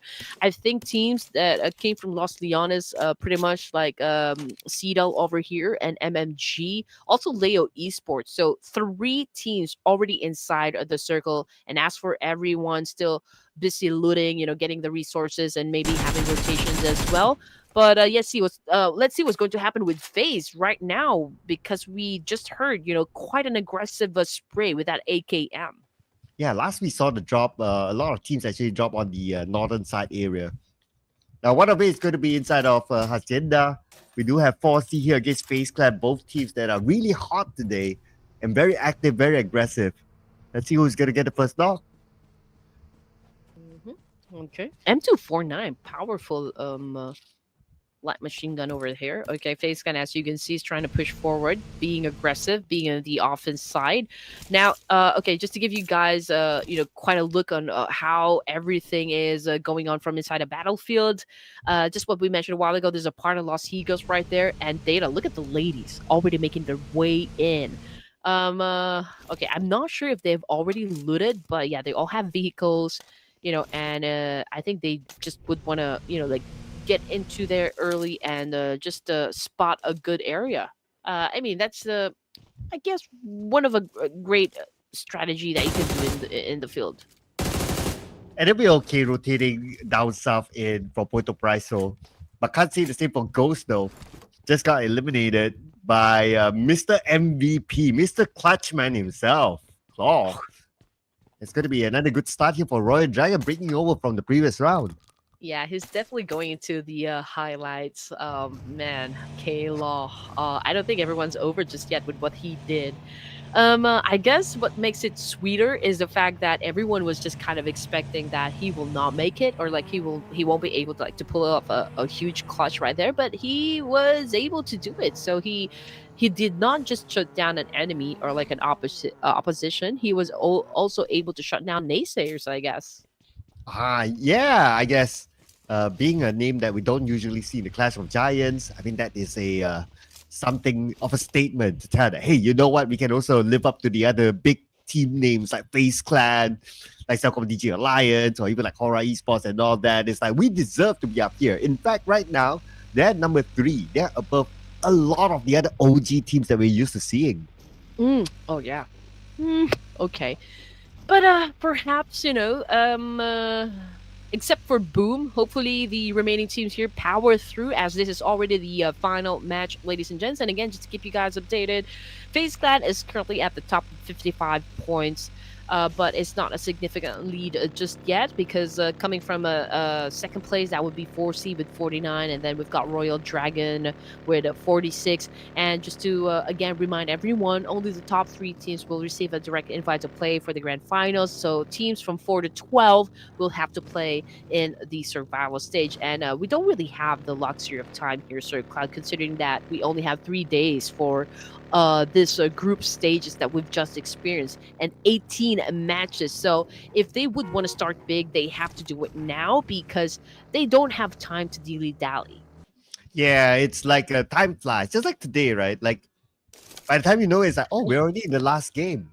And today is one of like those faster feeling days that just zoom past by. And can you imagine, like, this goes like a day after day after day, although we have like the show almost every day, but by the time you notice it, it's like, oh, we're probably already in the grand final. And for Royal Dragon, they're definitely aiming for the grand final, and they see MSP as the next target. All right, I can see that. They're trying to carry over the same energy back to the final round by starting things up really, really really aggressive. Now they're doing a massive spray here up against MSP. And again, MSP being at the bottom of the page here, not doing exactly great. They still haven't posted any score, for the final round, and they're already getting punished by Royal Dragon. I mean, Final is currently knocked down on the ground here, and since RD is already on their way to make that, get those points, I don't think the team here could pick him up. But let's see if maybe MSP could pull out their own or pull off their own clutch. So Leaper and No Time has to be the one to do it. Okay, No Time with the shotgun, with an AK on the other hand, and Leaper on the other building. Okay, let's see if they can actually do it with the blue on top of them, putting extra pressure. Now the members of RD not letting them go yet. Final will be revived, and here comes Mr. Clutchman Claw coming in from the other side. Okay, I'm not sure if it's K-Law or Claw, but in any way, he is still he just displayed a great skill, from this fight. Leaper still on the ground. We've got No Time also on the ground. So it looks like a Royal Dragon is really picking up the pace here. Oh, unfortunately, though, Soba just caught a nade on the face here, but it's still a-okay because they were able to defeat, the rest of MSP, which is of course the second team to get out of Miramar. And we have a lot of teams still traveling. Looks like RD will need to make a quick move after they are done looting. They're quite far away from the circle. Circle shift towards Shumasera. Okay, it's going to be the first time we get the Shumasera-ish circle in Group C this time. And we already have a 7th element inside Shumasera, so they'll be pretty comfortable there. Now for the other teams traveling in, it's going to be a guessing game whether the circle will go on the lower ground Shumasera or the high ground Shumasera. This is such a tricky situation for most of the teams here, Sir Cloud. As you can see, 50% of the circle actually are lower ground. Half of it is high ground.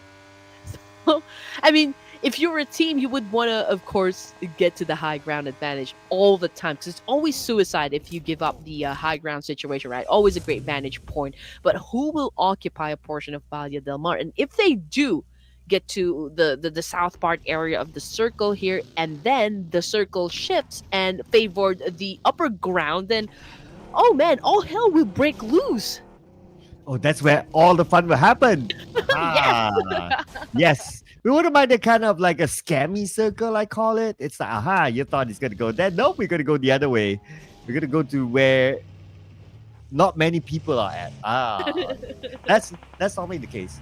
And I remember like back in the day, like a couple of years ago, the circle seems to have that trend. Like it likes to go to where nobody is at, and that will force everybody to move, and that's just chaos.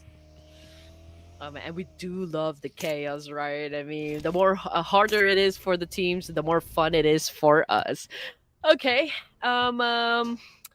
I mean, that kind of situation always pushes the team to show who they really are, right? I mean, if they're trying to save FAZE or like if they're trying to really put up a great show, then there's a need for them to perform big. So let's see if Leo Esports can perform big up against MMG. We can see that Liquid just threw in that nade. Liquid now going for a reposition here, but we still got one more player right behind. That will be MIUMIU and Leo Esports, or was that Leo Esports? There's another team pretty close by, and that would be Malaysia, Steedle. But before that, Liquid is in a bit of a scuffy position. MIUMIU almost got him. If you can blow up that vehicle, Liquid will be taken out. Liquid with about 10% of health. He's probably healing up right now. Anyway, for 4C Esports, here we go. A team in front of them. It's going to be 14. He doesn't know that somebody's on the right. Okay, now there you go. With that nade, now he knows. Yep, and RD, T2K, Team Infinity over here, and the JTEAM, all of those teams that I just mentioned, still outside of the zone, as you can see on the screen. JTEAM, they already occupied south part area of the circle, but then the circle shifted again, and just like what we predicted, Sir Cloud, it went up! It went back up! And now those teams that occupied down south will then have to move up once again! Well, lower ground circle, people. Time to get down. Time to occupy those spaces, but most of them might be taken by now.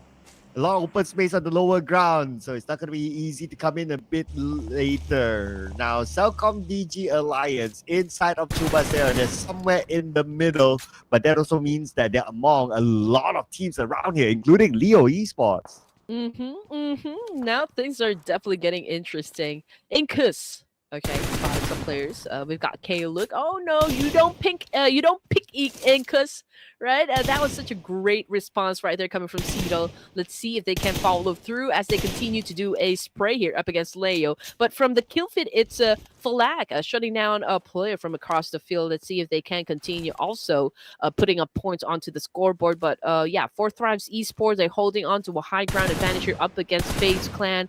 As you can see, Falak, okay, he's not seeing any player just yet, so he's coming after those vehicles. And you know how crucial it is to have a vehicle inside a Miramar. For the high ground, Falak. Okay, smoke created. Okay, that guy 3 tries to save that guy 4. Goes up, but Falak, oh, he moved away. He moved away. So he didn't get the chance to get that knock. But it's okay. He didn't really want to take that risk. He didn't want to overpeak, and that's absolutely fine. Doesn't really need to push it yet.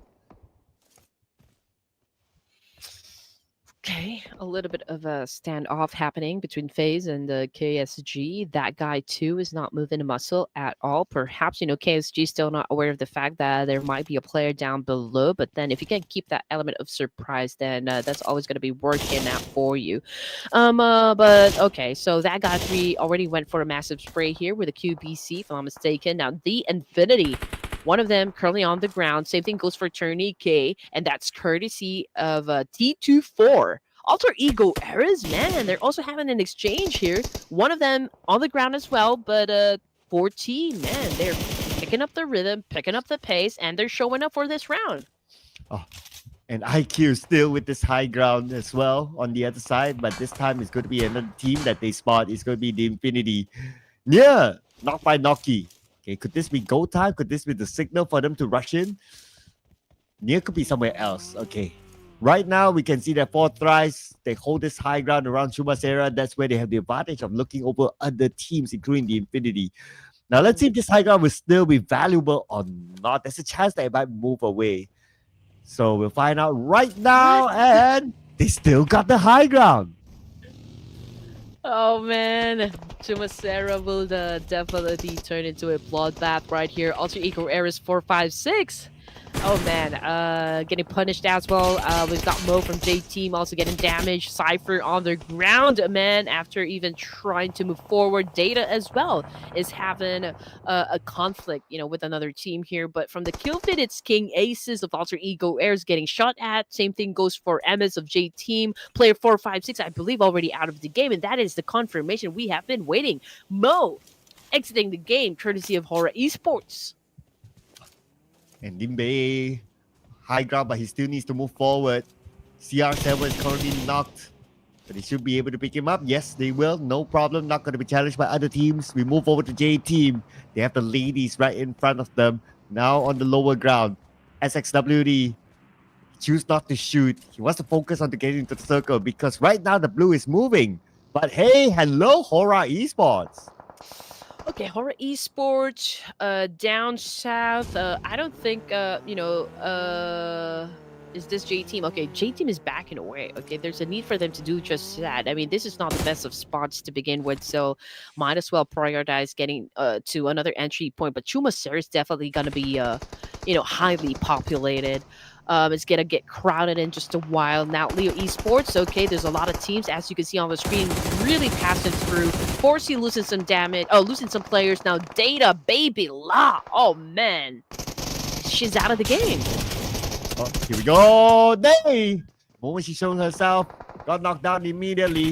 With just too many players from CELCOMDIGI Alliance inside the building for her to handle. But we have a VR. They're sharing the same building with the Leo Esports, and the same thing happened. 2v1, and she's out. Detachment Esports. See you guys again tomorrow. Yep. good game well played, and we'll see you guys for another 6 matches tomorrow evening. So mark your calendars and make sure that you guys are here when the time comes. We start our day number 2. Now, Leo Esports, Biabia, popping off the smoke here. Of course, you don't want to make the rookie mistake of exposing yourself just because you're trying to get resources or replenishing your backpacks.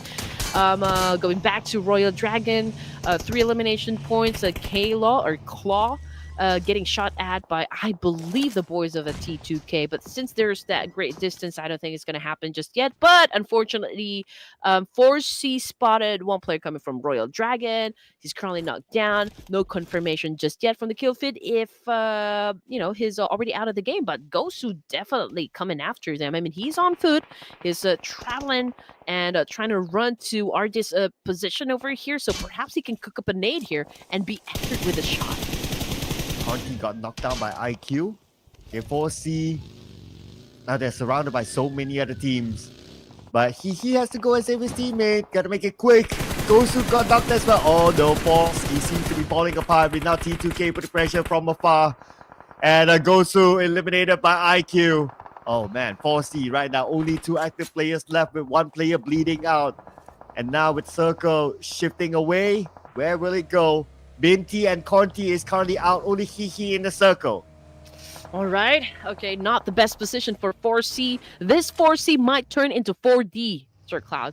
4 dead players. But let's see if they can come up with a strong counter over the opposition up against Royal Dragon. But it's looking too bleak, for the side of 4C. But ladies and gents, let's take a look at what's going to happen with Royal Dragon as they go up against T2K. We can see on the screen that Love is cooking up that nade. I think he's about to throw that Love bomb up against Royal Dragon. Wow, Love bomb. I like that. Oh, okay. A bit of a premature Love bomb there. Got to date a bit longer. Oh, well. But anyway, for RD, you have to cut across a T2K, and Mr. Claw takes a bit of damage on the other end. And it's going to be quite difficult for them to get across now. They will be pressured by the blue. Blue will come and say hello. Woo! All right. The circle is getting smaller and smaller. We are already at stage 5. Not even expect that one. I thought we were just at stage 3. But anyway, 7th element over here. Of course, opening fire up against FaZe, but here comes FaZe, of course, about to retaliate, but look at Frag, and he is on From. He got caught sleeping by Falak, and now FaZe is out. We're going to see them tomorrow. Yeah, look at this long-range tap. Okay. Almost got a knock. Okay, again, another attempt. And it was close. It was a close up earlier, but even if he got the knock, he wouldn't be able to finish up the job, so I guess even if he didn't get that, that's fine. But for RD, too bad for them. They didn't make it and they were eliminated. Oh man, okay, so just looking at the situation here, there's a lot of teams that will be coming from the side of Chumacera, but yeah, I mean, I believe that even if we do have a lot of teams inside Chumacera, but the amount of fights that's been happening from that particular spot will definitely be losing at least 3 teams here.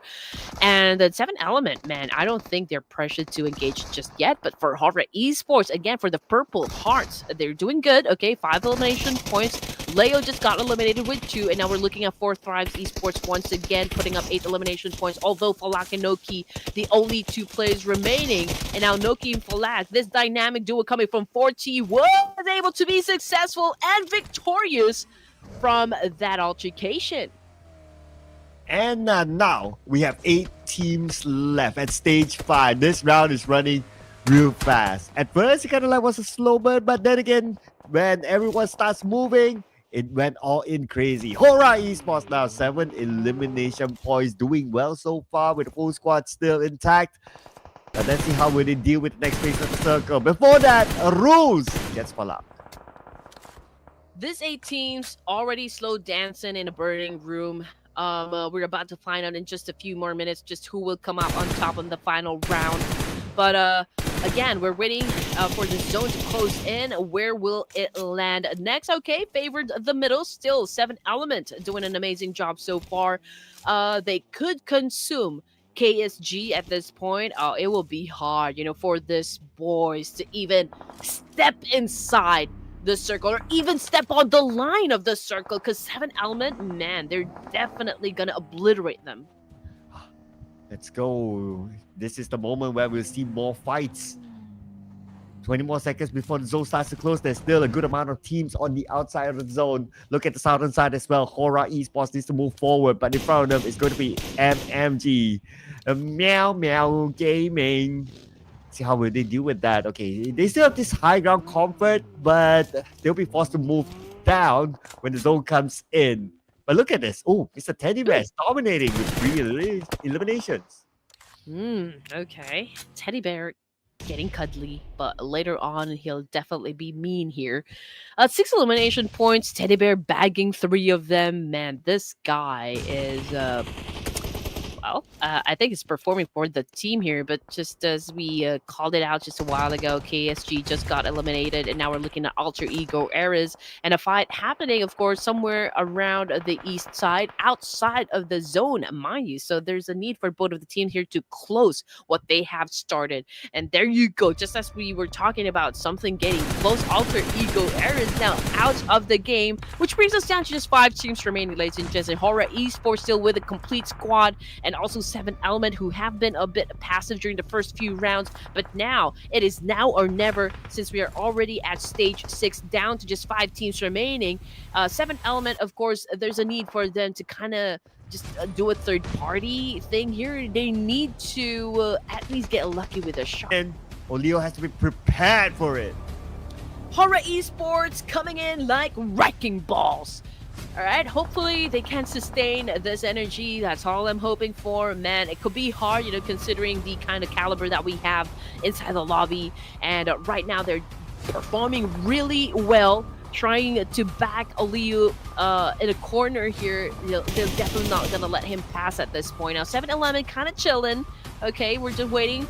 Perhaps they're just waiting for T2K as well as HORAA Esports to come at them. But then again, we'll have to wait up until stage 7, because that will determine just which of these 4 teams are going to be favored by the PUBG gods. But so far, so good for the side of 7 Elements and HORAA Esports. Man, they are racking it. Double-digit score for the team, with Sanjan, of course, bagging, or not Sanjan, Limbe actually bagging most of this. Now we're looking at the final 3 teams here: 7 Element, HORAA, and T2K. Okay, next circle goes into the middle, so it's equal opportunity for everybody. Now it's anyone's game right now to score this chicken dinner. It's so hard to tell. Even though if you play with 3 players, I mean, the surprise could happen. It's still very doable with 3 players. Talking about T2K. So who knows T2K could come with this chicken dinner. Anyway, right now, 7th Element Teddy Bear, he spots someone across the horizon, and that's going to be HORAA Esports. Okay, I feel like this is going to be HORAA Esports and T2K at the end of the zone, but it all depends, I guess, if HORAA Esports will win the fight up against 7 Elements, because right now they're already on the charge. They are the ones being aggressive, and HORAA Esports, of course, all they need to do is, of course, defend their spot. And right now, 7 Element getting a lot of nades coming from HORAA, but Mama! Down on the ground. So it's just 2 players from HORAA Esports defending the team. Huzaifa as well as Samir doing a perfect job here. Leon right up behind. Oh, great exchange. A nice answer coming from HORAA, but unfortunately Limbe also falls to the ground. Samir cooking a nade. Can he be accurate? They're all together in just one spot. Oh, that was a close one there. Sanjana not having a good time, but the revive still has to kick in. At the same time, the blue is closing in. These teams, they are not in the circle yet. The blue will be on top of the real soon, and we're talking about stage 7 blue. You don't want to spend that time in this blue, ladies and gentlemen. CR7 on the other side, just making sure that 7 Element doesn't find an exit. HORAA Esports fighting back. They got Shamir. They're looking for more right now. Huzaifa might be the next target. Mama comes in with the DBS. All they need to do is just keep 7 Elements at bay here and just really make it hard for them to get inside the circle. But there is a need for them to hurry this up. And there you go, 7 Element prevailed. They were able to get inside the circle. They were able to shut down HORAA Esports. But HORAA, it's not the end of the line just yet. But then again, they do need to pick up their fallen comrades. T2K just waiting up north, man. Whoever wins, then that's the team that we're definitely going to be fighting. But you know what? They're flexing their muscles castle already.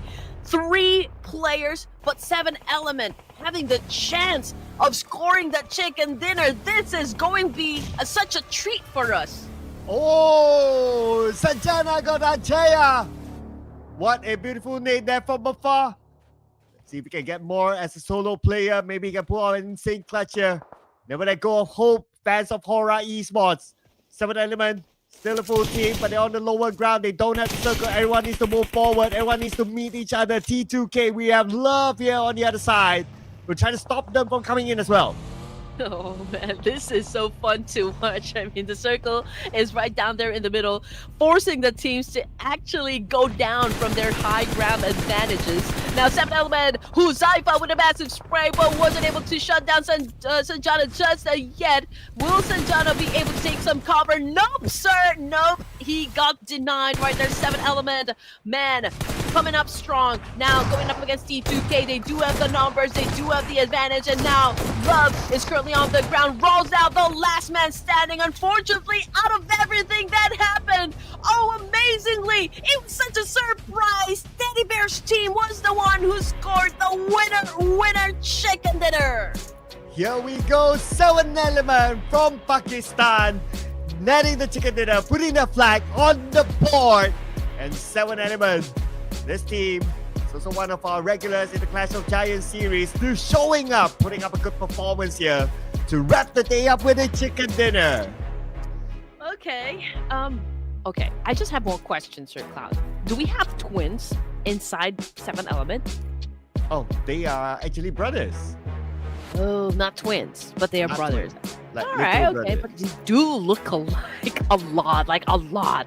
But yeah, I mean, to be honest, okay, I'm gonna call myself out. I did not really expect 7 element would win, to be honest.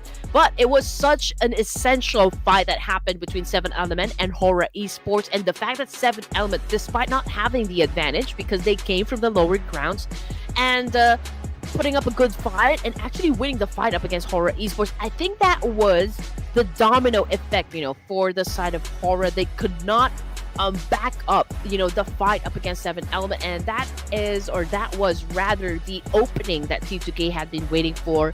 They just took advantage of it, but at the end, man, outstanding. 7 element eliminated not just HORAA Esports but T2K as well. That's where you expect the unexpected. Yes, sir. And everyone from 7 element contributed to the elimination points that they've collected this round. And 7 element, even in the previous round, they kind of look like they have this push in them. They show up on screen fairly often, and finally they wrap things up with a chicken dinner at the end of the day. Now, whether they're at number 1 is not too sure, but they should be close to the top 3, if not top 3 itself. But we'll tabulate the scores in a little bit more while we check out the other teams to watch. Of course, HORAA Esports and T2K is our top 3 teams, and we have CELCOMDIGI Alliance, with Olio being the last man standing, brought them to a number 4 when it comes to one of the teams to watch. Well, I'm just saying that for the final round that we've had, 7 element did put up a great fight, you know, like repping up Pakistan this time. HORAA Esports, I feel like it was such a missed opportunity for the side of HORAA Esports. I mean, they could have easily shut down a 7 element, you know, because 7 element, again, they didn't have the odds, you know, working out for them, but it was such a great thing, you know, like a clutch move coming from 7 element and just holding on, being patient and not really being super aggressive.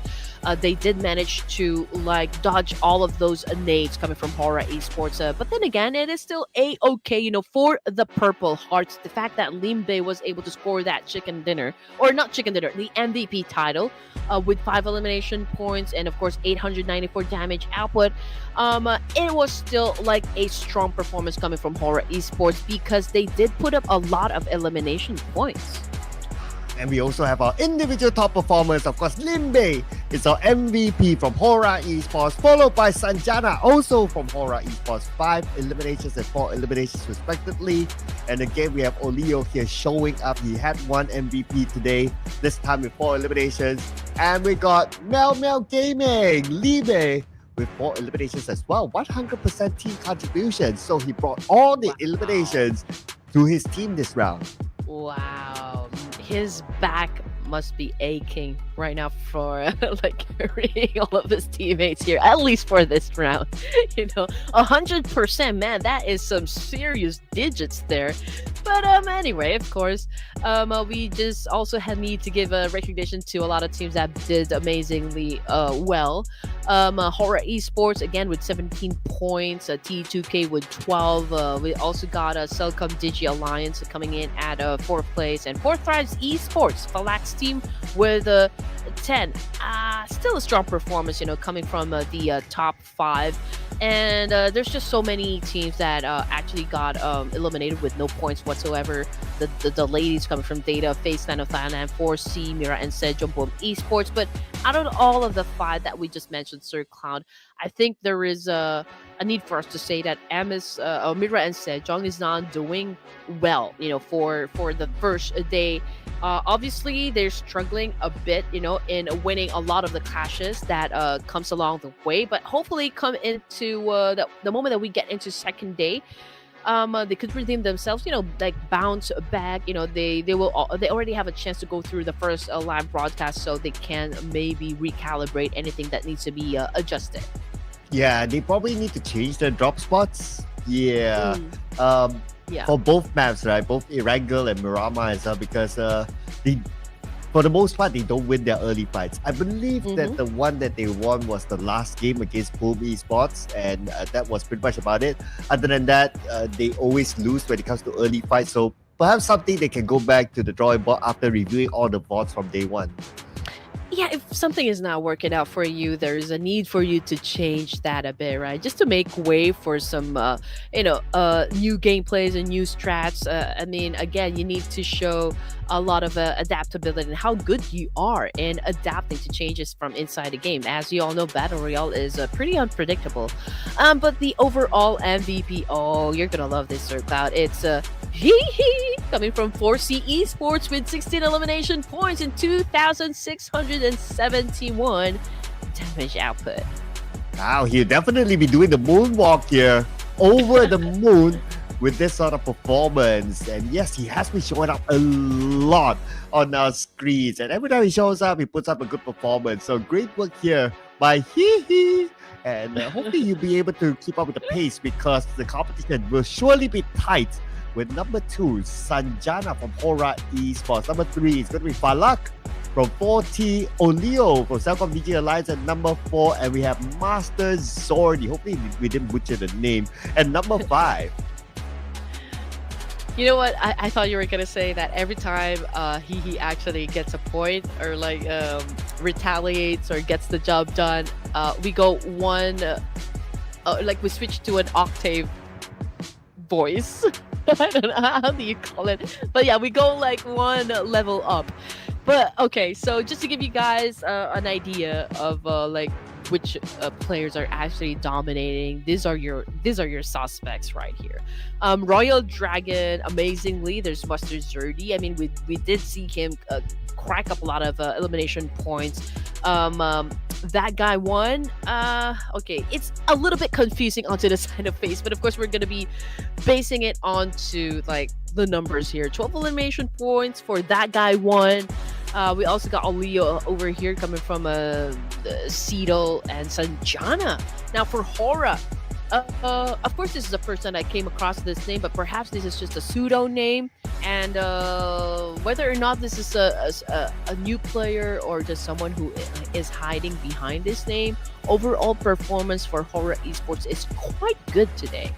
Oh yeah, I must say, I can't wait to see the overall scores though, just to see what's their current position. But it's nice to see as well that there's like no repeat here for the overall fraggers. That means that this group is arguably one of the toughest groups to play with. And here we have it. T2K, welcome to the throne at number 1. They overtook FaZe Clan, 57 points collected today, and FaZe Clan number 2, 55 points, followed by RD with 50 points. So that's our top 3 teams, 2 of them from Nepal. Today is definitely a day for Nepal to celebrate. T2K sitting on the throne in the zone. 57 points. That is outstanding. Okay, so you're right, Sir Cloud. I mean, there's a lot of Nepal teams actually doing great here, but a 7 element climbing up 5 ranks and putting up 38 points in total and one winner chicken dinner. They are actually we do have 2 Pakistan teams as well onto the first page, so very promising day number 2, I can say, and I'm already looking forward to it at what's gonna be happening. But as for the second page, of course, we are kind of expecting that some of the teams here will definitely have an explosive performance, and perhaps we can see a lot of resurgence happen. But yeah, I guess we'll just have to wait up until we get into day number 2 tomorrow. But the result that I didn't expect to see SEJONG to be at number 18 with 8 points only, being a team that played fairly well in the PMGC. I would expect them to actually do well, or maybe at least be on page 1, somewhere in the middle at the very least. But to see them there, it's kind of weird. And also like PUBG Esports, former PMSL Southeast Asia champions, to be on page 2.